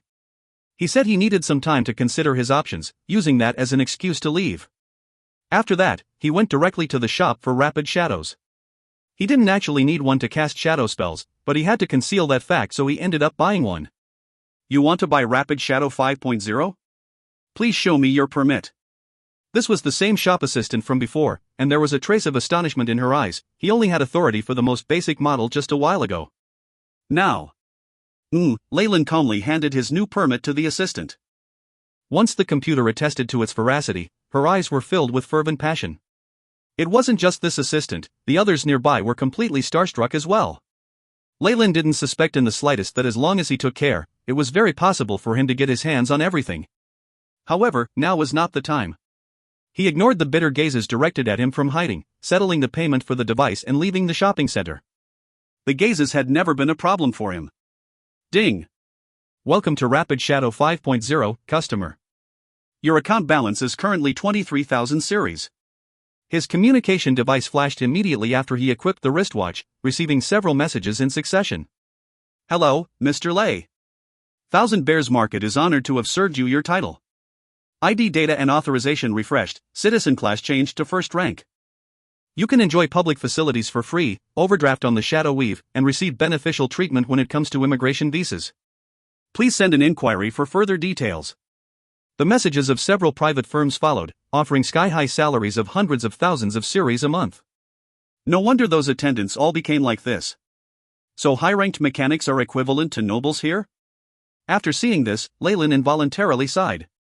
No matter how science and technology progressed, humans in the end were still divided into different ranks. Sadly, he himself didn't have the slightest of interest in these things. He was too lazy to even send a reply. If you find any errors, ads pop up, ads redirect, broken links, non-standard content, etc., please let us know. Report chapter so we can fix it as soon as possible. Chapter 1080, Shar. On his way back to his villa, Leyland went to Xavier's house to greet the siblings, especially making an appearance in front of Jill. Agreeing to visit them again, he returned to his room and closed the doors and windows. Woman of the shadows. Mistress of the night, it's time I greet you.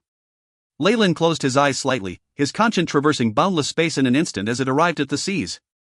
An eerie smile emerged on the oily face of the voodoo doll as it emerged from the blue depths. Target discovered. Attack! Many warships and aircraft carriers equipped with psi energy generators surrounded it, numerous powered submarines gathering around it like sharks. Spells gathered at the malicious mouths of the cannons, causing a great sense of danger. The smile on the voodoo doll widened, and the glint in its two black eyes dimmed before beginning to flicker even more vigorously than before. This slight change resulted in an extreme transformation of the aura of the doll. From a brutal, robotic puppet hunter, it had now turned into a bundle of unfathomable darkness.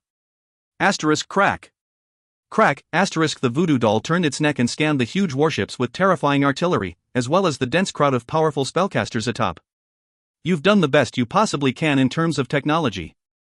Unfortunately, your personal evolution has been stagnant. Leyland shook his head, and then made a sound. Kai, piercing sound waves swept the area, and large batches of the Navy collapsed with blood spurting out of their orifices. Infrasonic attack. Quick, activate shadow protection. The surrounding warships entered a frenzy. Guided by powerful mutants and the Empire's special forces, they formed multicolored shields one by one. Unfortunately, these shields had no effect at all.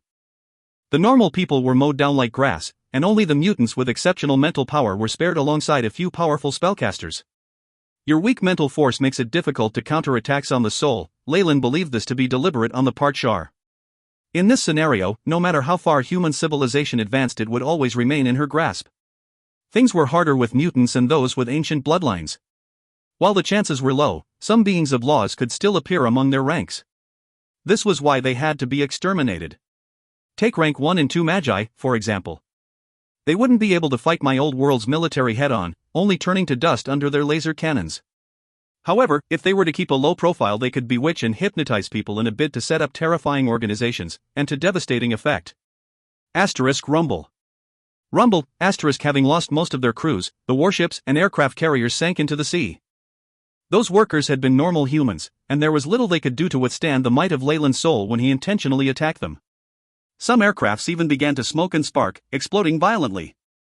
This was the disadvantage of using external tools. All sorts of accidents could occur without a controller. What do we do, Captain?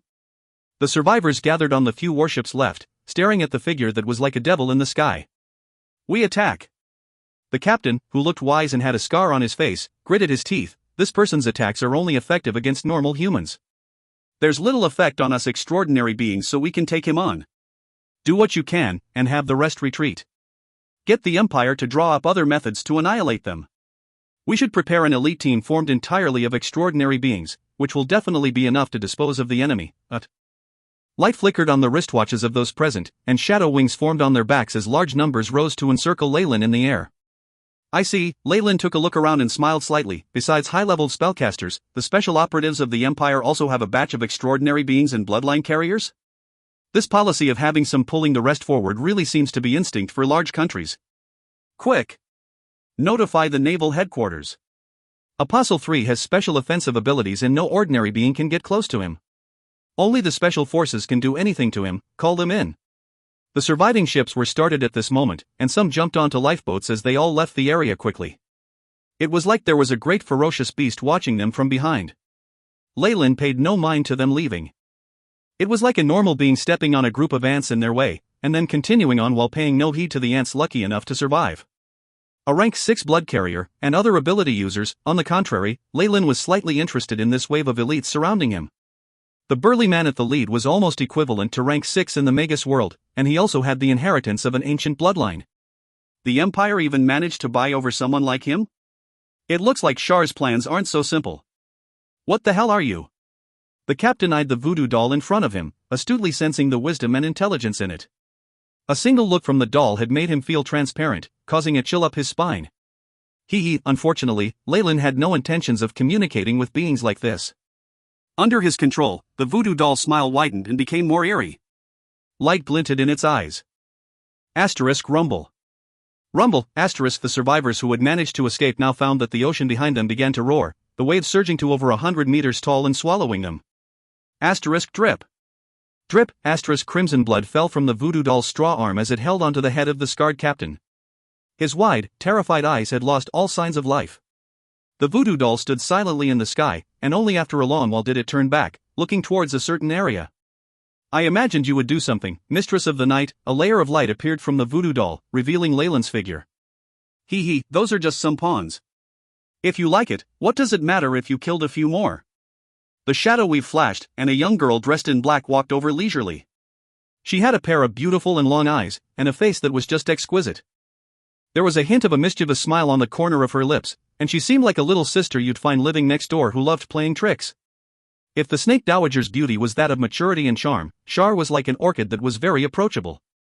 The Mistress of the Night sized Leyland up and down, eyes full of unconcealed curiosity. I thought the Dowager would be the only one coming, I didn't expect she would invite you as well. The smell of this bloodline. Hee, Char's voice was like a clear spring, graceful and beautiful. The smile on her face grew bigger, and she held onto her belly as she started chuckling, huh? I never thought that woman would actually face such a disadvantage as to have a portion of her bloodline ripped out. There's nothing more delightful in the world. The grace of Shadow Force evidently allowed Char to see through Leyland's bloodline with a glance. The fact that Leyland was not feeling the pressure from the world was enough proof of his identity. While I may have separated from her bloodline, we are currently allies, Leyland said with a steely expression. That's true, you are her ally now. The smile on Char's face froze, and turned austere. In the world of gods, she wasn't exactly one who was benevolent or loved peace. Gods lost their immortality and part of their personality in the astral plane, but some things would still remain the same. So? You came here just to see me? Char asked, and Leyland suddenly felt a huge pressure applied on him. Part of it came from the world itself. Large amounts of origin force surged forth, seemingly able to destroy his puppet in an instant as it tried to search for his main body. It isn't quite convenient here, shall we go somewhere else? Leyland looked exceptionally calm in the face of this threat, motioning for Char to go first. Then, with his 5 fingers stroking lightly, the space seemed to open like a curtain, revealing spatial cracks and turbulence. With a challenge like this, Char naturally felt no fear. She was all smiles as she took the first step, and the surrounding space immediately changed as they reached the boundary of the world. The great origin force of the shadow world gushed and tumbled, glimmering with a hint of civility. The huge shadow weave revealed itself, acting like a backbone that controlled everything. Leyland watched this magnificent scene and looked back at the black-veiled girl. Is this your goal? Using the weave to control everything, and then becoming the world itself. If you invited me here to say that, then you can die now. Powerful shadow force twined around the former goddess, the power of multiple laws signifying her power as a rank 8. Leyland merely laughed in answer, asking, should I call you the mistress of the night, or Char? With this sentence, the earth seemed to shatter. Her secret having been seen through, Char's expression changed. You've been to the world of gods? She asked, a silent acknowledgement of her identity. Beings like her would not be so easily startled by quibbles, and since Leyland was already so sure she wouldn't be able to change his thoughts anyway. If you find any errors, ads pop up, ads redirect, broken links, non-standard content, etc., please let us know. Report chapter so we can fix it as soon as possible. Chapter 1081, Seen Through. Seen through. I've been there. The world makes one wish for a leisurely life, and it's filled with all sorts of interesting laws. Leyland chuckled, and then looked at the weird girl. I'd never have thought that the shadow girl didn't actually fall, instead coming to the astral plane, but... Faith is powerful, but it's also a cage for us gods. Char grew dazed, seemingly recalling past memories. When we were on the verge of falling in the dusk of the gods, I actually managed to see through some things. No matter how great it is, restricted power is worth nothing. In comparison, the Magi's approach to the truth. Even so, you were the only one able to make a real change. Leyland's eyes glinted as he inquired subtly. You don't need to try sounding me out. I was the only one who crossed the crystal sphere to come to the astral plane. Devoid of faith, we gods are like fish out of water, and things become dangerous for us. Passing through the crystal sphere in the face of imminent death requires a great amount of courage and luck. I was the only one fortunate enough to succeed. Char's lips quirked up in a smile. I've answered your questions. Now, you can fall at ease. In the next moment, she suddenly attacked, but... Rumble, the entire shadow world seemed to come to life. Great origin force descended through the shadow weave, somehow boosting her strength past its limits as she seemed to reach the peak of rank 8. Beep. Target has locked onto host Sora, is tracking. Countdown, the AI chip warned in blood red. Leyland understood that she'd be able to find his main body sooner or later if he didn't do anything. Such was the terror of a peak rank 8 Magus. With his clone here, Char could connect to his main body, injuring it grievously or even killing him along with it. The shadow weave allows you to completely wield extraordinary strength. It can even amplify world origin force. As expected of the mistress of the night, your wisdom is as dazzling as the stars. Leyland was also one of those beings of laws that did not have to worry about the world origin force. This method was like a breath of fresh air for him. Char's usage of it wasn't something simple, instead optimized, boosted, and altered slightly. If world origin force was crude oil, then the shadow weave allowed her to process it, separating it into diesel, gasoline, and asphalt at different times, making it more usable. Leyland's own origin force weapon was similar, though it held a few more advantages. Although the shadow weave gave Char power, it restricted her movements. On the other hand, the origin force weapon could adapt to various worlds. Palala, the raging shadow we've emerged from different areas, like a powerful electric grid that trapped Leyland within. If these are your last words, then I humbly accept your praise, Char's sweet voice sounded, with no bloodlust whatsoever. However, at this moment, she had already issued a death penalty to this being of law under her. Before she reached the peak of rank 8 and completely fused with the shadow world, Char still had a weak point. She wouldn't be able to break out of a siege of peak rank 8s, which was why she couldn't let the Magus who knew her secret leave.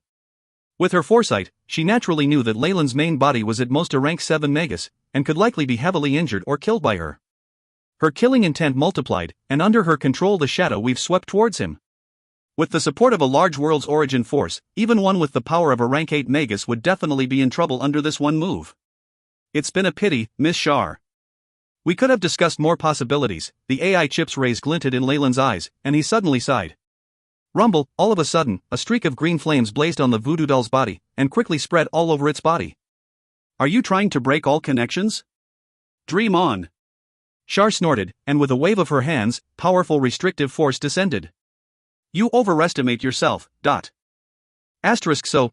amidst the green waves, Leyland's figure suddenly turned into a meteor. As if he was committing suicide, he crashed into the weave that was closing in on him. Boom, all of a sudden, a feeling of extreme danger struck Char's soul. It was a warning of failure, instantly reminding her of the danger she felt during the dusk of the gods. In fact, this sensation was even worse than what she'd felt back then. What's going on? Char suddenly retreated, numerous spell rays flickering on her body. Circles of origin force formed an armor that began to envelop her. In what had been a sea of origin force, within the palace, the girl in the crystal slowly opened her eyes, a trace of fear appearing on her expression. Buzz, turbulent. Immense. A conscience that had initially been in a deep slumber suddenly awakened as it descended.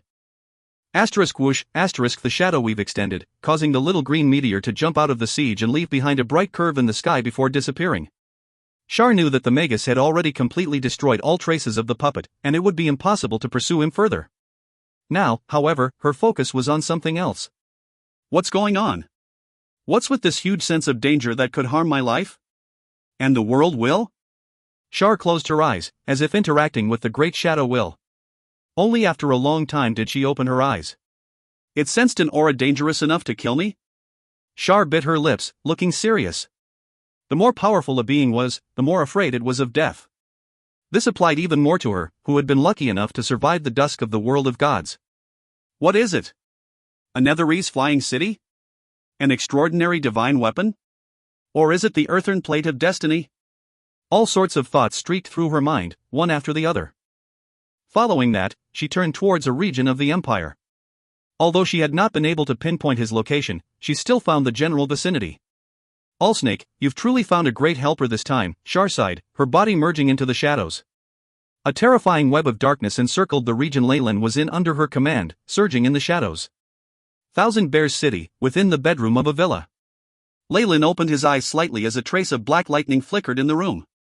Some of the threads that had tried to pursue him were disconnected and swallowed, dissolved by darkness.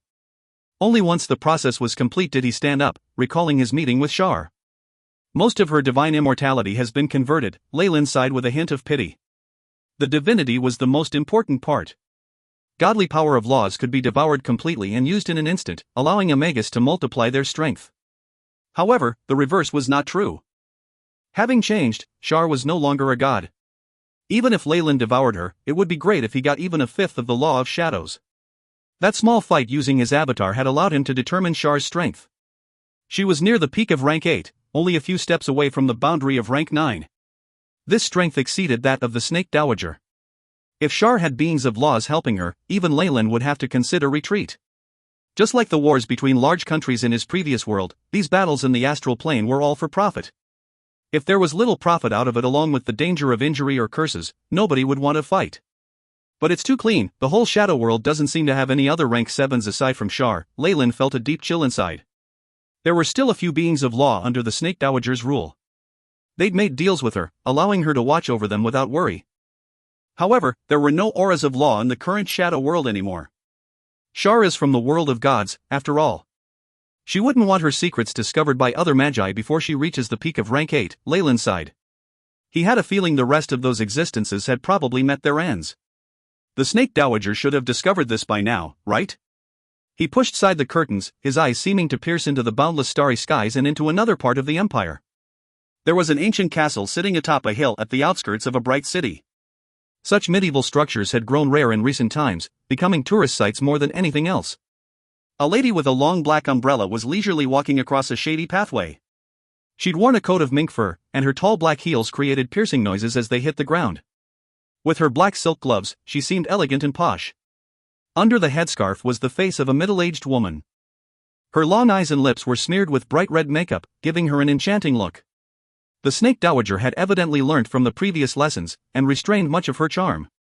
While her current figure was beautiful, it was not enough to create trouble and suffering for the country. Raindrops dripped onto the roads and created a lively rhythm. The soil was all muddy, yet nothing seemed to stick onto her high heels. However, as there weren't many people nearby, nobody discovered this startling scene.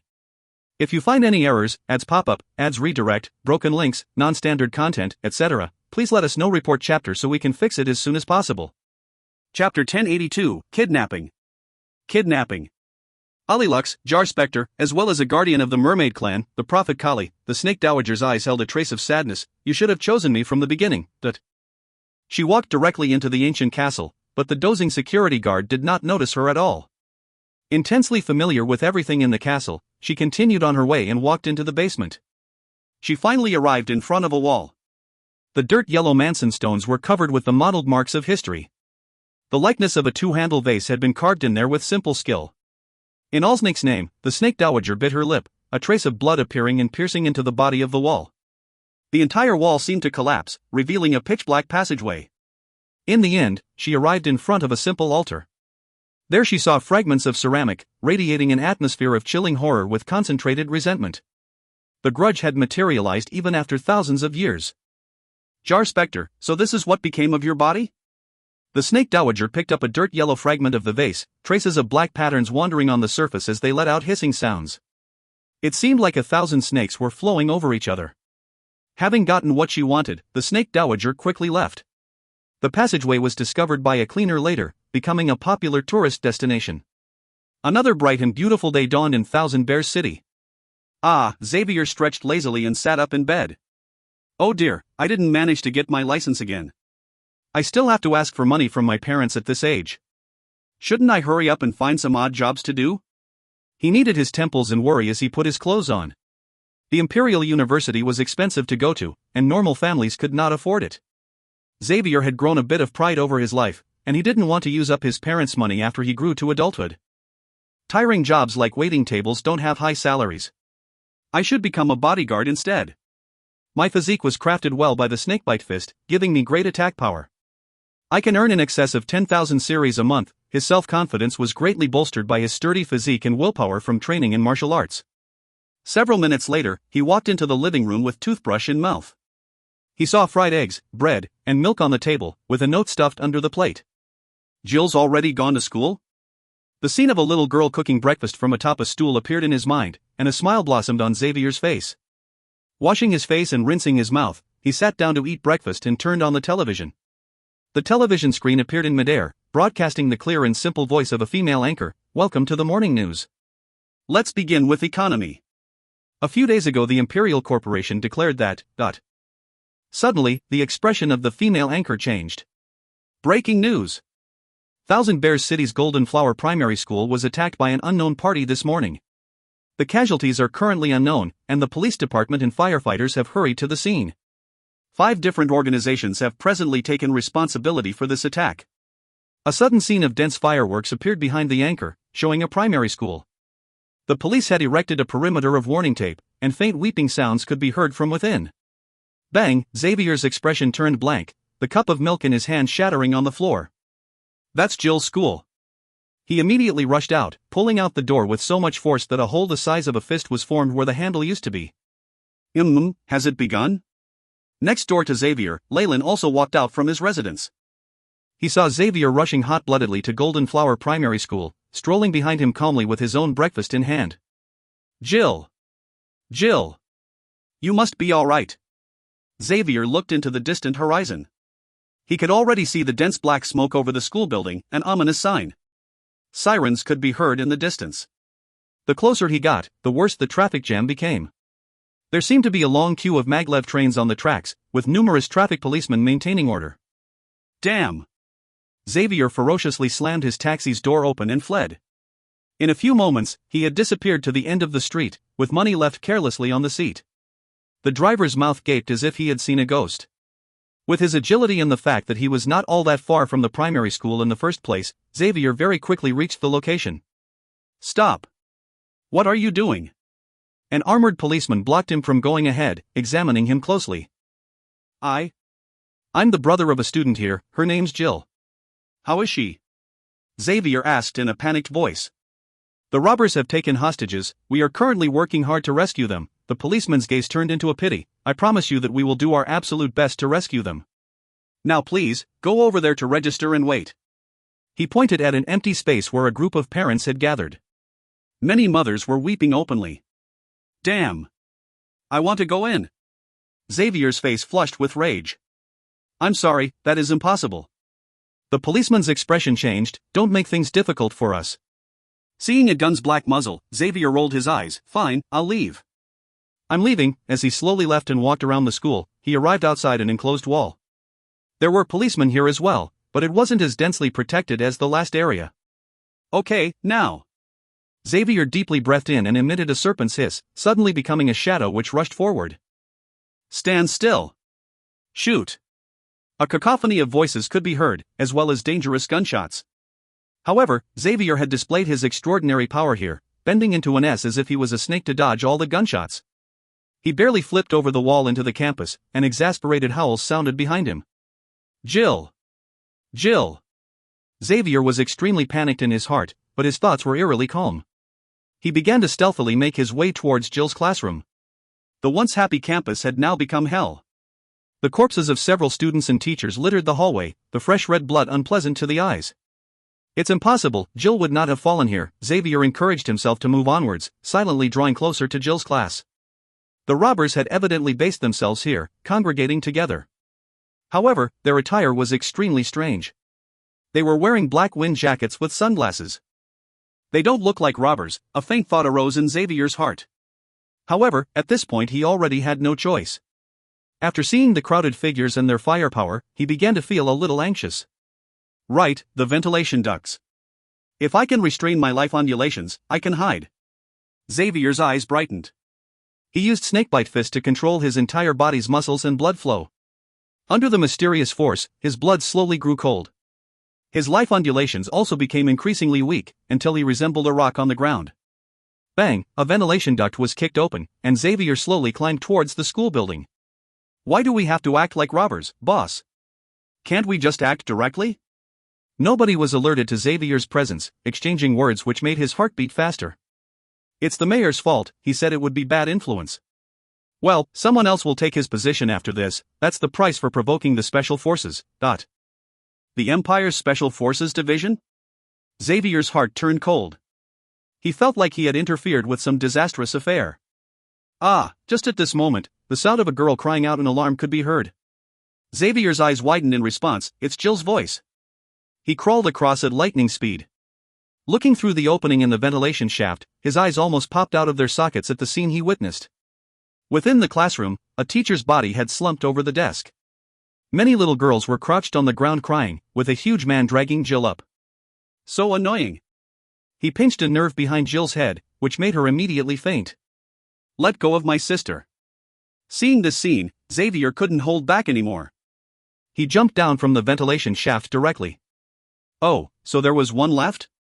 The man in the wind jacket looked at Xavier and at the black apparatus in his hand. It's a shame he's too old. There's no value in nurturing and brainwashing him. Let go of my sister. Xavier roared as he charged ahead. However, he was blocked by a slanted-eyed youth with a pallid face. Heavy makeup was smeared on his face in thick layers, and he swiped his tongue across his brightly colored lips. Give this one to me, he seems rather amusing, he said with an evil expression. A rapid shadow wristwatch flashed with light, and a wall of shadows stopped Xavier in his tracks. All right, but pay attention to the time, the middle-aged man nodded. He threw Jill and two other girls over his shoulder and left. Damn it, damn it. Xavier's expression flushed a deep red. His arm suddenly softened, and like a snake with sharp fangs he shattered the shadow wall into pieces. Oh, a martial artist? I like it. Slant eyes seemed to brighten. I know from experience that trash like you can last a little longer, so don't disappoint me. Don't even think about stubbornly resisting. I've already surpassed high-ranked mechanics and can directly connect to the highest layer of the shadow weave. Your martial skills are just a joke compared to high-ranked spells. SSS, a black shadow flashed past. Xavier reappeared in front of Slant Eyes, his fingers stabbing directly into his throat.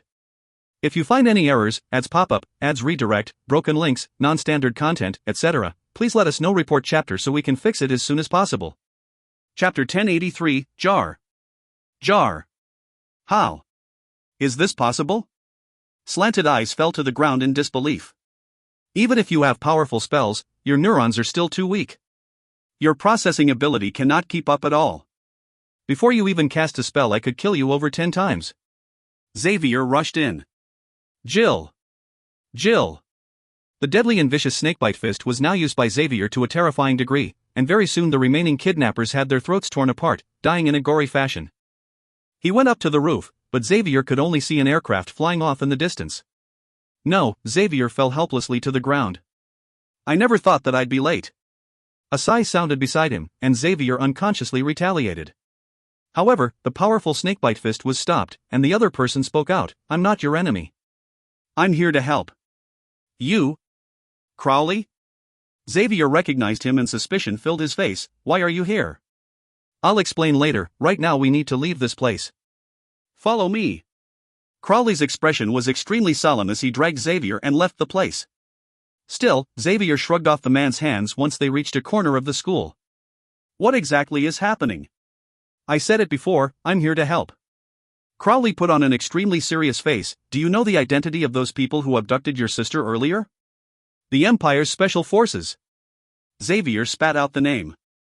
Learning of this fact, all his hopes of police help had been dashed. They're lackeys of the Special Forces. There was a tinge of hatred in Crowley's voice. Not only do rampantly kill adult bloodline carriers, they capture our children and brainwash them into becoming their own recruits. Bloodline carriers? Could it be? Xavier suddenly recalled the contents of his family's inherited book. I implicated all of you this time. You'd best give your parents a call, and let them avoid all risks, Crowley said apologetically. Wait, Xavier shrugged his hands. He'd learned too much today, causing him to feel dizzy. Who exactly are you? Why did you say you all?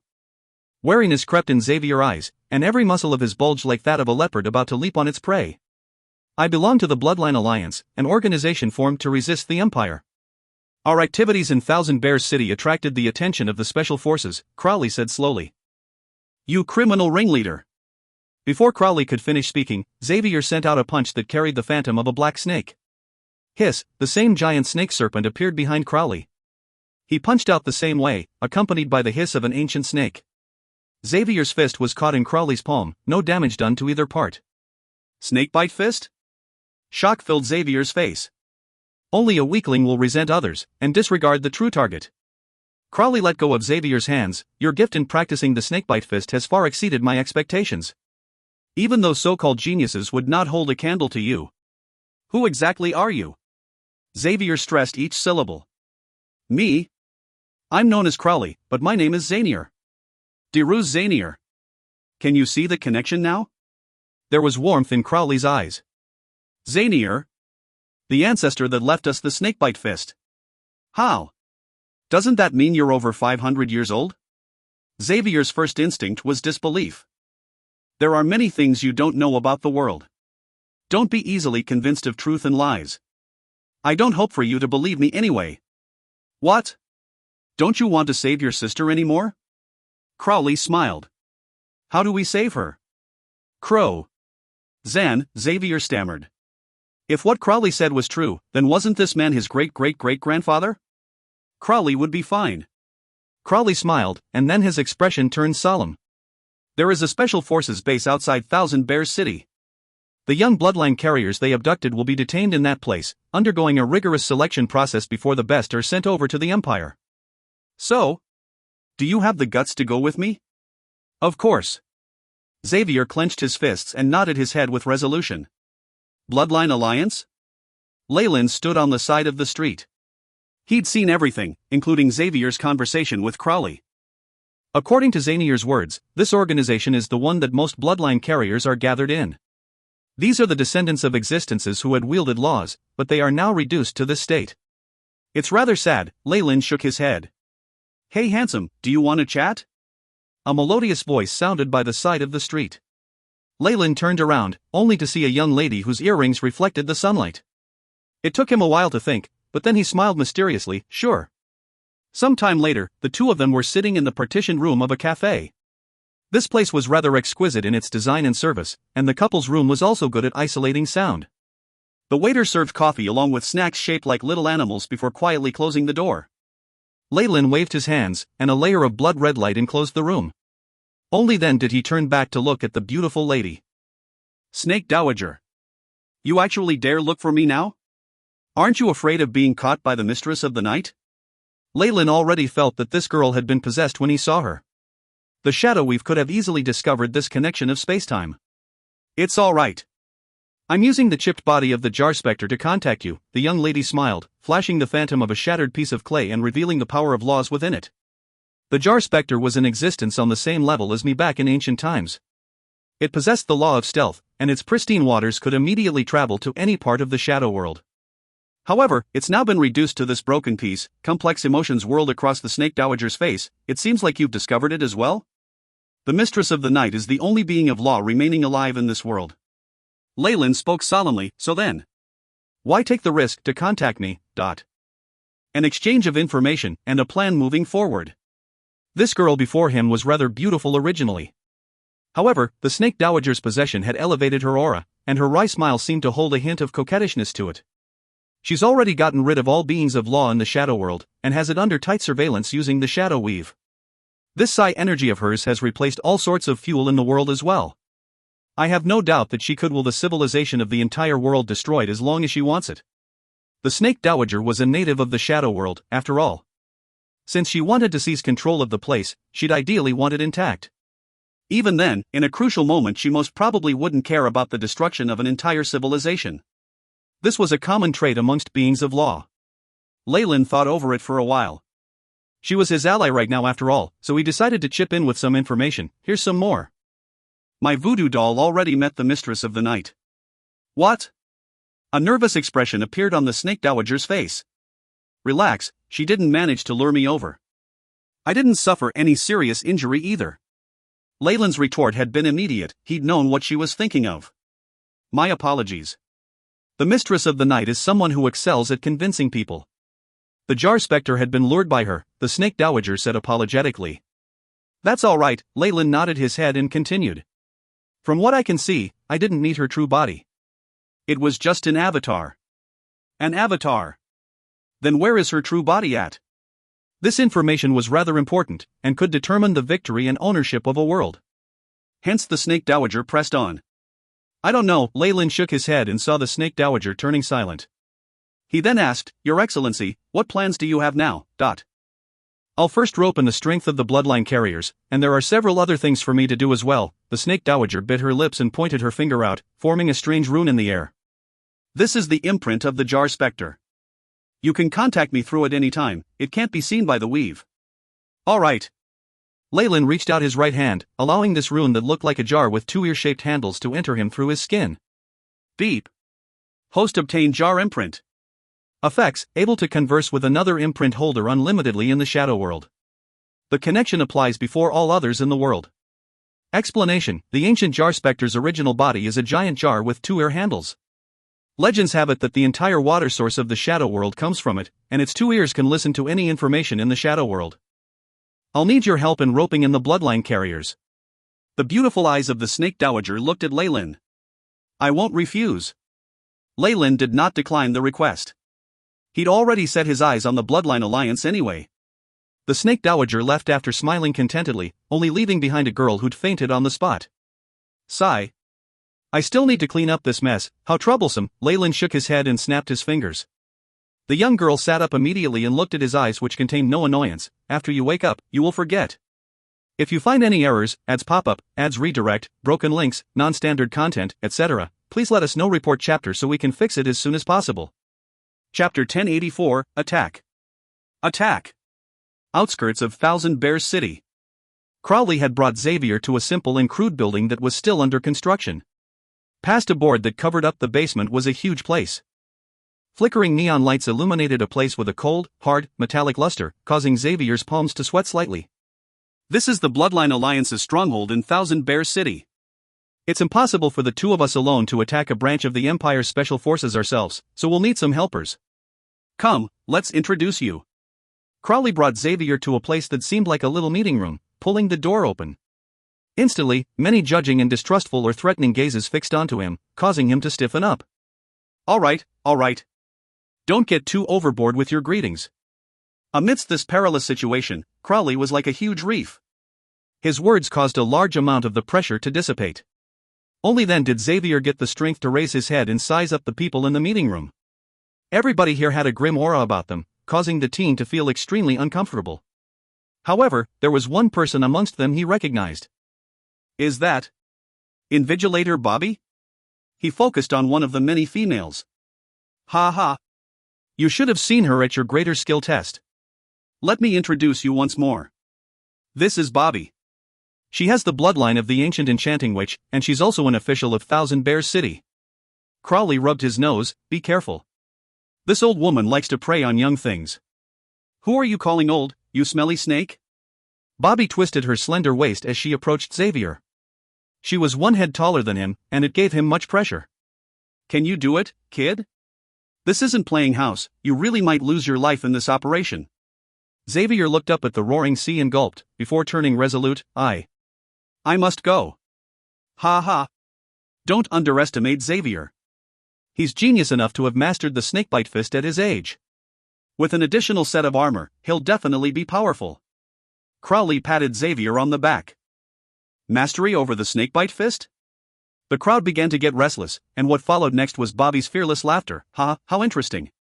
This is too interesting. He's not even 20 now. Considering his age, it can't have been all that long. She turned her waist and sized Xavier up and down as if watching a rare animal. She then shot a glance at Crowley with her slender eyes, the challenge and disdain within them obvious. Didn't you take 200 years to do the same thing? In comparison to him, what are you? Can we not discuss this now? Crowley could only surrender to this taunt that struck at his weak spot. Xavier, on the other hand, was shocked. Is the snakebite fist that difficult? Then why could I succeed in a matter of days? He now understood that what had happened to him was something unusual. He decided to keep it a secret. It was something that could not be made known. All right.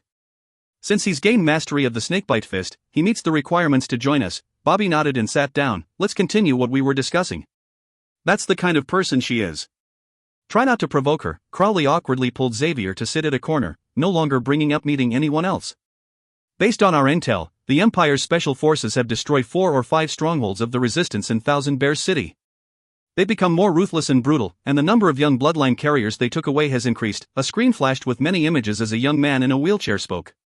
A picture of Golden Flower Primary School caused Xavier to clench his fists. We can surmise that they must have faced a huge loss of sorts recently, so they're eager to get new blood. The young man on the wheelchair lifted his glasses, full of confidence. Thanks to them, numerous organizations are now willing to pledge their loyalty to us. Of course, it's on the condition that we destroy their base in Thousand Bears City and save their relatives. What's most important is that the other side is unscrupulous, to the point that even the mayor is disgusted. We can make use of this and break off their most powerful support from authorities. Do you understand the general situation now? Prepare to move out. Bobby clapped her hands, and people left the meeting room one after another. Only Xavier, Crowley, and a few others were left behind. You don't have a weapon yet, right, kid? Come with me. Bobby placed her hands on her hips and brought Xavier to the young man seated in the wheelchair.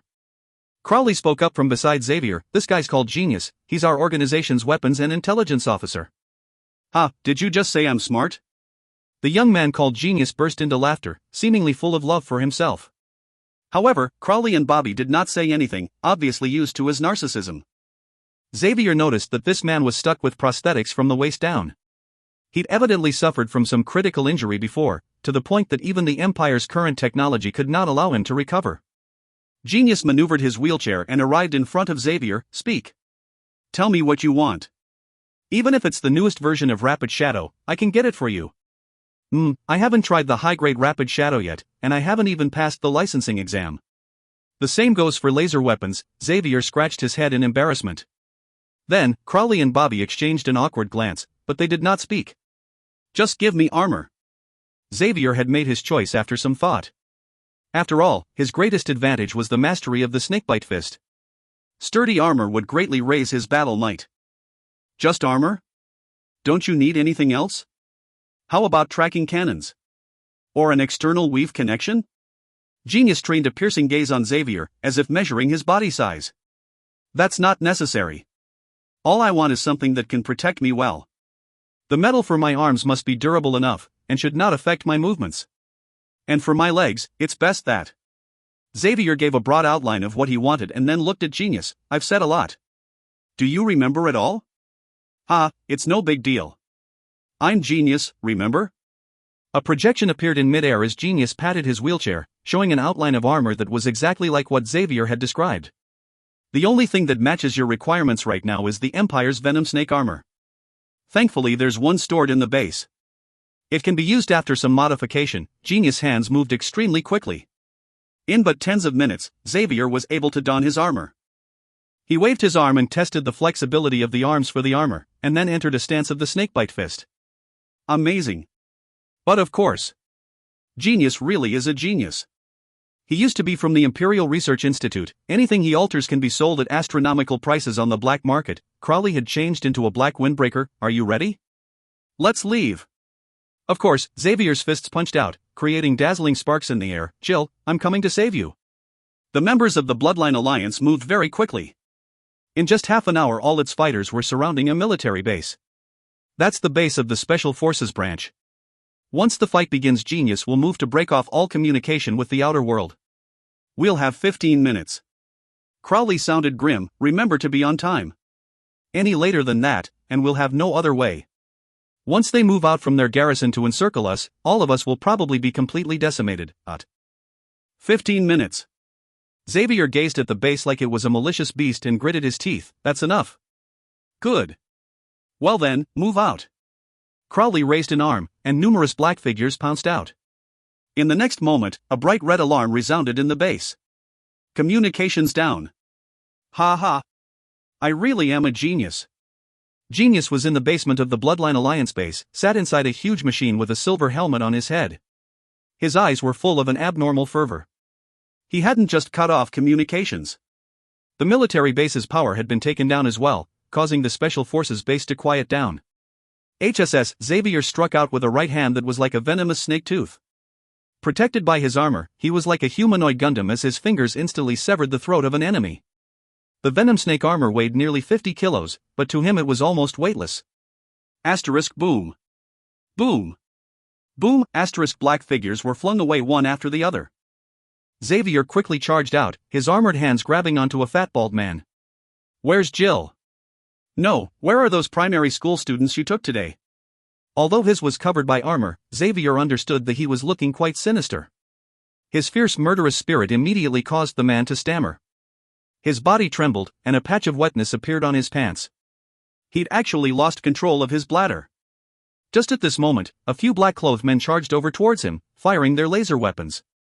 The shots only left shallow marks on Xavier's armor, and in retaliation he struck them ruthlessly, causing them to crash into the wall, leaving huge depressions behind. Their bones shattered loudly, and it was obvious that they would not live. Speak quickly, or you're next. If you find any errors, ads pop up, ads redirect, broken links, non-standard content, etc., please let us know. Report chapter so we can fix it as soon as possible. Chapter 1085, Rescue. Rescue. I'll say it. They're in basement 2. The immense threat of death cured the fatty's stutter, and he spilled the beans in a hurry. Crash. Xavier tossed him to the side and charged down to the basement. Trash. You're all trash. An icy voice sounded, causing Xavier's heart to skip a beat. He soon saw a black-robed figure that made his eyes bulge in rage. It was the middle-aged man who had abducted his sister, and he was still wearing the same jacket. The guards here are too weak. The man didn't carry any weapons on him, and the unzipped jacket flapped in the wind to reveal the perfect abdominal muscles of his body. It gave Xavier an extreme sense of danger. At the man's feet were many dead members of the Bloodline Alliance, and on his body were scars from the aftermath of an explosion. Give me back my sister. Xavier howled. Oh, you're that kid from before. Looks like that idiot base is dead. The middle-aged man inhaled deeply. Make sure to remember my name. I'm Wolfong, the one who'll kill you tonight. Oh, a strong force field emanated from the man's body, making Xavier feel like he was standing helplessly before a canine on the grassy plains. Hiss, he quickly activated the snakebite fist in response, and the phantom of a black serpent appeared behind him. Huh, interesting. I'll be able to toy with you a little while longer. Wolfong's eyes brightened. Boom, however, the ceiling broke apart just as Wolfong was about to make his move, and Crowley descended to stand in front of Xavier. Go! I'll stop him. Thank you. Xavier rapidly disappeared into the passage, but Crowley and Wolfong no longer minded him. Kiki. Crowley, one of the top 5 experts of the Bloodline Alliance. You're wanted for 15 charges of treason, a rank SSS criminal. Wolfong's gaze at Crowley was like nothing else existed in the world. Javis lackey, eh?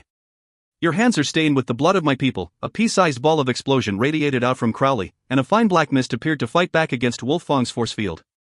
A black python seemed to emerge from within the mist, its vertical eyes glaring at Wolfong. Ha ha ha. Interesting, quite interesting. So that kid just now was your student? Or is he a descendant? Wolfong guffawed as he charged forward like a tank. The battle had begun. What is this? Having entered the room in the basement, Xavier was scared out of his wits at the sight he'd witnessed. Multiple giant nutrition pods littered the area, containing creatures of different species and even human beings. The humans themselves seemed to be from all age groups. However, even if these people looked normal, there was definitely something odd about them.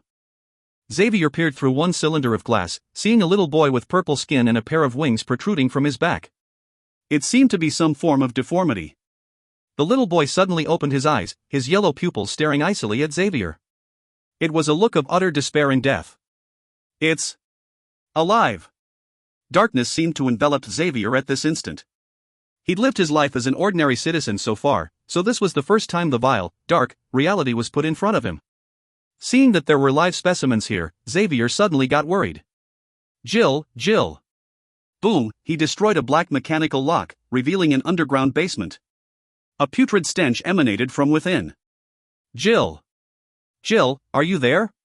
Xavier opened one of the cages underground, but he only saw a few girls with unfamiliar faces. 5 minutes left. Make sure to withdraw in time. Genius sounded rather nervous through the earpiece. Several other members who'd followed Xavier exchanged looks, and immediately began scouring for Jill. Xavier did not mind the actions of the members. He had only wanted to find Jill right now. Get lost. Several Special Forces members were sent flying back and died miserably as a loud serpent hissed. This place was only a branch base, and it wasn't prepared for such a relentless ambush. It probably held more administrators than soldiers, so Xavier with his armor on was like a ferocious beast that swept away everything in his path. Underground room number 2. He kicked open a metal door, and saw several girls crouching in the corner. All of them wore the uniform of Golden Flower Primary School. Jill. Xavier howled, but there was no response. Not here. Not here too. What's happening? He forcefully picked up a researcher in a white lab coat, the strength in his wrist causing the man's face to turn red. Cough. The kids from Golden Flower Primary School that were captured today are here. The researcher's face turned purple as he uttered several more words. However, some special specimens were just taken away, en route to headquarters. Cough, I told you everything I know, please spare me. Damn it. Xavier's eyes turned red, and he crushed the man's throat without much effort. Bang, the corpse fell lifelessly to the ground. Xavier then waved his hands and sent the little children running out of the room. Right now, he could only walk around aimlessly in the underground base. Enemy troops will arrive in 1 minute. Evacuate immediately. Genius' voice sounded once again. He was extremely exasperated now, but Xavier seemed not to hear anything he was saying. What are you doing? You idiot! Bang, a fist struck Xavier's face, causing him to be embedded into the wall that had crumbled partially, but it had turned him clear-headed. Here. Jill. Not here, dot. So what? You haven't found your sister? Bobby wore a tight uniform, as he punched Xavier again, sending him flying out from the wall. He then stepped on Xavier. She's not dead, so as long as she's alive, there will always be a chance. But right now, you are very likely to die here before her. Yes. The headquarters of the Special Forces. I have to go there. Xavier's pupils suddenly blazed with flames. Thank you, Miss Bobby. Also, how is Crowley right now? He's in trouble. Wolfang is Java's right-hand man, so he is very powerful. Only Crowley here can resist him, and their support troops came in faster than expected. The only comfort is that the other members in this base aren't strong fighters, so we already rescued a large number of people. I'll help him. Without further hesitation, Xavier jumped on his feet quickly, and ran at a speed that Bobby could not chase after. Sigh. Young people nowadays, without knowing why, Bobby smiled lightly. But very soon, she surveyed her surroundings. What are all of you waiting for? Hurry and evacuate. Take everything that can be brought away, and destroy the rest. I want the sins of this place to be burned away by fire. Asterisk pit-pat. Pit-pat, asterisk droplets of fresh blood fell of the ground, accompanied by heavy panting. Crowley looked at the 3 deep gashes on his chest, and at the blood pouring profusely out of the wounds. Wolfang had managed to expose his bone. Ha ha. How is it? A top expert of the Bloodline Alliance only has this much ability? Wolfang laughed maniacally. His shirt had been ripped open, and his aura began to converge, forming the phantom of a wolf behind him. Experts like them were far faster than normal human beings. Unless one could cast spells instantly, a rapid shadow wristwatch was of no use at this level. You're a bloodline carrier as well. Why betray your kin? Crowley asked, panting. You haven't seen the might of the Empire, Wolfang squinted. You'll never be able to imagine the kind of existence that backs it up. Compared to them, I am but an ant. Ah. You already lost the heart to improve yourself as a practitioner. Crowley swayed, as if he was going to collapse at any moment. It doesn't matter what you say now, because you are going to die here today. Wolfang struck out, and a powerful gale accompanied his strike which looked like the jaws of a wolf. Wolfang punch. Hiss, a black figure stood before Crowley and a snake hissed loudly, but the black figure was sent flying back. Kid, you actually dared to return? Wolfang looked at Xavier. Hurry and leave. You aren't his match. Crowley looked extremely worried now. Don't worry, I'm fine. Xavier picked himself up from the ground and patted off the dirt on his body. Asterisk Kacha. Kacha, asterisk however, his expression soon changed. A spiderweb of a crack appeared on his fist, soon extending to his arms and even his shoulders. His armor quickly shattered into pieces, revealing the teenage boy within. My Wolfang punch has the power to shatter and shock anything it touches, so it is the best for destroying things. Wolfang stood before Xavier, like a giant wolf which had found his prey. Not good, Wolfang is stronger than I'd expected. Even the other members that Bobby brought as support are not going to be of much use. Cold sweat began to form at the tip of Xavier's brows. No. I still have to find Jill. How can I die here? The youth clenched his fist. This intense desire to live made its way to Lyle, who was watching on as a spectator. Forget it. He is after all a descendant of the Snake Dowager. I just agreed to look after her bloodline. How could I betray that so quickly? Lyle smiled and gently tapped in the air with his finger. If you find any errors, ads pop-up, ads redirect, broken links, non-standard content, etc., please let us know. Report chapter so we can fix it as soon as possible. Chapter 1086, Transfer. Transfer. Xavier lost his focus for a moment, but he soon felt something burning up in his chest. A pain reverberated from the very depths of his soul, immediately breaking the defenses of his spirit to render him unconscious. However, his body stood still in the real world. Were his clothes to be taken off, one would be able to see dark yet beautiful runes form a mandara flower that spread out from his heart. Many powerful glyphs formed its exquisite petals. What are you trying to do, kid? Wolfang felt shivers run down his spine, and he sensed a great danger to his life. Damn it! He struck out under the pressure, forming the sharpest of wind blades. Secret technique, feral wind wolf crunch. Asterisk a distant howl sounded, and the gale turned into a giant wolf jaw that engulfed the teen. However, Wolfang actually felt the threat to his life increase, amplifying over tenfold in an instant. The fear almost stopped his heart. A figure walked out of the wolf jaw, completely unharmed. Wolfang let out a cry of astonishment, but it was too late. A black datura flower bloomed faintly in the void. Not bad. Lyle nodded his head as he saw Crowley taking the unconscious Xavier away. The other members of the Bloodline Alliance had also retreated, but that was after they had set the base on fire, turning everything into ashes. However, what are these impure descendants of the Snake Dowager doing here? She has so many descendants of her bloodline in the Purgatory world, these few here do not even matter. Unless... Laylan's eyes brightened. She wants the other beings of laws to revive using their bloodline? That'll consume a lot. So then, a bloodline corruption will occur, allowing her to resist Char's weave? Many possibilities flashed before Leyland's eyes, all simulated by the AI chip. Hurry and leave. Crowley hopped onto an aircraft with Xavier in tow. You actually made it out alive? Disasters do have long lives. Bobby exclaimed. Still, she could not hide the joy in her eyes. Don't make fun of me at a time like this, Crowley smiled wryly, and placed Xavier down. Right now, Xavier's eyes were shut and he seemed to be unconscious. What happened to him? And what about Wolf Fong? Bobby looked at Crowley. I know you have a lot of trump cards. It isn't my accomplishment this time. The bitterness in Crowley's eyes were more apparent than ever before as he pointed at Xavier. He was the one who killed Wolf Fong. If not for me, I'd have wound up dead. Impossible. Many members of the Bloodline Alliance exclaimed in astonishment. Even Bobby was stunned for a moment before she began to look at the youth lying on the cold hard floor. You mean? He killed a powerful figure of the Special Forces, Java's right-hand man? He eliminated Wolf Fong? There's a limit to how much you can joke. I hope I was joking as well, but the fact is undeniable. Crowley's face turned stern. I sensed the power of our ancestor awakening within Xavier's blood. Have any of you felt it? The power of our bloodline has increased, especially in this short period of time. A bloodline carrier could only obtain strength from their bloodline, and their position and status depended on the purity and concentration of their blood. Bloodline carriers would thus weaken from generation to generation, and it was rare for a descendant to surpass their ancestor. However, they had all felt their powers from the bloodline increasing. This was extremely abnormal. What are you trying to say? Bobby looked at Crowley as she retracted her smile. It's just a feeling.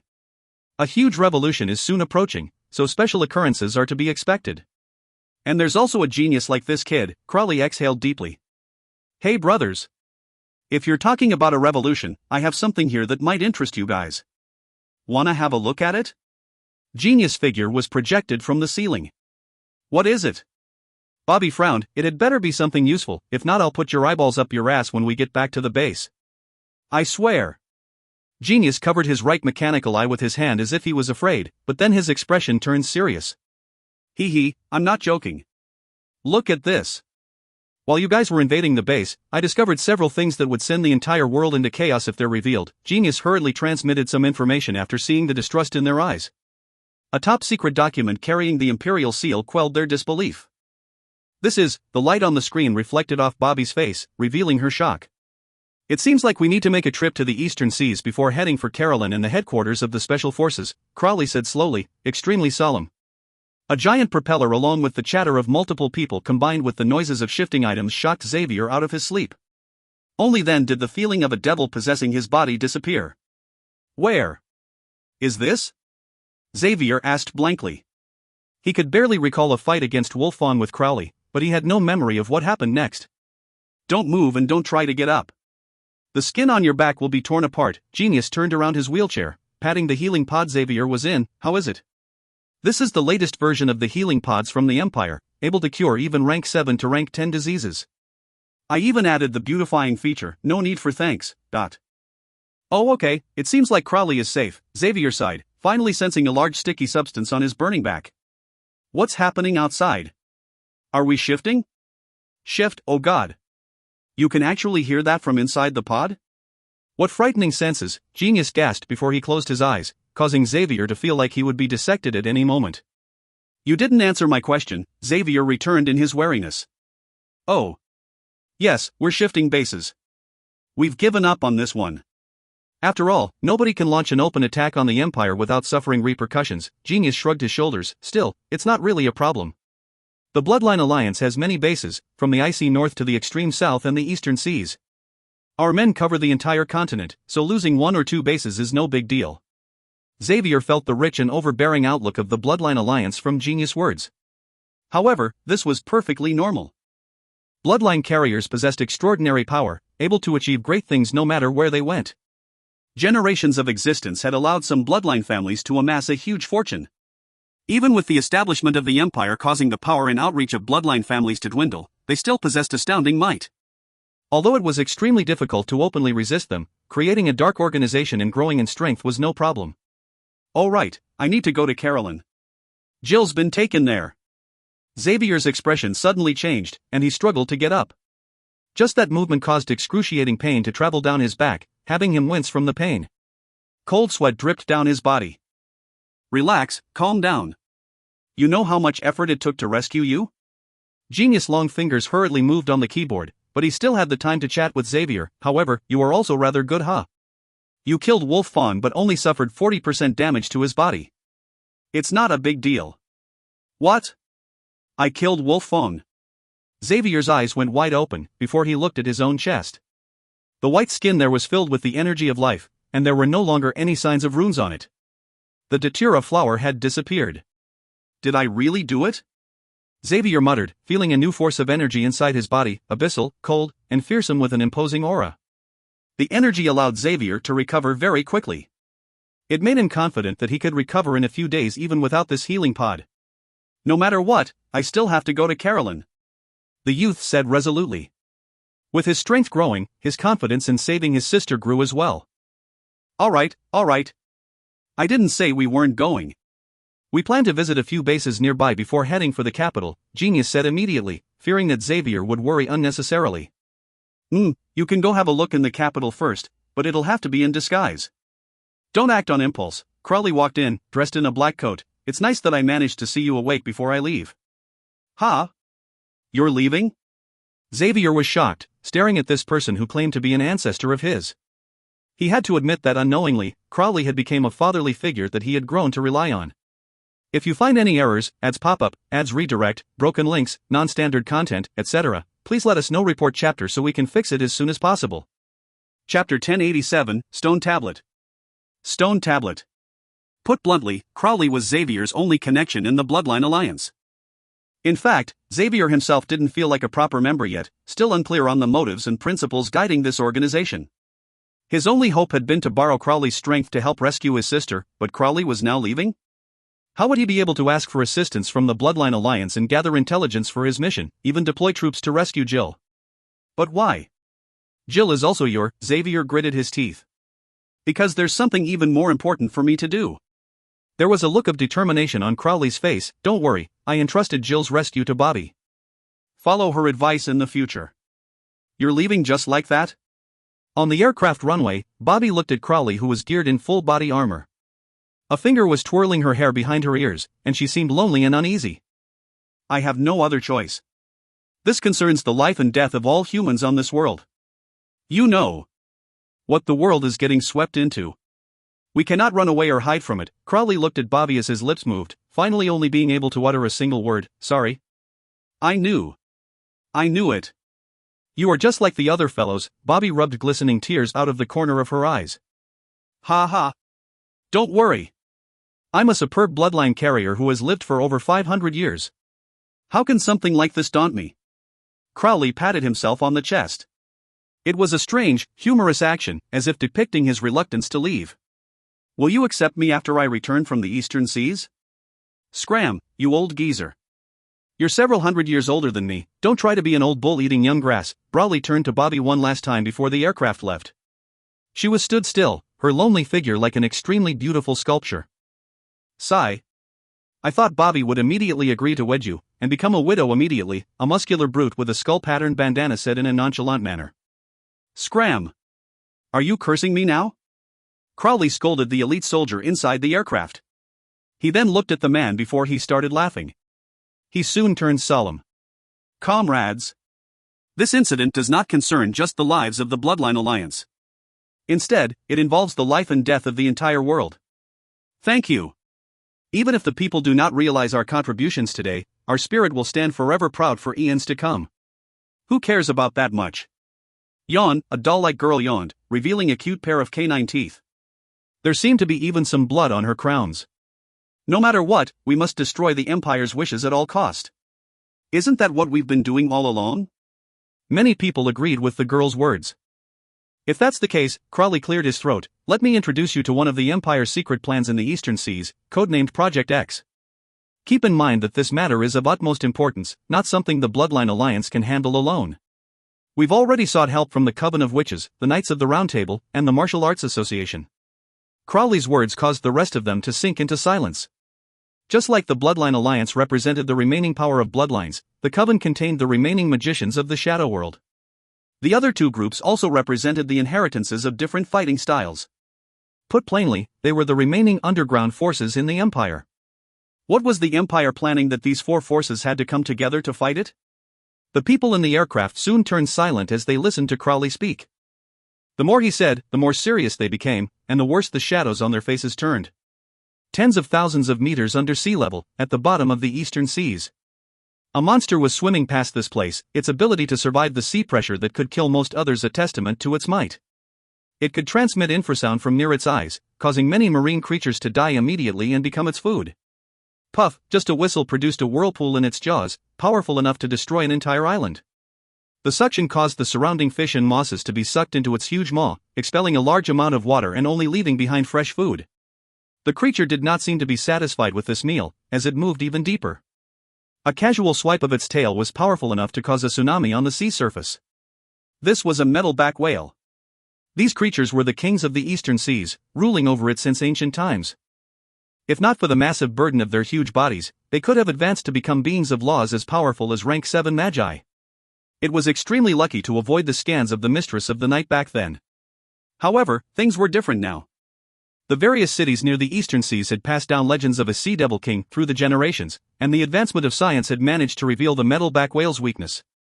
Rumble, a psi energy submarine appeared here, larger than even the whale. 2 psi energy webs appeared on its sides, launching a snare with powerful high-voltage currents that paralyzed the beast. Shadow spells, cannon fire, and poison javelins soon followed, exploding on the whale's back like fireworks. Whoa, the metalback whale howled with anger as its massive body writhed in pain.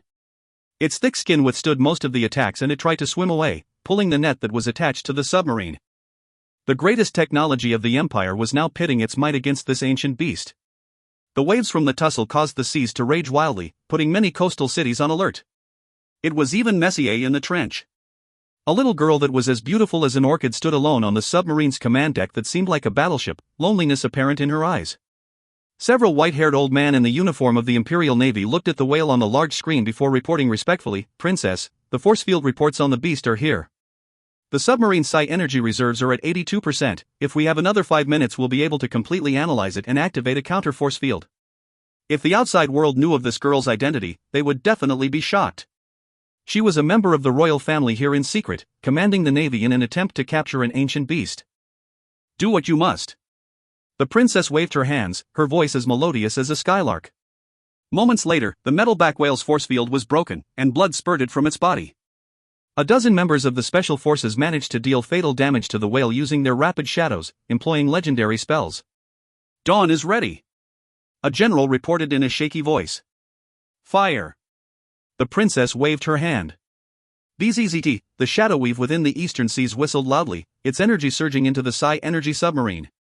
Everyone in the region felt their rapid shadows fail for a few minutes, jamming up the company's customer service hotline afterwards. All of this energy from the shadow weave combined with the psi energy of the submarine to devastating effect. A beam of light that seemed to be able to split the earth in half pierced through the whale's massive figure with a speed faster than light, before piercing through the surface of the sea and through the skies. Everyone in the Empire was able to see this beam of light, and it even attracted the interest of astrologers. Long live the Empire! Oh great Empire! The screen showed the metalback whale devoid of all life, its aura weakening.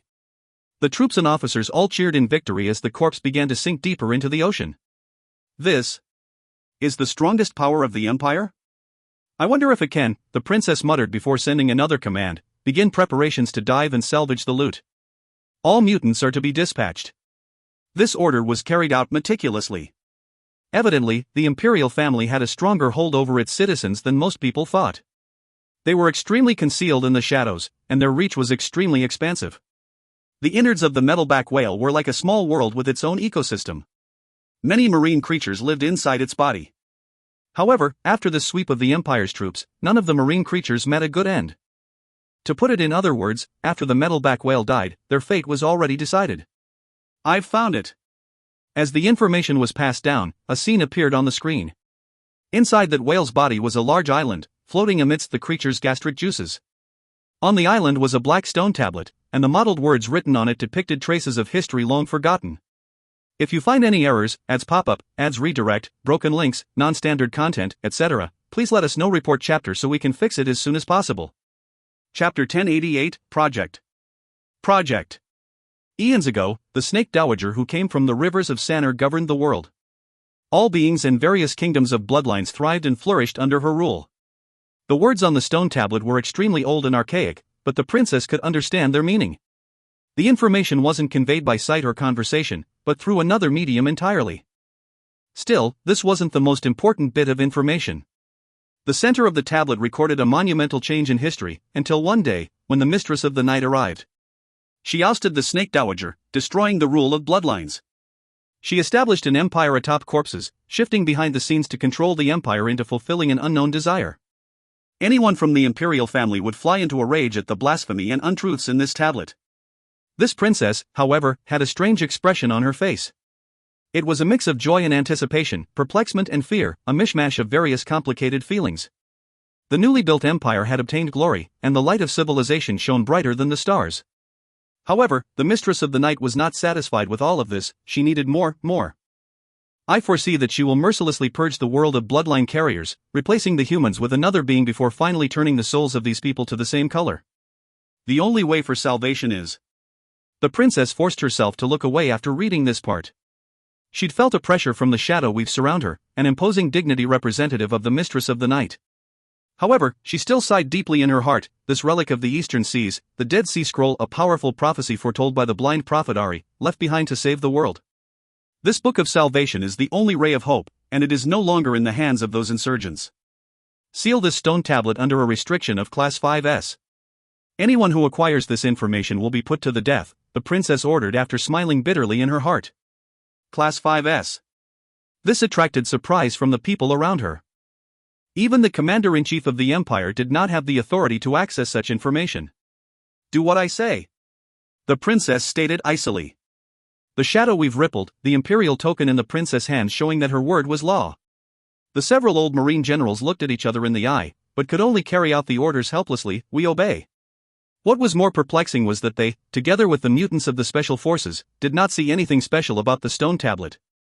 To them, the stone tablet was filled with strange drawings, just like the doodles of a child. They simply could not make anything of it. However, something that had the princess come personally with a submarine that could even destroy an ancient creature was no ordinary matter. Not knowing is also for your own good, the princess smiled wryly as she watched the figures of those old generals as they left. The more she knew, the more she sunk into despair. The entirety of the empire was controlled by someone working behind the scenes? And that too for tens of thousands of years, creating the imperial family and issuing the state policies? Even the most stupid of beggars would not believe a joke like this. However, the princess knew that it was the truth. Furthermore, she could not resist the powers of the Mistress of the Night.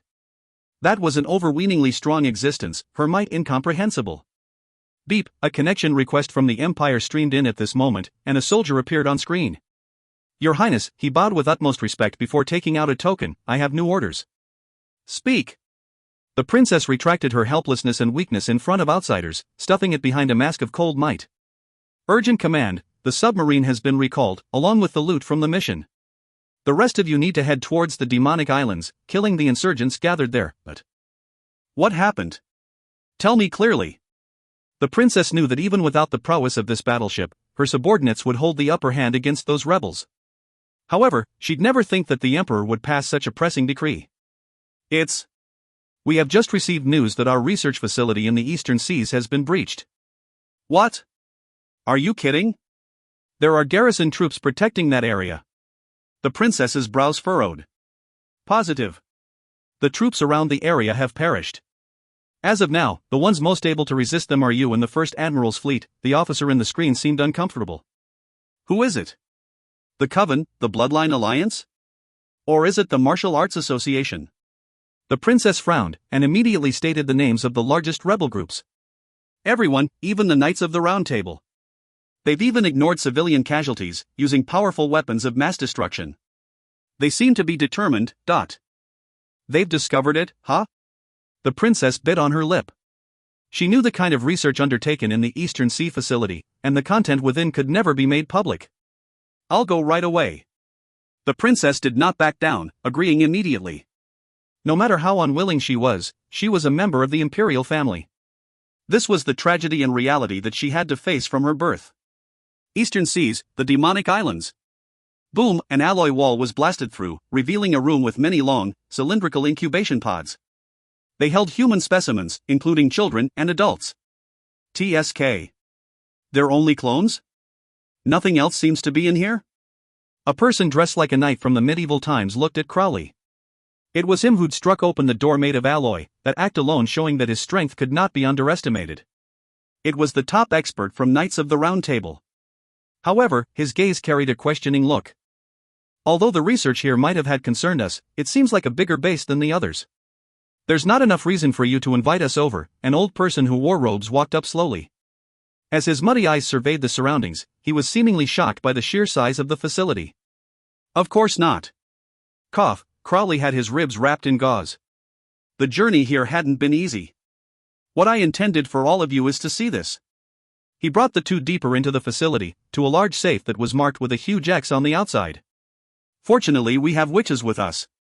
We wouldn't have been able to get the password otherwise. Crowley punched in a string of numbers and took out an eyeball covered in blood, allowing the iris scanner on the safe to scan it. After seeing this heavily guarded safe, the knight and the old man looked solemnly at each other. Pat, the safe was opened, revealing the contents within. There wasn't much, just a few spiral test tubes and a computer disk. Look at this, Crowley handed the disk over. Plan X Introduction. This is a plan suggested by an Imperial professor, codenamed X, using the clones of the embryo to get rid of the garbage lying within the Empire. Current progress, 571 years. Completion, 67%. Crowley rasped. This. It's so hard to believe that all this is true, the knight and the old man muttered, but the information on the disk had stated everything. What have they got to gain from doing this? The knight muttered. Control. This is the strongest benefit. Through controlling these clones and the reproduction of these embryos, they can ensure that our descendants will no longer have any extraordinary powers. Even training in martial techniques would prove to be extremely difficult. The most important thing is they have stored a program in the depths of these mutants, and will be able to control them at any point in time. Crowley's tone was extremely heavy. Think about it, the entire world would be your enemy in the future. All of your neighbors, your friends. Cold sweat dripped down the foreheads of the knight and the old man. So, how much progress has the Empire made? The old man's voice was extremely hoarse, and it carried a foreboding sense of despair. They have these facilities throughout the Empire. However, this is the headquarters where everything began. Our investigation results weren't positive. Crowley's watch projected a screen, showing 2 strings of DNA sequences. This is a regular human, and this is the X-body of the Empire. The differences lie here. As Crowley enlarged the image, a rune labeled as X appeared in the charts. This is a fail-safe plan the Empire put in secretly.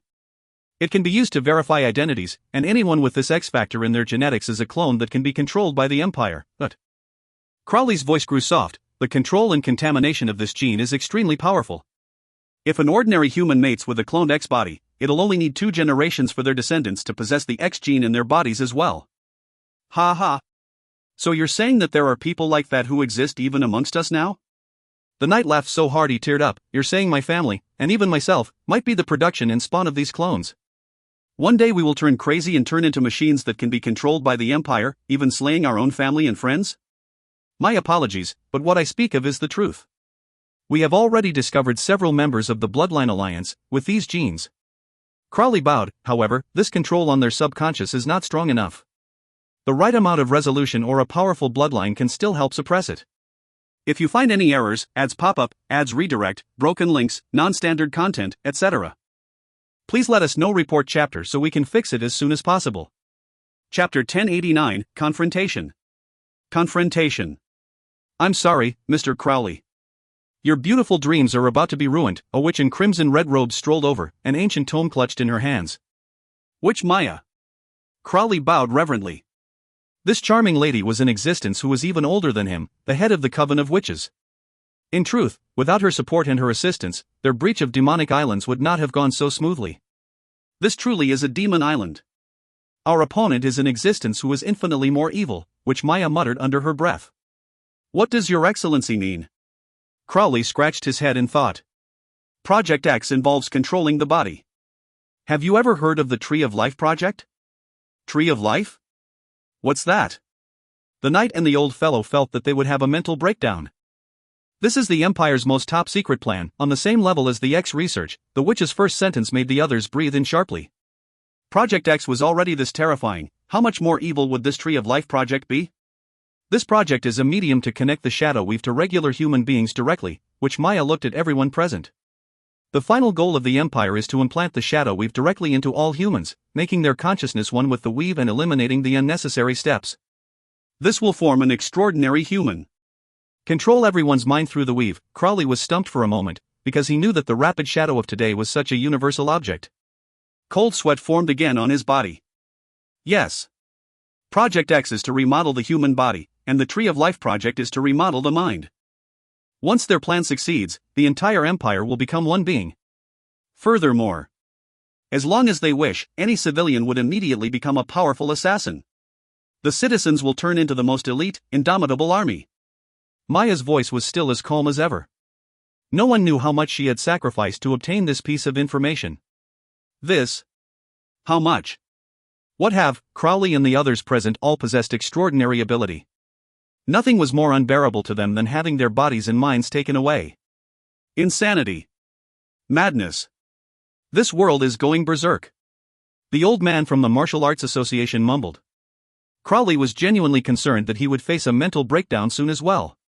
We have to defeat them and overthrow the Empire's rule. The knight swung his sword downwards, forming a huge trench on the alloy floor. We need more members, and to form a larger alliance. I believe that many will wish to join us once these projects are leaked. Crowley hurriedly suggested. Suddenly, Maya spoke. I see the omen of death on your faces. Would you please clear up our doubts, Your Excellency? Crowley asked in earnest. Maya's eyes turned white as she screamed in an ear-piercing tone, everything that you are doing will surmount to nothing. You will never be able to overthrow the Empire, much less the existence that stands behind unless you can find the Book of Salvation left behind by Ari. It's a prophecy. Crowley's eyes lighted. We still have a chance. No. Suddenly, Maya let out a cry of anguish, and collapsed to the ground. Your Excellency! Your Excellency! Crowley hurriedly went forward, but he discovered that her life force was declining rapidly. The Book of Salvation is already gone. I see blood and flames of destruction in the future. Maya grasped onto Crowley's robes as white bubbles frothed from her mouth, before she started to spurt blood. Wait. Let me heal you, Crowley fumbled. No. It's too late, listen carefully. Crowley could only stop his movements due to the powerful strength from the witch's clutch. I see it. That shadow, and the return of the primordial ruler. Great Serpent. Suddenly, Maya's body jerked, and there was no life left in her. Which Maya? Maya, Crowley was flabbergasted. He would not believe that the leader of the witches, the pillar of the rebellion who had lived much longer than him, had just perished like this. However, although he was in denial, the cold, lifeless body that suddenly seemed extremely old confirmed the fact. Rumor has it that a prophecy exceeding one's strength will sap away a witch's life force. Maya's drunk from the river of life before, and her bloodline would give her at least 1,000 more years of life, the old man from the Martial Arts Association mumbled. How powerful is that existence that someone as long-lived as Maya would die just like that? The knight shivered in his armor. He stood in front of the corpse, giving the witch a knight's salute. Which Maya? Although you have come to pass, the flames of resistance will never be quelled. Let us inherit your dying wishes, and stop this evil empire. Crowley clenched his fast right. Project X and the Tree of Life project. The Empire must never succeed. If they manage to rule this world completely, we'll all be eradicated immediately. There's no need to wait until then, an icy voice sounded out. A sharp blade appeared from the shadows and pierced the Martial Arts Association head immediately in the chest. Blood splattered as the voice's owner revealed himself, a man dressed in military uniform. The Chief of Special Forces, the largest lackey of the Empire, Jarvis. Crowley gritted his teeth and looked at this person who came. He wanted so much to tear Jarvis' body to shreds with just his gaze. Officer. Enemy ambush. The Navy and the Special Forces. They're extremely powerful. Beep. Beep. A flustered voice sounded on the transmitter on Crowley's collar, but it disconnected very soon. The sender had most likely been killed. You're extremely lucky, we are killing you under the orders of the Princess of the Empire. So much glory, isn't it? A sick, maniacal laughter came from Jarvis. Suddenly, Jarvis darted backwards and avoided a powerful fist. Tian Can, you damned geezer of the Martial Arts Association. Not bad, you were able to dodge my shadow pierce, Java snorted, looking at the old man with a blade in his chest seeming fine. I've mastered the source of chi, my body holds no weaknesses, Tian Can patted his chest, a small glow appearing from within to mend the hole. I knew you wouldn't die this easily, old man. The knight called out excitedly. Yeah. Steelman of Knights of the Round Table, Tian Can of the Martial Artists Association, and also Crowley of the Bloodline Alliance. You guys are all criminals with a large bounty on your heads. Explosions rang out continuously, and it seemed like the Empire's forces were slowly approaching the area. What was more terrifying was that at least a dozen members of the Special Forces had already entered this area stealthily. Intense fights broke out everywhere. Javis. Don't be delusional. Do you know of the Empire's projects? X and the Tree of Life? Even you yourself will be sacrificed in the future, Crowley tried to persuade him again. These matters. I knew of them long ago. Suddenly, Java's eyes turned bloodshot. Massacre domain, but a blood-red force field with a suppressive aura was emanated, engulfing Crowley and the other two leaders. I am different from you guys. I will be able to obtain eternal life once my consciousness is merged into the clone. Right now, it's time to rid of useless trash. Javis wrapped himself inside a black shadow. A mountainous beast charged out towards them from behind him, breaking the limits of speed and strength. Crazy. This person has gone crazy. These were the thoughts Steelman conveyed to Crowley when their gazes met. Leave him to this old man. The two of you should hurry to support out elites on the outside. Asterisk bang. Boom, asterisk Tian Can walked forward with both arms behind him. He blocked the path of the beast quickly but calmly. I have never fully unleashed source of chi, I can finally do it today, Tian Can muttered, as a violent gale of an aura burst forth from within his body. It was almost as powerful as Java's skill earlier. Asterisk Kacha. Kacha, asterisk the clothes on his body were ripped into shreds as his muscles bulged.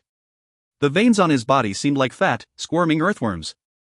In just the blink of an eye, this old man had turned from a skinny figure into a 3-meter-tall giant with murky green skin. Roar, the giant stretched both of his hands, deflecting the claws of the black beast. The two entered a deadlock, causing the area to tremble violently. Hurry and leave, young men. I'll leave saving the world to you. Crowley and Steelman were enveloped in a warm gust of chi, sent outside the massacre domain. The words of the old man still rang in their ears. Don't, Crowley had detected an ominous feeling from the words of the old man. Those of Tian Can's sect could release their chi in a burst and gain tremendous powers, but the price they had to pay was extremely high as well. This was especially so when it was performed by someone so old. Crowley immediately thought of Maya. Didn't she too expend all of her life force before she died? What's more, I may look young on the outside, but I've lived for over 300 years already. I should be the one to sacrifice myself. Damn it! Crowley clenched his fist as blood dripped down from his palms. Hey! Don't let Tian Can's sacrifice go to vain. The situation outside is even worse. Steelman pointed ahead. Those outside were still stuck fighting. Crowley could see many of the Empire's elite troops covering the surroundings, carrying the Imperial banner. If you find any errors, ads pop up, ads redirect, broken links, non-standard content, etc., please let us know. Report chapter so we can fix it as soon as possible. Chapter 1090, Meeting. Meeting. The members of the Imperial family are here indeed. They even brought the personal bodyguards of the Imperial family. Crowley thought of the information gathered by the Bloodline Alliance. The Imperial family of the Shadow Empire usually kept a low profile, but the strength that they had hidden was extremely powerful. Their personal bodyguards could cast shadow spells instantly, and amongst them were many mutants and bloodline carriers. We're in danger today. The two of us could even die here. Are you afraid now? Crowley looked at Steelman. Ha ha. Cowardice does not exist in the commandments of a knight. Steelman's answer was extremely heroic. A layer of white light glowed on his armor, forming a second layer of defense. Flames began to burn on the knight's sword. Faced with such a perilous situation, Steelman had evidently used a secret technique. Then, let's begin to break through the encirclement. Crowley ripped open his coat, revealing a scar-ridden upper body. The tattoo of a serpent came alive on his back. Unseal! Crowley shouted, and the giant serpent was awakened. It opened its scarlet eyes and spat its forked tongue out, hissing loudly. Kill! The both of them were like raging dragons as they roared, charging into the incoming troops. Days later, on an island. Cough, Crowley opened his eyes, spitting out the fine sand in his mouth. Listlessness soon turned to concentration. How did I end up here? Right, we were in the research facility. The Empire's backup troops and Imperial bodyguards. Steelman, what a pity. Even Crowley would not be able to survive such an onslaught. Hence, after discovering that he had not died nor been taken prisoner, he was extremely perplexed. Are you awake? An extremely enchanting voice sounded out beside him. Crowley turned towards it, and his throat immediately turned dry. His heart began to beat faster as well. It was a lady in a black gown. Her appearance was only average, but it carried a powerful, intoxicating attraction. What surprised Crowley even more was the feeling of closeness he had, a reverence that almost had him kneeling and kissing the soil her feet had trod on. May we speak for a moment, sir? A lady dressed in uniform stood before Leyland in Thousand Bears City, waving her pass in front of him.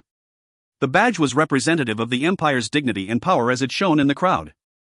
Passers-by avoided the both of them, and some of them even looked at Leyland from a distance with schadenfreude. Anyone who had angered the department this young lady was from would meet with a miserable end in the Empire. I didn't know. I'm rather popular now, huh? Follow me. Leyland smiled and rubbed his nose, before moving into a cafe. He had no intention of being aware that he was treated like a suspect. What made the onlookers flabbergasted was that this policewoman did not hesitate and followed him, even carrying a warm and gentle smile on her face. Tisk. Were they role-playing? What audacity! A short and fat man rubbed his glasses and chided in jealousy. Retard. His friend beside him immediately covered his mouth. This is a public area, under the surveillance of the Central Network and the Weave. Would anyone dare to use a fake identity on the streets? What a pity. She was such a beautiful flower, and also my favorite type. The fatty fought to retort. I actually think that they're rather compatible. That boy is also cute. A girl beside them spoke with stars in her eyes. Welcome. The cafe waiter opened the door and welcomed them politely, but was momentarily stumped. Evidently, he had recognized Leyland. Because this was the very same couple cafe that Leyland had entered together with the Snake Dowager. And not only did Leyland bring the other girl into the private room, but he even left the bewildered girl lying there. This had left a deep impression on the waiter. In fact, if not for Leyland leaving some words for him to say to the girl before he left, the waiter would already have alerted the nearby authorities. Although his facial expression did not change much after seeing Leyland bring in another girl, his eyes betrayed his thoughts. Leyland was apparently a skirt chaser. I want to have a couple's room, the same as before. After listening to Leyland's request, the waiter was left speechless. However, his professionalism had allowed him to grant Leyland's request quickly. What was more remarkable was that it was the exact same room that Leyland had used previously. Do not disturb us no matter what happens. The policewoman instructed him after he served the coffee, affectionately pulling Leyland into the room. The waiter was left speechless again after seeing this scene. Before he shut the door, he even gave Leyland the thumbs up. The room was suddenly enveloped by shadows, and the policewoman stretched her body with a relaxed expression. Just that movement alone caused her aura to change drastically. Her face grew even more exquisite than before, and a pair of watery eyes seemed to speak a language of their own. We meet again, Shar, Leyland sighed, looking at the young lady that had changed from head to toe. This was the ruler of the shadow world, the mistress of the night who was once an intermediate goddess from the world of gods, Shar. He did not ask how she managed to look for him. After all, she had the entire world under her. After failing to search for Leyland's aura, she would have definitely guessed that Leyland had used a fake identity to become a citizen. Through meticulous investigation, it was not a difficult task to track Leyland down. How would a group of corrupt officials peddling fake identities be a match for the ruler of this world? This brought you to me, didn't it? Leyland waved his identity pass. I never thought that the empire I raised single-handedly has reached to such a level of corruption, Shar admitted implicitly. Her eyes shone like stars as she looked at Leyland. This is not your true body, but only a body formed by energy. I came with grace, why wouldn't you accept it? Shar frowned, as if she had gotten upset. But Leyland's expression did not change at all. She had to be joking. Had he believed Shar, then he was really courting death. Her level of deceit was absolute perfection. Even rank 7 and above beings would be deceived by her if they weren't careful. Hence, after Xavier and the Bloodline Alliance left, Leyland's true body had already left Thousand Bears City, only leaving behind this projection here carrying all items that could identify him. Let's not talk about that. Why are you here today, Miss Shar? What do you want to discuss? Leyland sat on the soft satin couch, gesturing for her to sit down too. The spell that you used the other day. I saw the shadow of the world of gods and of the arcanists. There wasn't much room for discussion for beings like them.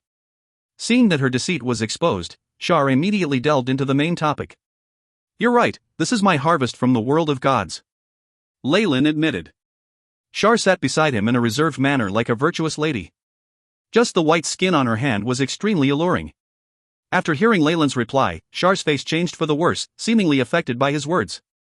It was apparent that the fatal strike had left fear in her heart, and she felt extremely uncomfortable. However, Leyland did not mind it at all. He actually used a more unbridled stare and observed this female goddess in front of him. He had to admit that Shar's body was extremely gorgeous, especially that strange temper of hers that added a layer of wildness. Many males would want to subdue her. Moreover, he'd showed this trump card to Shar on purpose, using it as a deterrence that would allow him to gain the upper hand in the discussion. It was like a country which possessed nuclear weapons speaking to one without. This confidence and dignity caused Shar's expression to change. I caught a whiff of the Snake Dowager's aura. You have met her before, in this place. Shar digressed, looking at the place where the Snake Dowager once Saturday. Yes. We're allies, it's necessary to convey information and news. Leyland did not avoid the question, and even stressed on the word allies. So then, what kind of price do I have to pay for you to break away from your alliance with the Snake Dowager? I believe that I am a better ally than her. How about we share the origin force of the Shadow World? You have the bloodline of the Shadow World, the origin force will definitely be extremely beneficial to you. Shar immediately stated her price. Even more shadows had now enveloped the room, sealing the room tightly. Leyland had even sensed a seal from the world's origin force. Shar was being extremely careful. After having a great chat of over 2 hours, Leyland left the cafe under the envious gaze of the waiter. Break the alliance I have with the Snake Dowager? Leyland shook his head. He had signed a bloodline pact with her, and Dreamscape itself bore witness to it. Although his nightmare-absorbing physique was perfected, his powers would definitely reduce if he went back on his words. It was something that Leyland did not wish to see right now. So, the best way is for Snake Dowager to relinquish her rule as well. After all, I am a peace lover. Leyland Shameless gave himself a righteous tag to his name. If you find any errors, ads pop up, ads redirect, broken links, non-standard content, etc., please let us know. Report chapter so we can fix it as soon as possible. Chapter 1091, Scheme. Scheme. High in the skies, a semiplane had been opened up temporarily. Leyland's main body opened his eyes within, seeing the mark of a two-eared jar in front. A trace of laws burst forth, activating the imprint.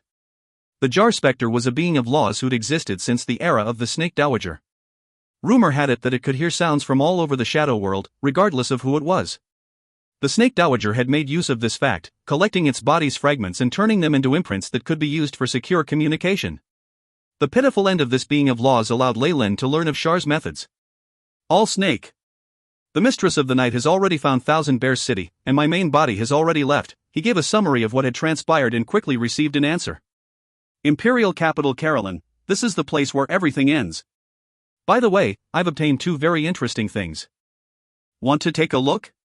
Without waiting for an answer from Leyland, the Snake Dowager impatiently sent 2 documents to him. Oh. Project X, and the Tree of Life project, huh? Leyland stroked his chin, reading through all the contents in an instant. Shar's playing with fire. The Snake Dowager's voice held a rare hint of excitement. The world will is the conscience of all life forms in Shadow World, including the mountains, rivers, and forests. It will only consciously make a thought every few 100,000 years. What she's doing will definitely result in anger from the world will. This is an opportunity for us.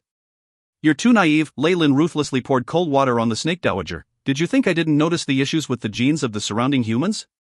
This isn't quite it, look. He then sent the information he had recorded to the Snake Dowager. There was a period of silence from the other end, though the jar imprint began to show tremendous vibrations. Evidently, she was extremely shaken. How dare she?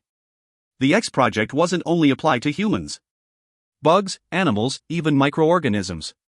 About 60% of all biological creatures in the world have already been affected. Leyland's tone was icy. Also, the plan doesn't just end there. Extra-dimensional specters, pure energy being, and even the conscience of the land itself. The radiation of the shadow weave has trapped everything, and they can't escape. With the AI chip collecting data for him, Leyland's abilities in this area obviously surpassed all other beings. With his great persuasive power and analytical graphs, the Snake Dowager on the other end did not have any chance to speak. If Shar's target was just the humans, then that would really be an opportunity for us, since they only have at most 20% of access to the world will. Doing this will definitely result in them being abandoned by the world will. But she instead holds such extreme control, nibbling away at the world from the shadows. She controls over half of the world will already. No matter how much you try to resist, you won't be able to match the favor she receives. Leyland concluded. In actuality, he thought well of Shar's methods. If they were not around to interfere, she would most definitely succeed. Besides, fusing with the world will would definitely cause one to lose a part of themselves. This was an assimilation in thought of all intelligent life forms of the shadow world, and even Shar could not avoid this. However, once these two plans were complete, there would no longer be any obstructions. In other words, Shar was currently in the process of fusing with the world will, becoming a conscience that has devoured a whole world. Indeed, only a god could have such guts. The rationality of the Magi would never let them do something so insane. Truth be told, Leyland would most likely do something similar given the situation as well. Warlocks were slightly more crazy than Magi, after all, and he did believe there was a great probability of success here. Shar was an example. The Snake Dowager remained quiet for a long while at the other side, before she finally sent a soul transmission full of unwillingness. So, we can only give up? No. We still have a chance, or I'd long since have left the shadow world. Leyland's thoughts were the complete opposite of the Snake Dowager's.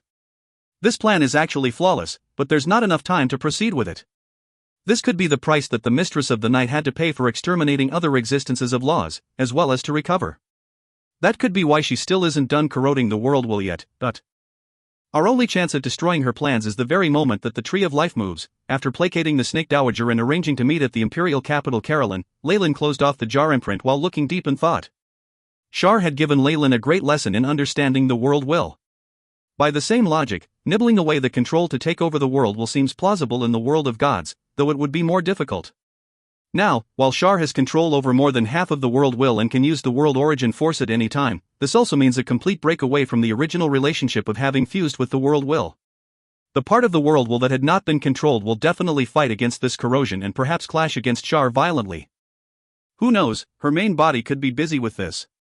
The fact that the Snake Dowager and I can still lie low in the shadow world and not be found by the Mistress of the Night is the best proof. Space shimmered, and Leyland's main body soared into the skies. The stars and moon flickered in the dark skies, as cold gusts of wind blew fresh air into his face. It's already night. Leyland looked in a direction, imperial capital Carolyn. Let's settle everything there. The imperial capital was the hub of researchers and mechanics in the Shadow Empire, the birthplace of the legendary Rapid Shadow series. Many things not yet available to the greater world, or things that were only rumored to exist, were all present here. The Imperial Guards stationed at the center of the city had the best of equipment, protecting the Imperial Palace day and night.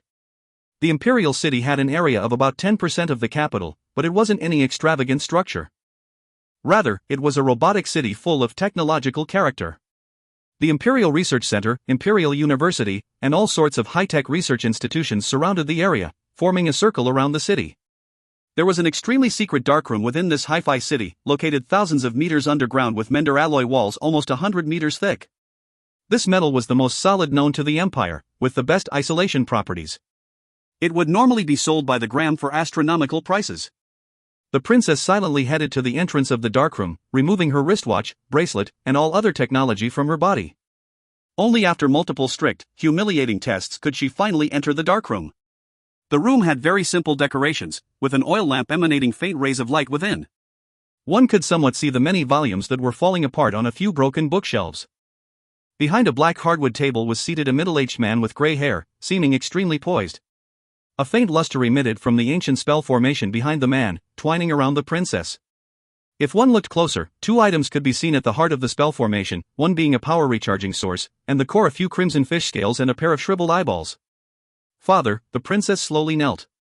The blind prophet Ari's Book of Salvation has been fished out and stowed away, sealed completely. The rebel armies at the demonic islands were mostly exterminated, but Crowley of the Bloodline Alliance managed to escape. Please punish me, Father. The princess reported primly. You've done well enough, Ling.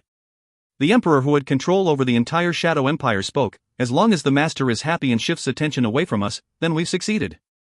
Even while at the cost of the Book of Salvation, the Emperor seemed rather excited, a rare flush rising on his cheeks. Do you know who the blind prophet is? The Emperor seemed rather eager to talk today, and even if she was the princess, Ling had no choice but to listen obediently. It was a master of ancient times, holding the same amount of power as the Snake Dowager. Ari was a reincarnation of a portion of Prophet Kali's conscience. This is the reason for the Book of Salvation containing such terrifyingly powerful predictions. The Prophet Kali. The princess looked up, focusing on the shriveled eyeballs in the spell formation behind the Emperor. That's right, these are Kali's eyes, the reason Kali could only be called the blind prophet after reincarnated. There's also the reverse scales of the mermaid protector of the unknown master. The Emperor suddenly began to cough vigorously, the flush on his face more pronounced. The Empire has labored over hundreds of generations, and made use of countless favors to obtain these two items. Only with their protection can we communicate so freely without fear of being found out by that person. At the mention of that being, the Emperor still lowered his voice, evidently from a habitual fear. Now is our chance. The Book of Salvation has predicted that the Snake Dowager shall return. She has the ability to fight that person, so when the time comes our plan can succeed.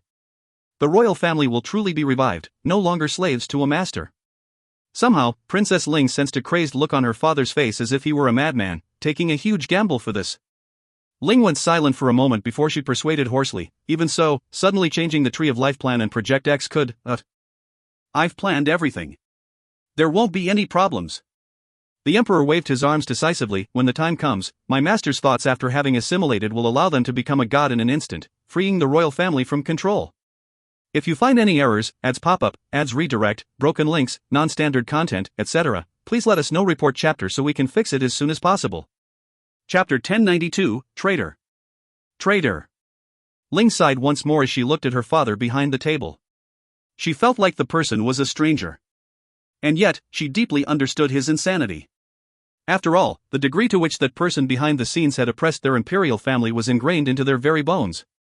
She still remembered the shock she'd felt when she heard of the incident at a young age, being aghast at the kind of sacrifices the imperial family had to make to break away from control.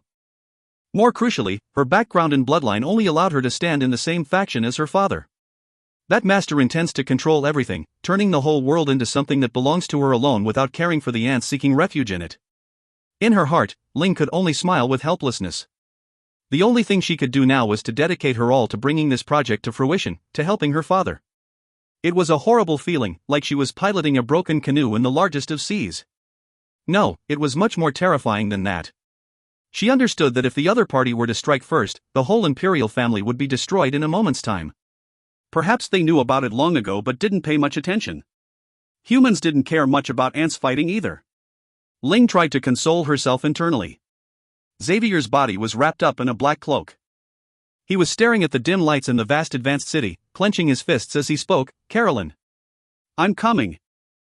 We have good news. Genius came over, seated in his wheelchair. Our branch members managed to pull your parents out safely. They're currently en route here as we speak. Oh. That's great, thank you, Genius. Xavier sincerely gave his thanks. Ha ha.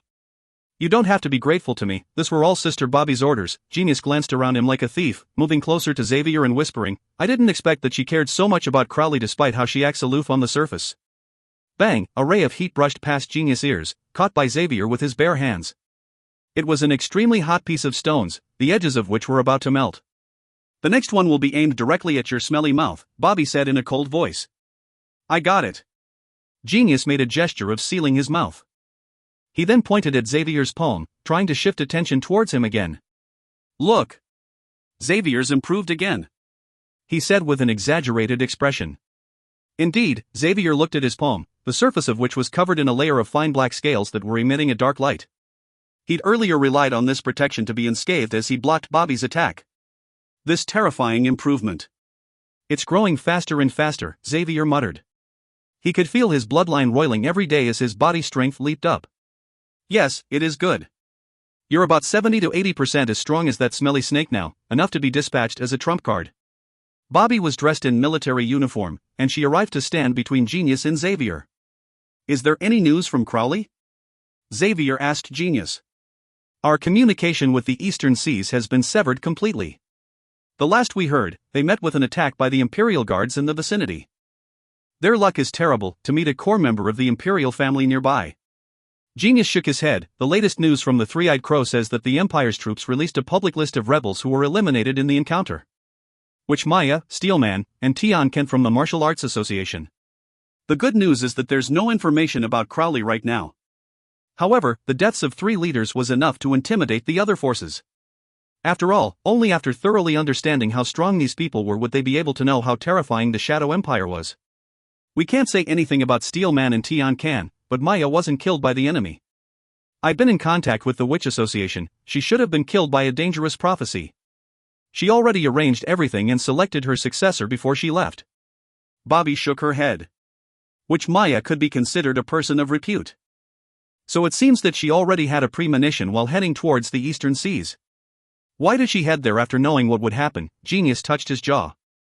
Beep beep, suddenly, one of the handles on his wheelchair opened and revealed a screen with a blinking warning light. Blood nest, blood nest. We're Transport Fleet 3. We're facing an attack from the Special Forces near the Black Onyx Lake. Requesting assistance. I repeat, requesting assistance. Blood nest. Blood nest. The current situation of the other party was extremely precarious, and red light flashed intensely on the screen. Aren't my parents on that fleet? Xavier clenched his fists, causing a trace of powdered stone to fall from the gaps between his fingers. Hateful. I'd originally thought that saving Jill could allow us to have a family reunion in the capital. His pupil slightly turned red. He rushed out immediately. I'm leaving, . Such a troublesome little brat. I hate being a babysitter the most. Bobby cursed. Genius, prepare a rescue team according to Transport Fleet 3's situation. Soon after, her silhouette suddenly changed into a hurricane and she followed behind Xavier. Sigh, all of you are the same. Why is the one staying behind always me? Genius sighed, and following that a layer of the earth beneath him suddenly split apart to reveal an elevator. Following Genius sighing, the layer of soil beneath suddenly split opened and revealed an elevator. A few kilometers of travel later, a large base surfaced in his eyes. Everyone, attention. An urgent rescue mission is in operation. Seated in the central control room, Genius spoke with a serious tone. The whole base turned orderly in a moment's time.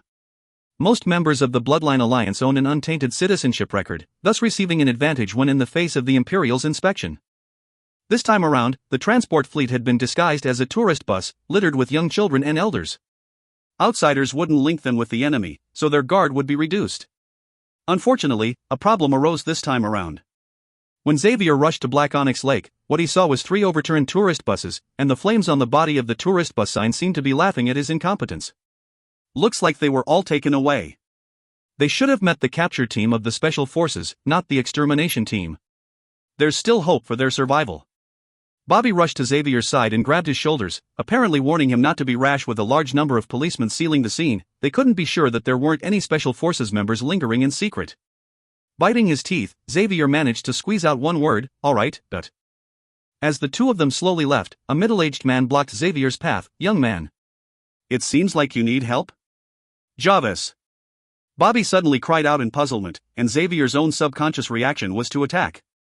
Snakebite Fist activated suddenly, and a sharp cry sounded out as he shot forth. After all, with all the current propaganda, Jarvis was synonymous with the devil to the Bloodline Alliance. Shadow Arm. The middle-aged man's arms flashed rapidly, as 2 black metal arms extended from behind him to form a cross that managed to block Xavier's attacks. I'm not Jarvis. You have to believe in me right now. The man's way of speaking could convince people. He pointed at their surroundings, where Xavier's actions had attracted the attention of the neighboring police and a few observers. Let me handle this. The man walked to the policeman with a smile, showing them an ID and speaking a few words. They turned to leave, and he saluted them. Is that sufficient to show my sincerity? If I had any bad intentions, all I had to do was shout. The man laughed bitterly. Indeed, you're not Jarvis. However, such high-level rapid shadows are only used by the army, and they have unique ways of masking their identities. I'm afraid you're nothing better. Bobby snorted coldly, but she didn't immediately leave. Follow me. The middle-aged guy laughed bitterly, leading the way and bringing the two of them to a secluded place. Bang, an electronic ball was suddenly suspended from his hands, emitting a layer of translucent energy that isolated the area.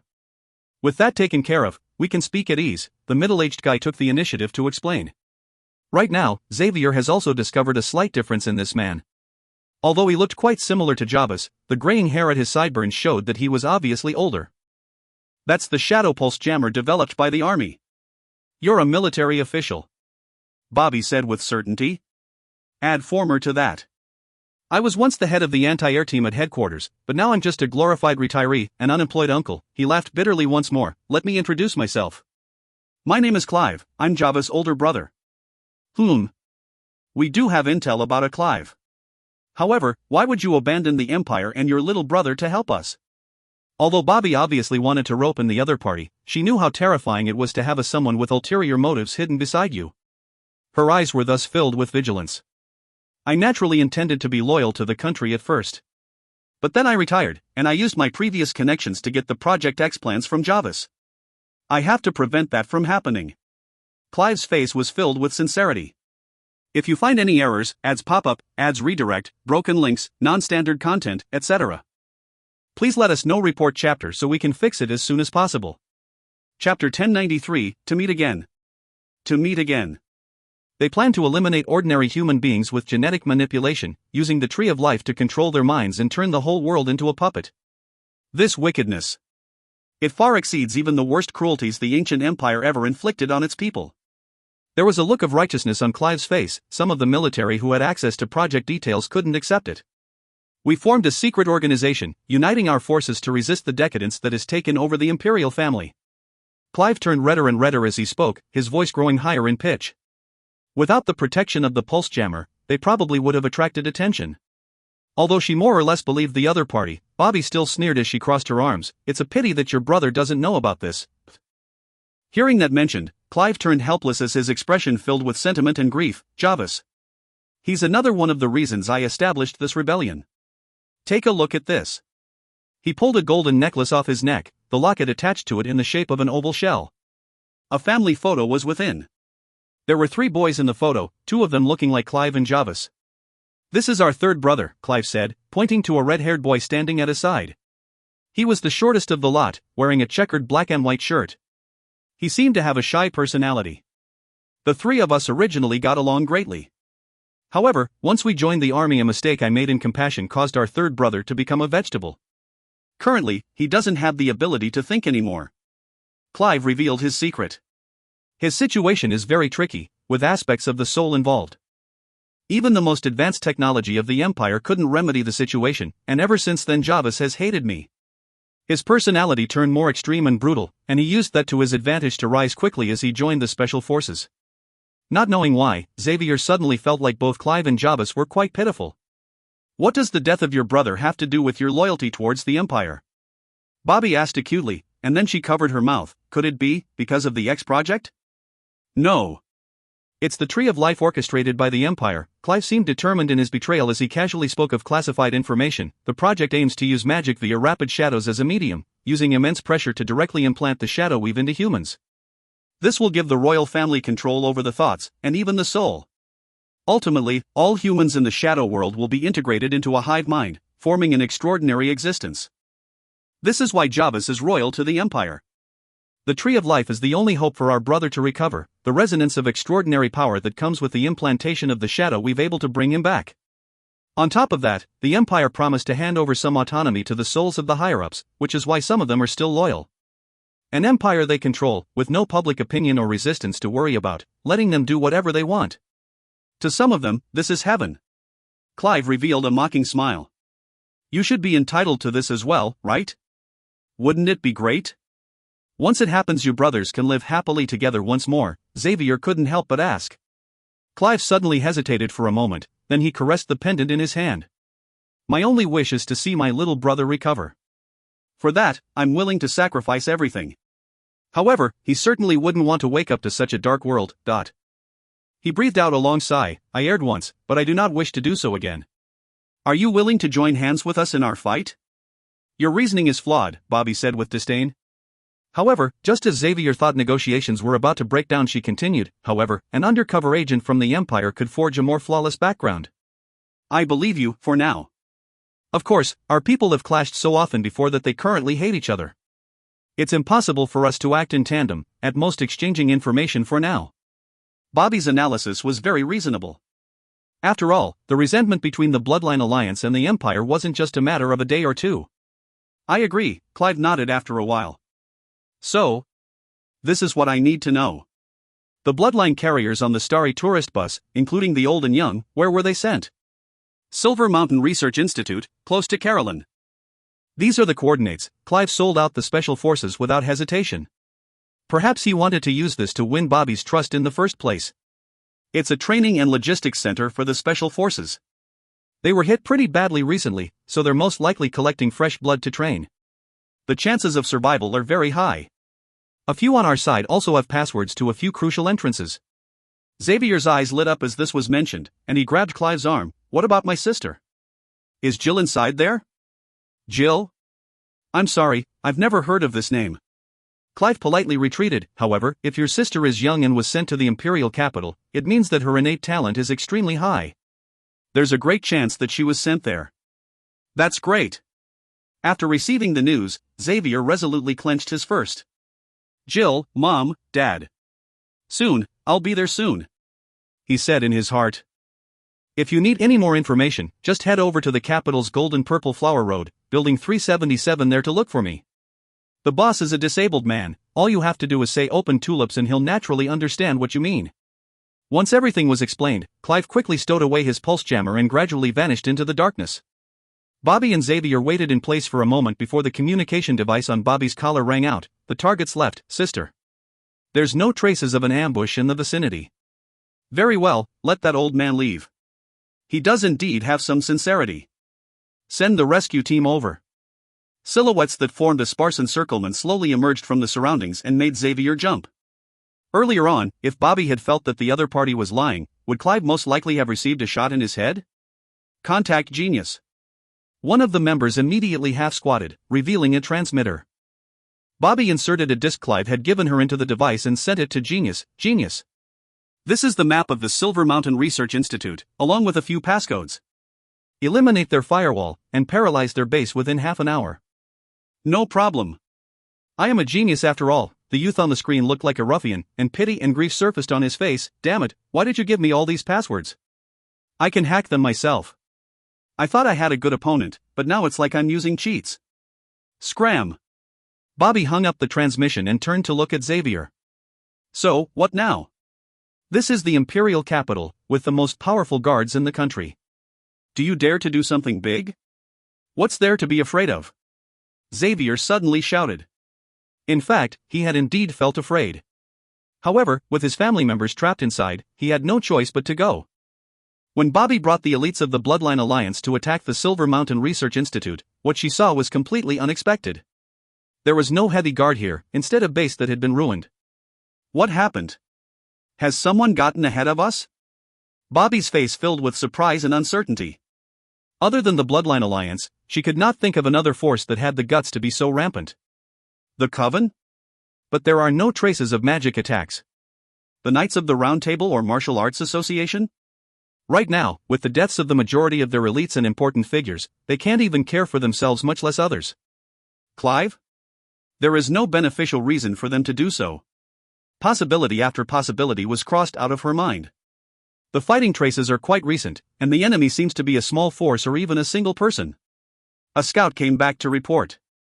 The Empire will respond soon.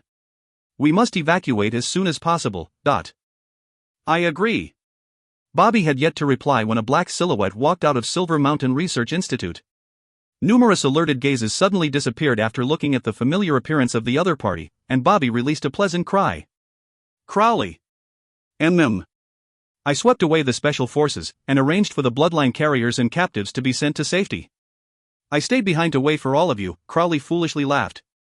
However, Xavier felt that the air around him had changed drastically. The pressure from his bloodline, especially, made cold sweat emerge on his forehead. His body was expressing a continuous desire to just surrender. You were away so long, where exactly did you go die? Bobby stared at Crowley. He seemed to have changed a lot, but at the same time seemed no different from usual. If you find any errors, ads pop up, ads redirect, broken links, non-standard content, etc., please let us know. Report chapter so we can fix it as soon as possible. Chapter 1094, Villa. Villa. Let's discuss this after we leave. The story is quite bizarre, almost like a fairy tale. Crowley touched his head and laughed bitterly. Also, I'm working under a mighty lady right now. If you meet her, remember to. Never mind, I doubt you'll need me to tell you. Crowley. Xavier rushed towards Crowley. I. Without his knowledge, the words had gotten stuck in his throat, he couldn't spit it out, and his face turned red in embarrassment. I rescued your parents. However, a trace of regret surfaced on Crowley's face. I couldn't find Jill. I'm sorry. All right. These are all minor details. Let's leave this place immediately. Contacting Genius, Bobby slapped the head of the depressed Xavier and shouted, the Imperial Guards will surround us in 5 minutes. Get a move on, let's break out. Imperial Capital Carolyn, inside the palace. This is the recording from the attack on the Silver Mountain Research Institute, Ling reported to her father, pulling out a projection of Crowley surrounded by shadows. This man named Aragon, the graceful master of the Shadow Empire who had graying hair, was filled with serenity. The Imperial Army's lack of a result or the significant losses encountered by the Special Forces weren't of much importance to him. Hand these issues over to the garrison and military to handle. Your only goal right now should be the project. Understood. A faint trace of reprimand could be detected from Emperor Aragon's tone. I understand, Ling complied, and she went on to another report. I found another suitable body that resonates with the project. Oh? Let me look at it now. Emperor Emperor's fervent attitude was so frightful that even Ling felt fear. I ordered the special forces to bring her here, and a series of tests revealed that the purity of her soul is extremely high. She can completely withstand the effects of the eye-array and the converter. Ling presented an image of a curled-up young girl in an incubator, traces of tears still on her face with closed eyes. This was Xavier's sister, Jill. Very well. Ha ha. You've done well. Emperor Aragon did not care about the other party's origins nor her suffering, looking at the data and research results. The joy was evident on his face. She's the 12th, and with that the foundation for the Tree of Life project is complete. You've done well, Ling, no wonder you're the daughter I dote on the most. Emperor Aragon aimed to dominate the conscience of the extraordinary being formed by the Tree of Life, obtaining the power to fight the control of the Mistress of the Night. However, such a thing was very difficult to do, especially with the complex emotions arising from so many humans. He wouldn't be able to digest all that power himself. Thus, he had to establish a few transfer nodes to absorb a significant amount of insanity and evil, making the process much easier. Research showed the Empire that the soul refining array required 12 females with extremely pure souls, the kind only present in young children. It would allow them to call upon their strength to purify the evil. As for what happened next, and whether those souls could withstand the tremendous pressure or dissipate under the load, Aragon had no need to consider it. After all, these young ladies should actually be excited to sacrifice their lives for such a significant cause. It took a while for the Emperor to subdue his excitement. However, the first sentence he spoke afterward shocked everyone. Find a chance to make a report to that fellow. The Empire's preparations are complete. We're finally about to begin? Ling looked at the Emperor's face. Although he seemed tranquil on the surface, the flames in his eyes could not be concealed. The prophet's eyes and the mermaid's scales ensured that Aragon had no need to hide anything anyway. He managed to hide his emotions from the outside world, and not even the Empress or his other daughters could realize that anything was unusual. This was a fundamental requirement for one to become an emperor. Why bring me here? Xavier asked Crowley, looking in puzzlement at the man. Ever since he came back, this man in front of him had been acting quite strangely. The atmosphere around him had become more daunting, yes, but it also seemed like he'd acquired another master. Bobby had ended up bringing him out of the base to confront him directly. Sigh, Crowley scratched his head, smiling bitterly. Some things you only believe if you can see them. Rest assured that I won't harm you. In fact, if we manage to get that person's assistance, the chances that we'll be able to save Jill will grow tremendously. Are you serious? Xavier's face filled up with disbelief. I'm your bloodline ancestor, and have lived for longer than 500 years. I will not harm you. With this issue being brought up, Xavier could do not but roll his eyes in secret. Crowley soon brought Xavier to the entrance of a red villa at the outskirts of the imperial capital. This is an estate I purchased during my travels. It's written to the accounts of a housekeeper and my progeny, so it's very safe. Crowley's voice contained a prideful tone. My master, the great lady I serve with all my heart, is currently within. I feel something abnormal. Xavier felt like his legs had gone soft, and he tried to leave. The blood in his body suddenly ran rampant, causing his eyes to turn scarlet. A few fine scales emerged on his face and the back of his hands. Bloodline resonance, he spat out with an expression of stone, his speech like the hissing of a snake. The red villa in his line of sight had turned into a blood-red whirlpool, attracting him to no end. His free will fought back without break, but his resistance was growing weaker. He almost entirely gave up. All right. All Snake, stop oppressing your juniors the first time you meet them. You did the same thing when I first met you. Just as Xavier couldn't hold on any longer, a voice broke the pressure on him. The villa returned to normal in his eyes, as if what he just experienced was but an illusion. Wait, I know this voice. Xavier turned his head, only to see a cloaked Leyland wielding a black staff. Lay? Why are you here? He'd had a deep impression of this man who'd displayed astonishing ability during the Greater Proficiency test. Hello? Long time no see, gentlemen. Leyland laughed as he avoided Xavier's question. Wait. He is very suspicious. Unlike Xavier, Crowley was deeply vigilant against Leyland. However, this attitude flipped completely as he heard something, and he turned humble as he continued, Welcome, mighty existence. Mistress Snake Dowager is waiting for you inside. All right. Leyland did not exhibit any courtesy, immediately treating Crowley like a servant as he passed his hat and staff to the man. Following Crowley's lead, he arrived at where the Snake Dowager was. Your Majesty. The Snake Dowager nodded her head, and Crowley automatically moved to her side like a proper servant. Everything about her was so alluring, allowing her to become the center of attention regardless of where she was. Xavier's eyes were wide open and bloodshot. His heart was beating so rapidly blood was leaking from his pores. This feeling. Why? That is the Snake Dowager. She's the origin of your bloodline, so you'll enter such a state whenever you meet her. The only way out is to become a being of laws, breaking away from her control completely, Leyland explained with a smile. Are you trying to play tricks on me right now? The Snake Dowager threw Leyland a glance. Still, even when she flared up she contained amazing charm. Crowley turned away immediately, as if he knew that he'd make a fool of himself if he continued looking. All right. Crowley, take my descendant downstairs, I'm aware of why you're here. I have something more important to discuss with Lord Leyland right now, the Snake Dowager ordered. To Crowley and Xavier, the instructions from their origin of bloodline held the utmost importance. They would follow through even if it cost them their lives. Crowley saluted to the Snake Dowager and Leyland, supporting Xavier as they moved out. Leyland and the Snake Dowager were left alone in the place. This is the first time our real bodies met in the shadow world, no? If the Mistress of the Night discovers us, this is probably a great chance for her to solve everything in one go. Leyland had a joking smile on his face. However, just after he spoke those words he showed a startled look, and seemed to fall into thought. Every action performed by a being of law had a far-reaching impact on the world. Even the words they spoke would be prophetic. Of course, the possibility that these prophecies came true hinged on many other factors as well, especially considering similarly powerful beings. Her hold over the shadow world is quite weak right now. It allowed me to do quite some things. The Snake Dowager blinked her watery pupils, and her gaze seemed to ripple with endless flirtation.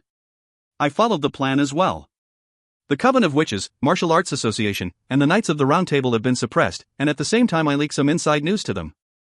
They should be rushing towards the capital right now, although I don't know how much use they'll be.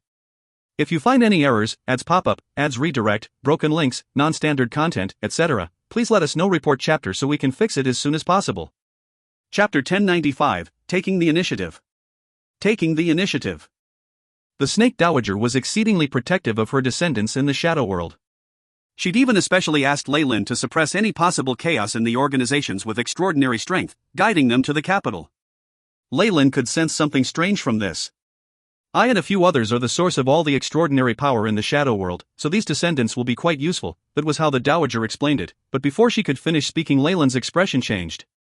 The entirety of the shadow world began to howl out, and a huge net of purple and gold materialized all over it, full of an enchanting beauty. The origin force of the world is boiling. What is the Mistress of the Night up to? The Snake Dowager muttered. I'm afraid she wants to deal with our allies, and also pull us into her trap. Remember my prediction just now? Leyland now looked grim. Have Trials I and the others been discovered already? The Snake Dowager wrinkled her beautiful brows, and then straightened them out. That doesn't matter. Even if the Mistress of the Night is just one step away from the peak of rank 8, Masa and the rest are also beings of laws. If she truly has the guts to walk out of the shadow world, that'll be a great opportunity for us. Leyland shook his head. I'm sorry, but I still stand by it. If she chose to act, then she should be rather certain that it'll work. It's better we stay hidden. At this point he'd grown some respect for the Mistress of the Night. The courage to leave the shadow world whose origin force protected her was really something, even if it was only an avatar. After all, this avatar of hers would hold most of her power. The moment it fell, Shar would fall into a condition similar to or even worse than Beelzebub. Currently, outside the shadow world. Under the illumination of the boiling sea of origin force, Shar appeared in her black gown. She took one step forward, and the astral plane formed the most resplendent of pathways under her feet. It allowed her to reach the astral plane in an instant. Rank 8 strength erupted out, merging the auras of several laws together as it suddenly swept past a gigantic black mountain in the astral plane. Asterisk crack. Crack, asterisk a solid mountain the size of a small plane was shattered instantly by this strength, and the black dust generated from it devoured by the shadows. From the outside it looked like Shar had a massive black hole in her hand, sucking in everything without even a speck of dust left behind. I've got you. Shar smiled like a flower all of a sudden, her jade-like fingers pointing at a grain of dust that hadn't been absorbed. Space trembled violently, and a hidden plane opened up slowly amidst golden radiance. Trial. Justice. Judgment. The golden light seemed to form a song of praise, forming a rune in the shape of a large, vertical pupil. The mysterious rune flashed as it exited the semiplane, the power of light and electricity surrounding it. Trial's Eye, the final judge? Why are you going against me? Shar's own body seemed to grow in the face of this giant eye that seemed to span the entire astral plane. She was eventually a head taller than the eye, bringing with her the pressure of an entire world.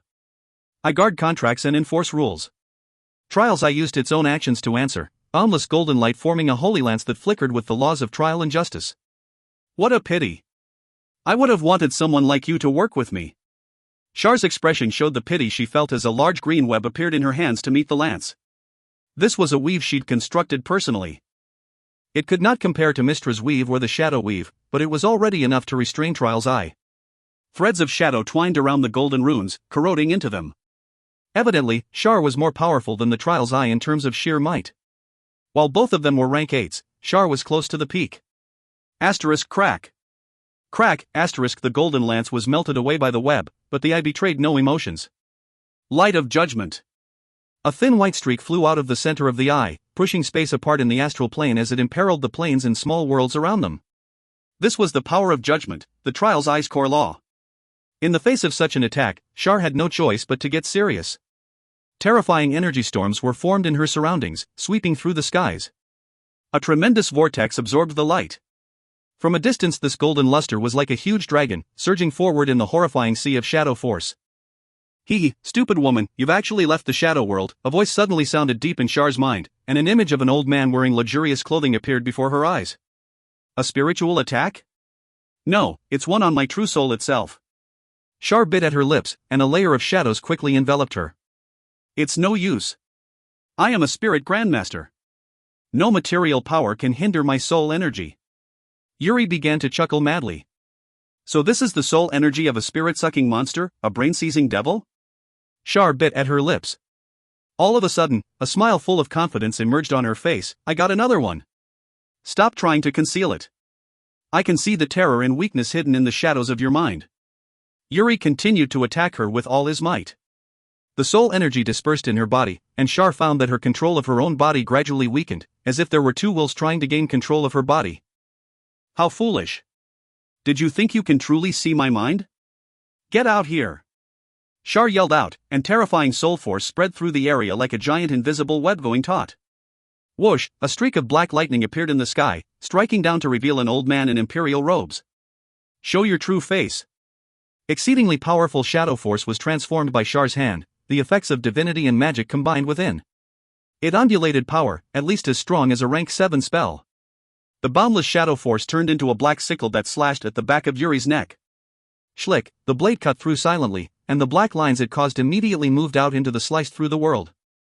Yuri's body melted away, and the luxurious imperial robes immediately fell and turned into a pile of ashes. The body that was like molten wax regathered to form a new figure, that of a terrifying spirit-sucking master with tens of thousands of heads. Numerous tendrils hung down from these heads, making it like a willow that was even larger than a plane. However, at this point, 100 of its heads had all exploded at the same time, causing smelly yellow pus to flow out.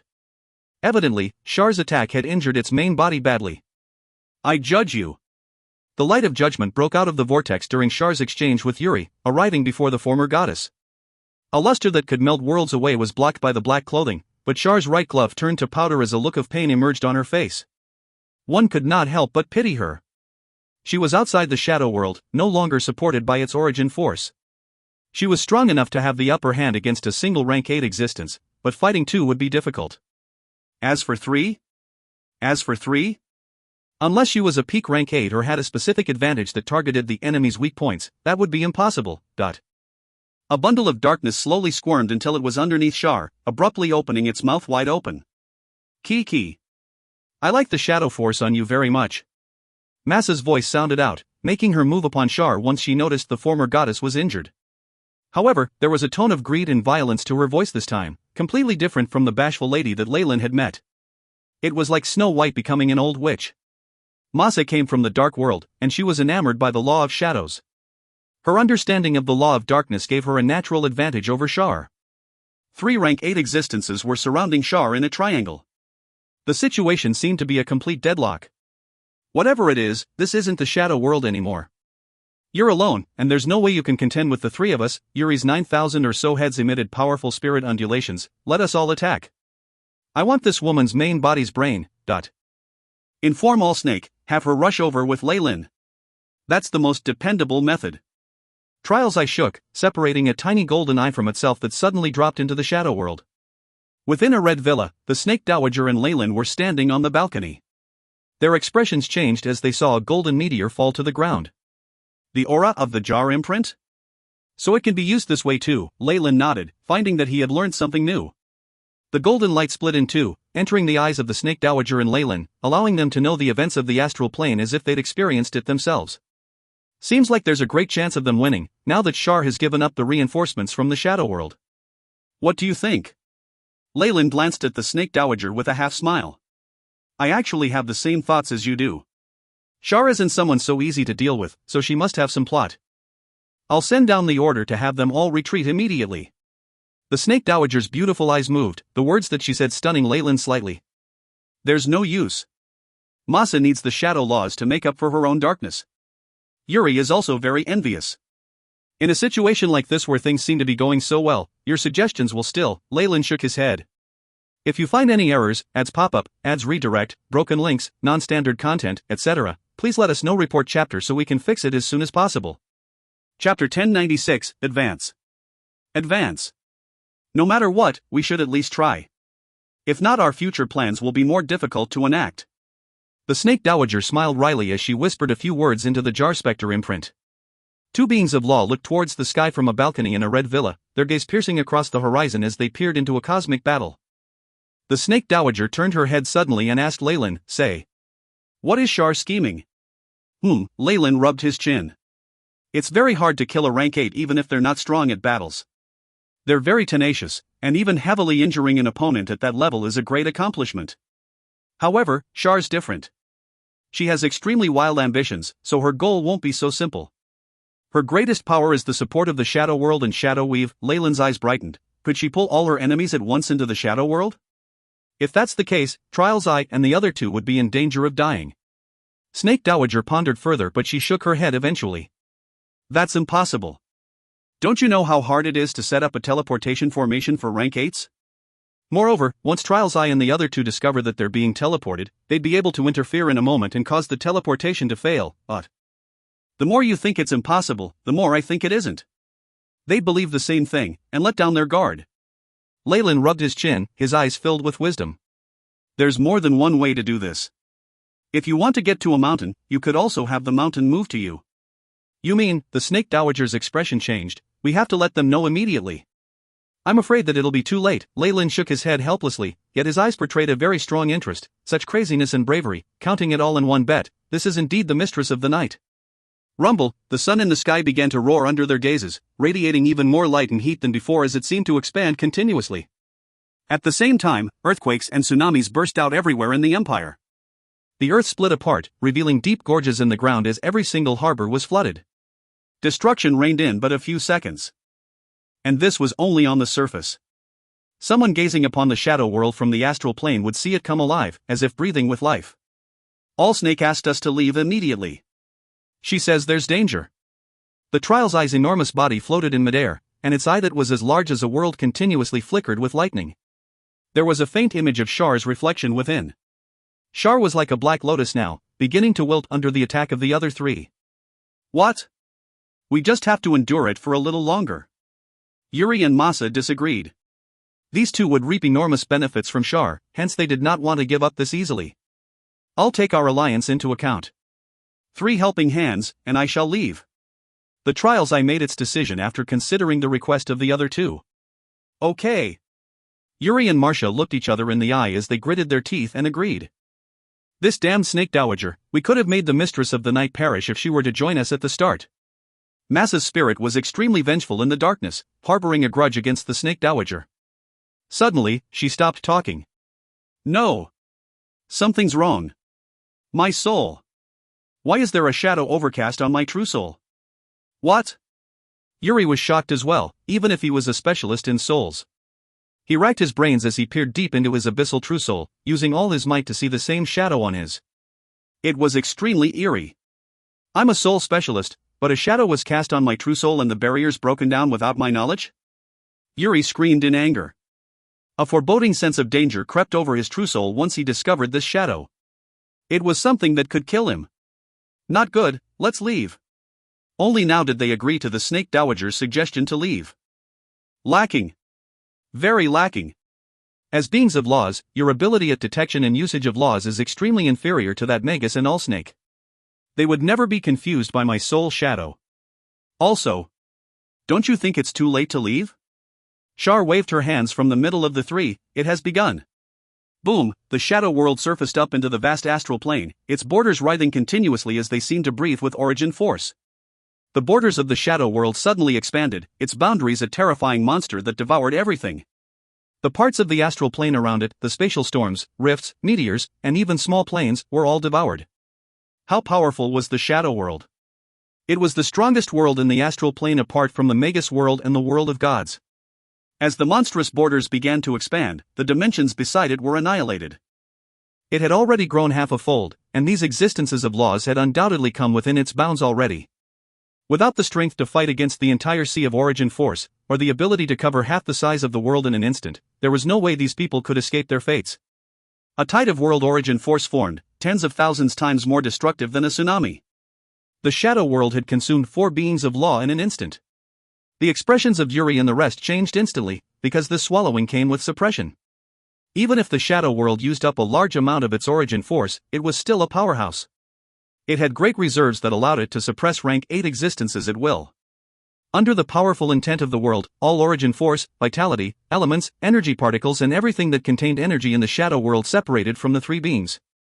They could only rely on their own reserves, but the laws they wielded were suppressed as well. They grew many times weaker than before. Advancement of a world. You actually forced the shadow world to advance. This is crazy, wouldn't the shadow world be afraid of its origin force being depleted? Why would it allow you to do this? The Trials I sent a message. The shadow world was a large world. An attempt to expand once more would put it on par with Dreamscape. Nothing good would come of doing such a thing without sufficient energy, most of the world would turn desolate and barren. And now the shadow world had forced an advancement. Without enough origin force to advance, the world would only suffer. The Trials I could not figure out why the mistress of the night was allowed to do this. Ha ha. Because I represent the shadow world's will. Shar took a step forward. Everything before her had been consumed by the shadow world, and she was considered its core. A large amount of origin force converged at this point. Even if it was weakened, the origin force allowed Shar to reach the peak of her power. A black crack appeared on the crystal inside that palace within the sea of origin force, the one that contained Shar's true body. Now that she'd activated the origin force of the world on behalf of its will, her strength grew close to the peak of rank 8. On the other hand, Trials I and the rest were weakened, almost dropping below rank 8 in power. The tables had turned. Let's go. Trials I, Yuri, and Masa tried frantically to leave through the edges of the world. You've come to my home. How could I let you leave without attending to you well? Glee spread on Shar's face, and she moved her hands like a master of the zither. Asterisk chi.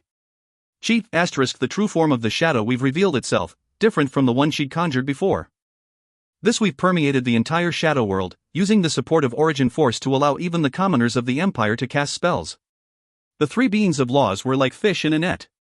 Repelled by the origin force, they were like caged beasts. I've caught you guys. Shar walked up leisurely and smiled with a wide grin. So what if the origin force would be depleted? As long as the three of you are sacrificed, most of the origin force would be replenished, wouldn't it? It is indeed a world advancement. Protected by an invisible barrier in the Red Villa, Leyland sighed. Those three are in danger. We warned them of the trap early enough. At least one of them should be able to escape, the Snake Dowager said with indifference, only able to predict the future. Masa has the least chance. After all, her element is suppressed the most. Outside of this world she can control shadows with darkness, but within the side switch. Even if Shar doesn't manage to catch the other two, Masa will not escape, Leyland added as he stroked his chin. If you find any errors, ads pop up, ads redirect, broken links, non-standard content, etc., please let us know. Report chapter so we can fix it as soon as possible. Chapter 1097, Chess Piece. Chess Piece. The contract requires us to rescue them. You're not getting ready to move? The Snake Dowager stared at Leyland with her beautiful eyes. The power of law surrounding them was weakening, their powers being chipped away. This was the penalty for violating the agreement. Still, it didn't contain any malice or deliberate harm, only causing a slight drop in power which Leyland could handle. Not now.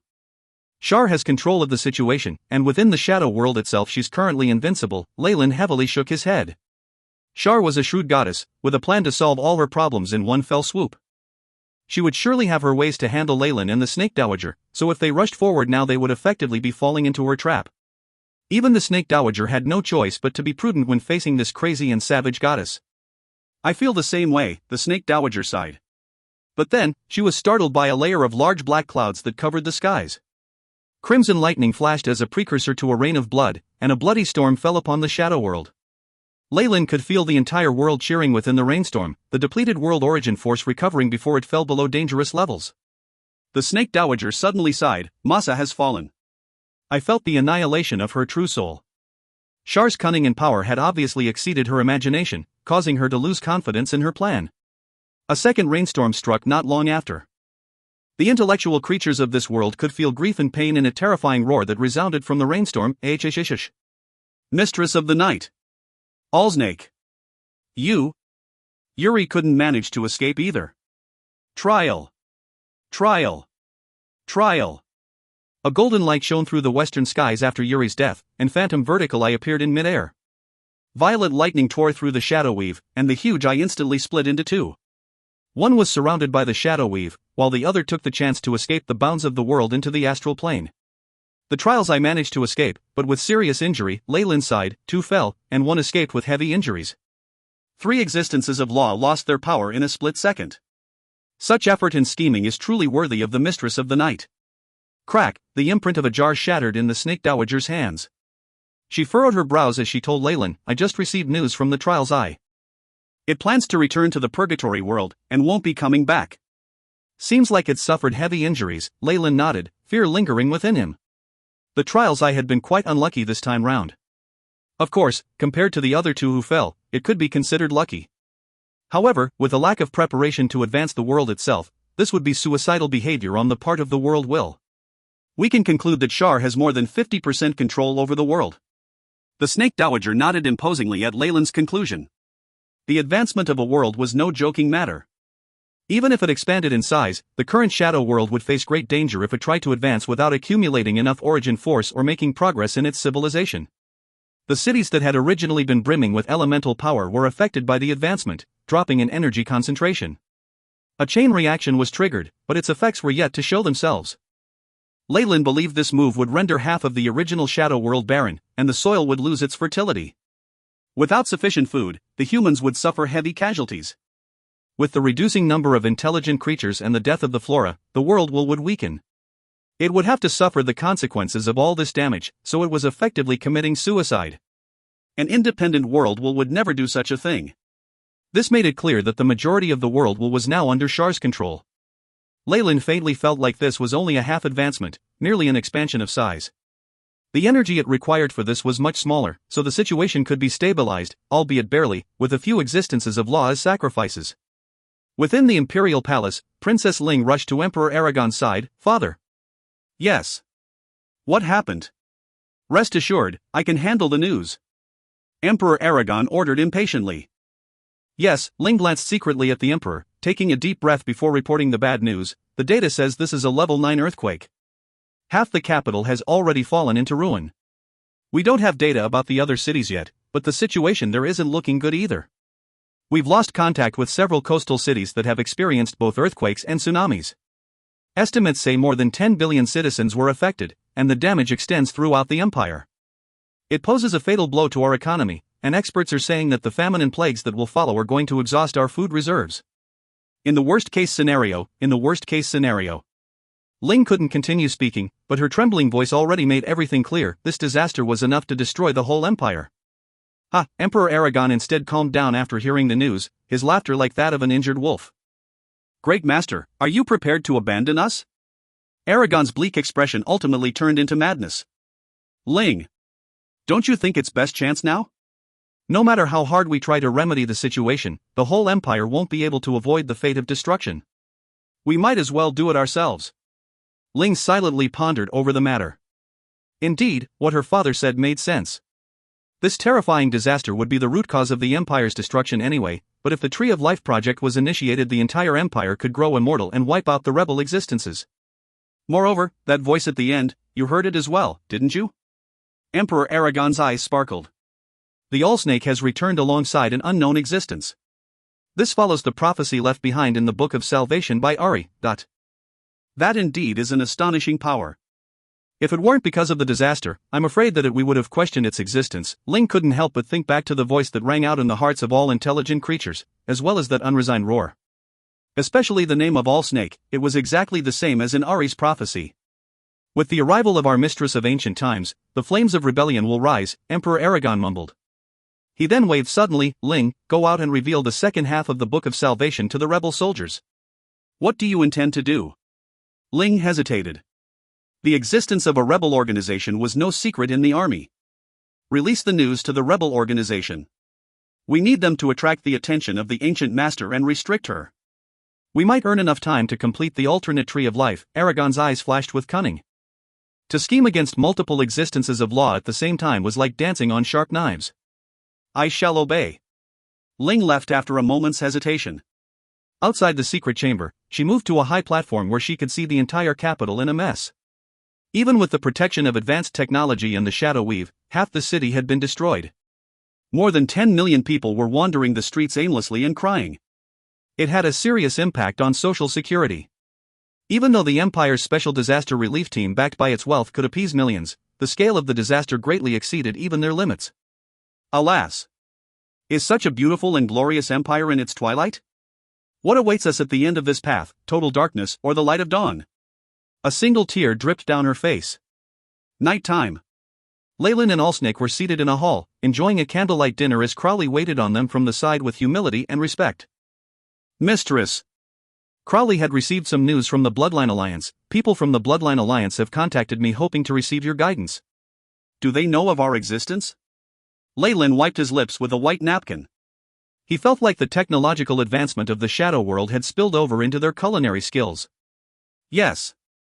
Bobby saying a member of the rebel soldiers gave her a part of the Book of Salvation that details Mistress's existence. The prophecy says you are the one true savior. Crowley said with excitement. Blind Ari? The Snake Dowager gently closed her eyes, seemingly trying to sense something familiar yet strange. This prophetic power, is she a reincarnation of the prophet Kali? So, what do you plan to do? Leyland laughed. Their dinner done, Xavier tidied up the table and placed a chessboard on it. He was dressed like a waiter. What do you think? The Snake Dowager gazed at Leyland. We're currently the king and queen. Leyland pointed to the core of the board, the most important cards. We shouldn't throw that away so easily, instead sending some pawns first to test the waters. Having said that, he picked up a pawn and moved it one step forward. If you find any errors, ads pop up, ads redirect, broken links, non-standard content, etc., please let us know. Report chapter so we can fix it as soon as possible. Chapter 1098, Motion. Motion. Indeed. The Snake Dowager looked at the board and nodded before she turned towards Crowley. You are henceforth my representative, able to command all rebel forces. Dark red bloodline force formed a serpentine black eye that surrounded Crowley, causing his strength to rise several degrees once more. Yes, mistress. Your will is my command. Crowley knelt down. You go follow him, Leyland told the slightly fervent Xavier. Really? Thank you, master. Xavier hurriedly responded. The unbearable pressure had made him subservient somewhere along the line, especially now that he was in the presence of two of these terrifying existences. You served us well, so here's a tidbit of information. Your sister is currently inside the palace as well. Try harder, kid. Xavier hadn't left yet, and this news caused his body to tremble as he picked up his pace. Once the two of them left, a strange atmosphere enveloped the surroundings of the villa.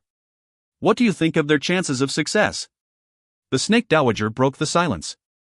She stretched her body, causing Leyland to smell a unique scent that caused his heart to skip a beat. Leyland opened his mouth after a moment of silence. Project X has been in progress for so many years, and a big portion of the natural world has been taken over. The Shadow Weave's influence has also permeated the whole world. Our opponent can choose to act at any time. Instead of leaving the button in the hands of the Mistress of the Night, why not have the subordinates detonate the bomb in advance? Isn't now the best opportunity? It was impossible for the Mistress of the Night to have taken care of 3 existences of laws without paying a certain price. The opponent would definitely be weakened, so the chances of their success were much higher. Things would grow more unclear once she made a complete recovery.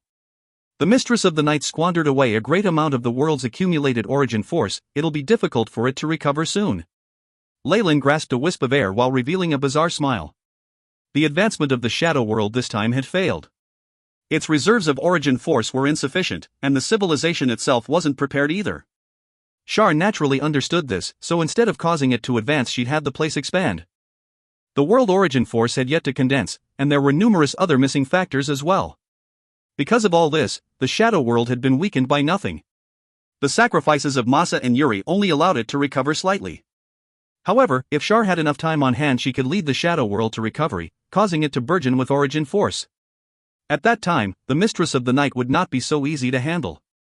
The Blood Nest had changed greatly by the time Crowley and Xavier arrived at the capital. Although the earthquakes hadn't caused much damage to their core base, a large number of strangers had gathered in the basement's inner conference hall. Among these strangers were people dressed in black Chinese gowns, witches with sharp hats, knights clad in armor, and expert martial artists. The ones that attracted Xavier's attention were the group of people clad in army uniform that occupied the area. Everyone there had an aura of blood and iron that was unique to the armed forces. This should be the rebels Clive mentioned before. Xavier noticed that several members of the Bloodline Alliance interacted with the rest of the groups, whereas the soldiers waited silently without any communication whatsoever. The situation in the hall was chaotic, with many people arguing over the changes that occurred a few days ago.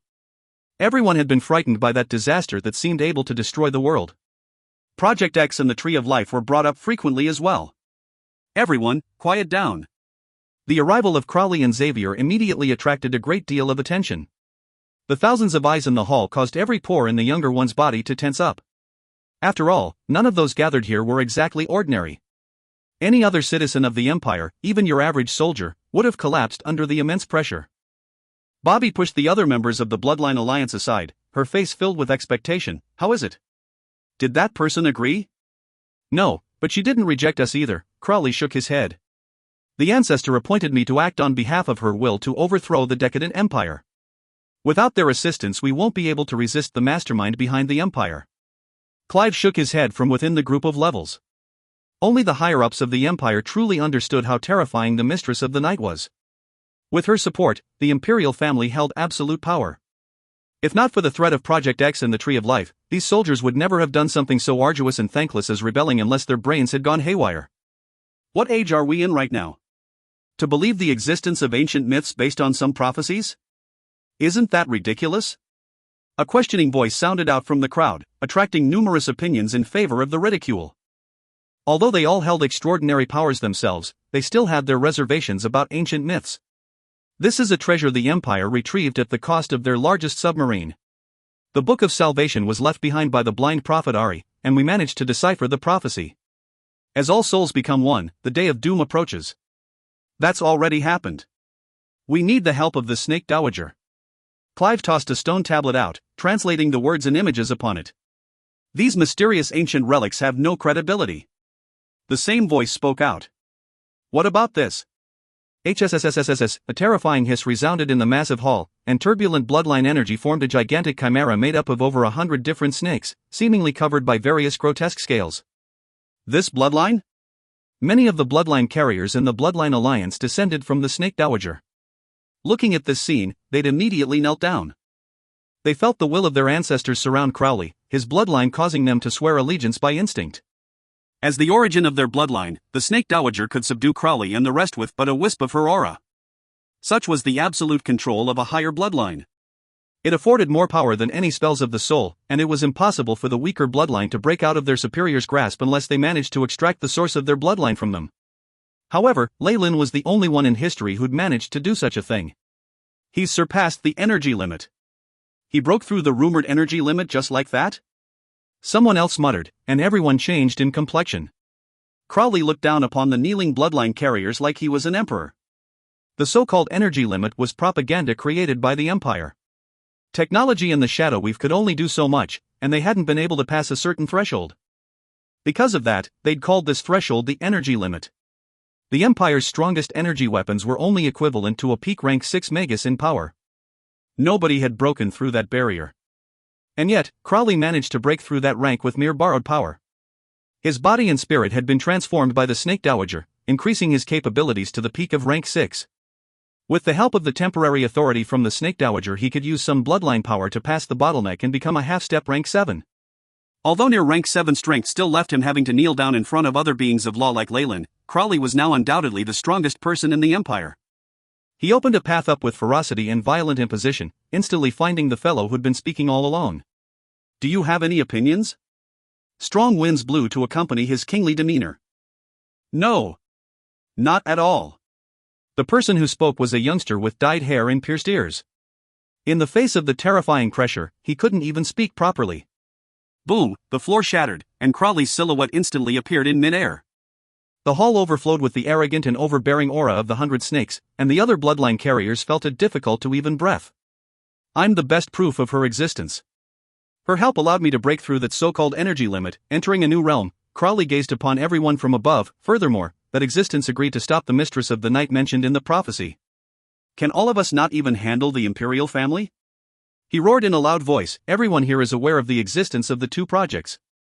Thus, now it is time for us to make a choice. Die loyal to that empire, or join me in rebellion. If you find any errors, ads pop up, ads redirect, broken links, non-standard content, etc., please let us know. Report chapter so we can fix it as soon as possible." Chapter 1099, Initiation. Initiation. Crowley's oratory wasn't particularly outstanding. It neither caused their blood to boil nor attracted their attention. By all rights, the speech was a failure that couldn't even fool little kids. Fortunately, he had great assistance. The Shadow Empire's recent actions had enraged the heavens and the peoples. Project X and the Tree of Life project were too widespread, affecting everyone, be they nobles, peasants, or prisoners. The upper class couldn't be blamed for instigating a rebellion.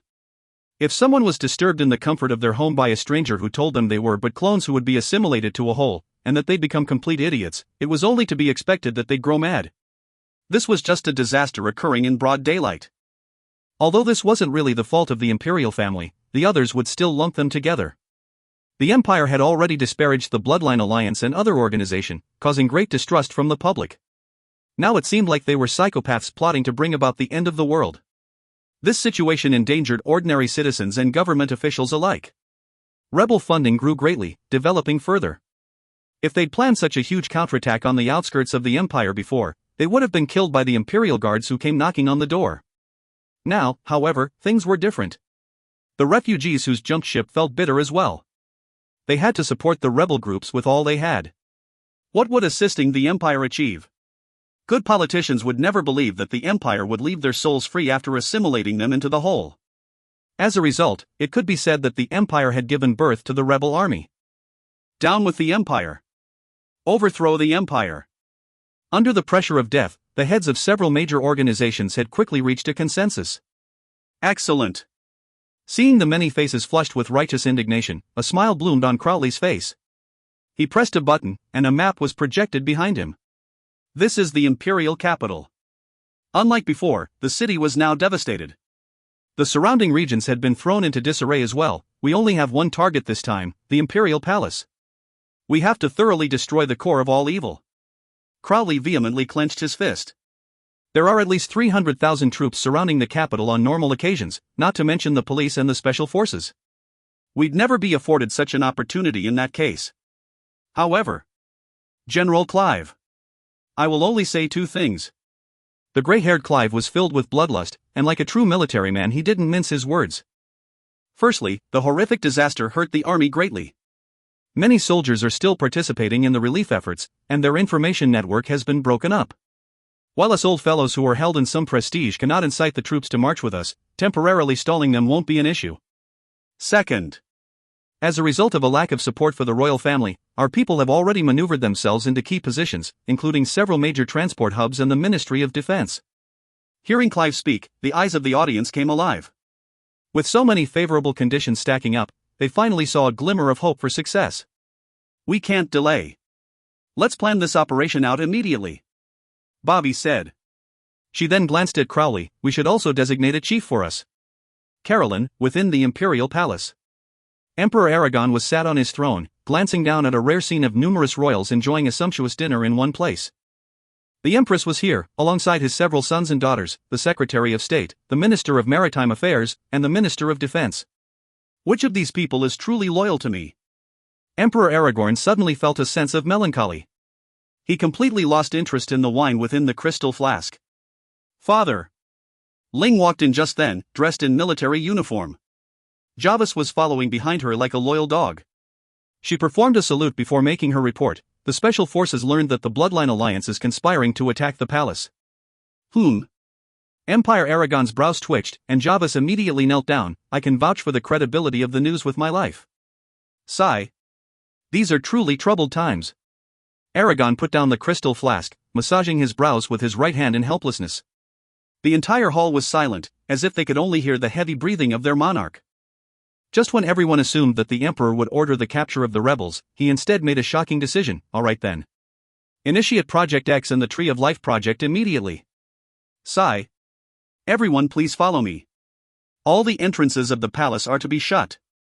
Without my orders, no one is allowed to enter or leave. A long sigh escaped from Emperor Aragon. Upon bringing a wave of important ministers out of the palace, numerous high-ranking guards followed after. All the forces of the Empire, be it the special forces, the intelligence team, or other elites, fell into order under Ling's command. The whole place wound up, as if a machine. It's ready. The other royal family looked at each other, and a strange silence soon followed. The older prince's gazes were fixed on Princess Ling, their thoughts unknown. The princess herself told Javis to leave, moving alone to another meeting room. A few miserable cries sounded out, and complete silence followed them. I didn't think that the Minister of Defense would have betrayed me. Ha, and to think he was my best friend. Emperor Aragon walked out a few minutes later, sighing as he used a white handkerchief to wipe the bloodstains off his body. My path is destined not to be understood by others, but I have no choice. Emperor Aragon couldn't help but sigh as he looked at the only child to whom he could entrust this task. All preparations have been completed, Father. Please follow me. Ling didn't betray any emotion on her face, the calm in her eyes making it impossible to guess her thoughts. The two arrived at the Imperial Garden, all the vegetation within flattened to form a huge plaza. Let's begin. Emperor Aragon commanded, holding back the excitement in his heart. The entire plaza began to tremble, the earth gradually splitting open as it formed a box. A fantastic white tower appeared from the ground, its interior completely solid while its exterior was filled with light. It dazzled with a gorgeous luster. 12 bright pearls could be seen atop the tower, forming a circle connected by thick black metal chains to the center. A girl was sleeping in each pearl, and Jill was amongst them. They were curled up like babies in their mother's wombs, and their eyebrows furrowed from time to time. And just like a womb, there was a large amount of translucent liquid around them, a crystal clear thread from within connecting to their bodies. The console of the Tree of Life. Emperor Aragon looked at the metal console in front of him with a crazy and fervent expression. Look at it, Ling, such a beautiful crown. Yes, Ling's eyes were filled with a radiance as well. She had to admit, the brilliant tower with its 12 pearls looked like a massive crown. However, she was very clear that this was a test for her father. If the Mistress of the Night appeared here at this point, she and her father would be fated for death. No. Perhaps father might survive, but I'll definitely die. Ling looked at her father's hands. Only she knew that the array from the strong room had been transferred to his body, Kali's eyes, and the mermaid scales on his person. Before he continued, Emperor Aragon called out to his daughter, go activate the final X mutation before the Tree of Life project begins. No matter who our opponents are, they're likely to face great trouble. Ling's body trembled as she received this command, one that was equal to setting the devils loose. Still, she managed to retreat respectfully from the place. Sword Saint, Night Devil, follow closely. Emperor Aragon commanded immediately after. Two silhouettes appeared behind his back, his final line of defense. Right now, he'd sent the two of them out. The two old men saluted to Emperor Aragon, slowly blending into the breeze. Emperor Aragon looked at his surroundings and revealed a trace of smile as he walked into the plaza. Ding, a layer of pure white energy instantly separated the plaza from the outside world. All the unstable factors have been removed. Emperor Aragon looked around, seeing that he was alone at the console tower. He couldn't help but reveal a smile of satisfaction. I will definitely be able to devour the assimilated soul body, becoming a god. He walked towards the center of the metal tower with unswerving determination. If you find any errors, ads pop up, ads redirect, broken links, non-standard content, etc., please let us know. Report chapter so we can fix it as soon as possible. Chapter 1100, Breakthrough. Breakthrough. By this time, the rebel army had successfully infiltrated the capital under Clive's lead. They were heading towards the palace as Clive's communication device rang out. Several words were transmitted over, causing Clive's facial expression to change immediately. It's a code from the palace, we've been found out. The palace has been closed down, and the Imperial forces were mobilized. Clive's expression grew unsightly. Without those insiders it'll be much more difficult for us to break into the palace. We didn't expect to avoid much trouble in the first place. In fact, just being able to infiltrate the capital is worth being excited over, isn't it? Crowley looked behind him. They were currently in the capital streets, those behind them all bloodline carriers and warriors armed with firearms, along with a portion of the military. This motley crowd radiated grandeur as they walked forward. Even more surprising was that the capital's citizens were all hiding behind closed doors, glancing occasionally at them but not standing out. It was like the guards of the capital had all perished. The group felt strange, as if the Imperial army and the entire capital accepted their presence. Looks like revealing the existence of Project X and the Tree of Life to the public has indeed been effective. Bobby looked at her surroundings. At least those lower-ranked soldiers will not fight against us. More important is that outing the royal family destroyed their trust in their government. We now have to work separately. Cut the palace's power. Even if they have a spare, we can still take advantage of the confusion. An unswerving determination appeared on Clive's face. The interior of the Special Forces headquarters contains a detailed map of the palace. It can help us with our plan. I'll take care of it. Do you want to settle your grudge with your brother? Bobby rolled her eyes. It's up to you. Although I've had problems with them for a while, our target right now is the palace. Thanks. Clive straightened his back, an unyielding and determined look on his face. I promise I'll succeed. A portion of the retired and serving officers separated from the rebel army, rushing towards the headquarters of the Special Forces. What's going on? After arriving at the Special Forces headquarters, Clive was stunned to discover that it has become a slaughterhouse. Numerous black-cloaked bodies fell on the ground with an unbelieving expression. This was all done by one person, and Clive stood up and walked past a dead body while entering the headquarters. You're finally here, my benevolent brother. Jarvis had long been waiting here, his eyes containing an evil sneer. Preventing the others from indiscriminately rushing into action, Clive spoke with a heavy tone. You killed those people outside? Why? They were a group of fools. They started to panic and think of rebelling after hearing the rumors, so I had to send the useless trash off personally. Jarvis blew his fingernails while speaking, as if he had only killed a few ants. Even now you still can't let it go? I'm sorry for what happened, but our brother should not be the reason for you to turn to evil. It's time to stop. Tears brimmed in Clive's eyes as he spoke. Stop? Are you kidding me? The project is going to succeed, and Third Brother's soul is about to come back. At this point in time, you are telling me to stop? Clothes ripped apart, and a cloud of black energy emerged from Jarvis' body. I'll turn you into a corpse. Sigh. I didn't expect that it would come to this between brothers, Clive sighed. You were a genius from birth. However, you lacked the most important quality of the strong as you advanced on your road for power. Love and forgiveness. One of the soldiers raised his laser gun, firing a warning shot towards Jarvis. It's not too late for you to change your mind, Clive tried to persuade him for the last time. You should be the one changing their mind, not me. Even surrounded by the rebels, there was not a trace of fear in Jarvis' eyes. Instead, he seemed like he was watching a good show. Not good. Clive understood his brother well, and he'd noticed the abnormality. Still, he couldn't make out what it was. Thud, one of the rebels suddenly fell to the floor, twitching unconsciously. What's wrong? Clive's astonishing eyesight allowed him to instantly notice a layer of dark green spreading on the surface of the soldier's neck. Thud. Thud, the condition seemed to spread, numerous rebels starting to fall one by one. The rest were left staring at each other. The X gene mutated. Have they begun to act? Jarvis seized this moment's opportunity to attack. Shadow wind. Whoosh, a violent tornado suddenly blew everyone away.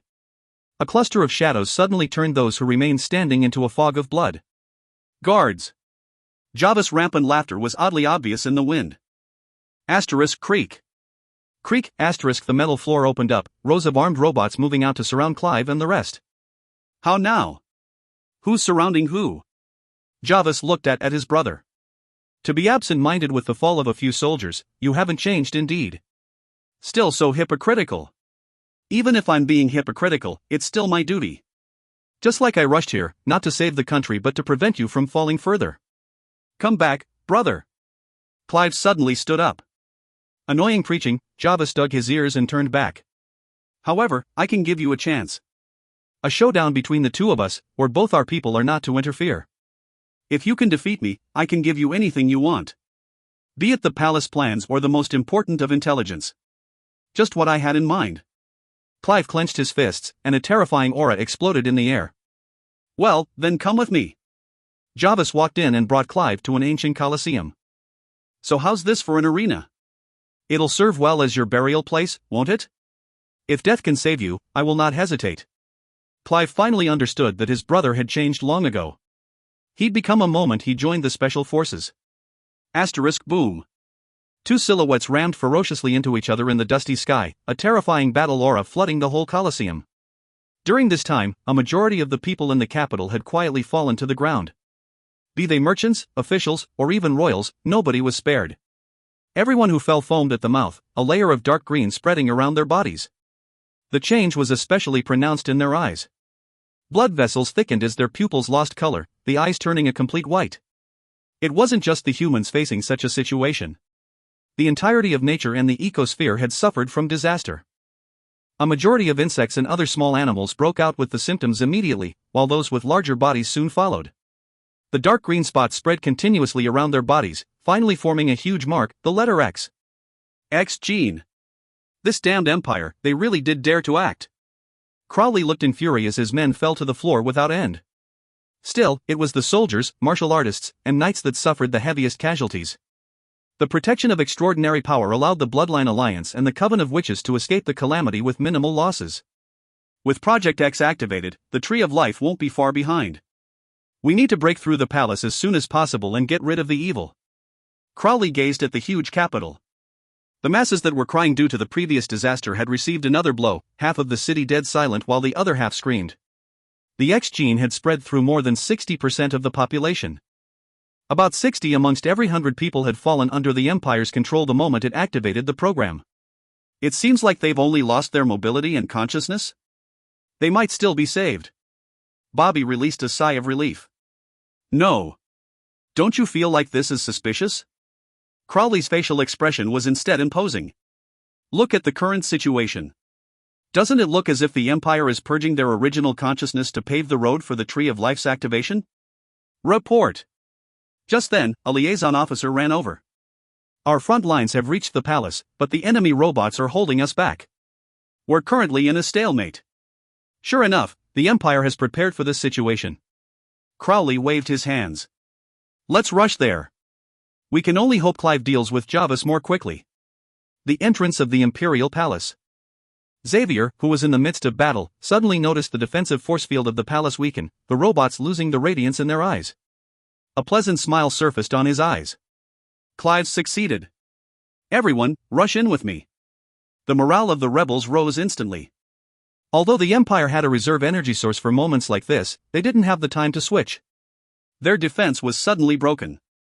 If you find any errors, ads pop up, ads redirect, broken links, non-standard content, etc., please let us know. Report chapter so we can fix it as soon as possible.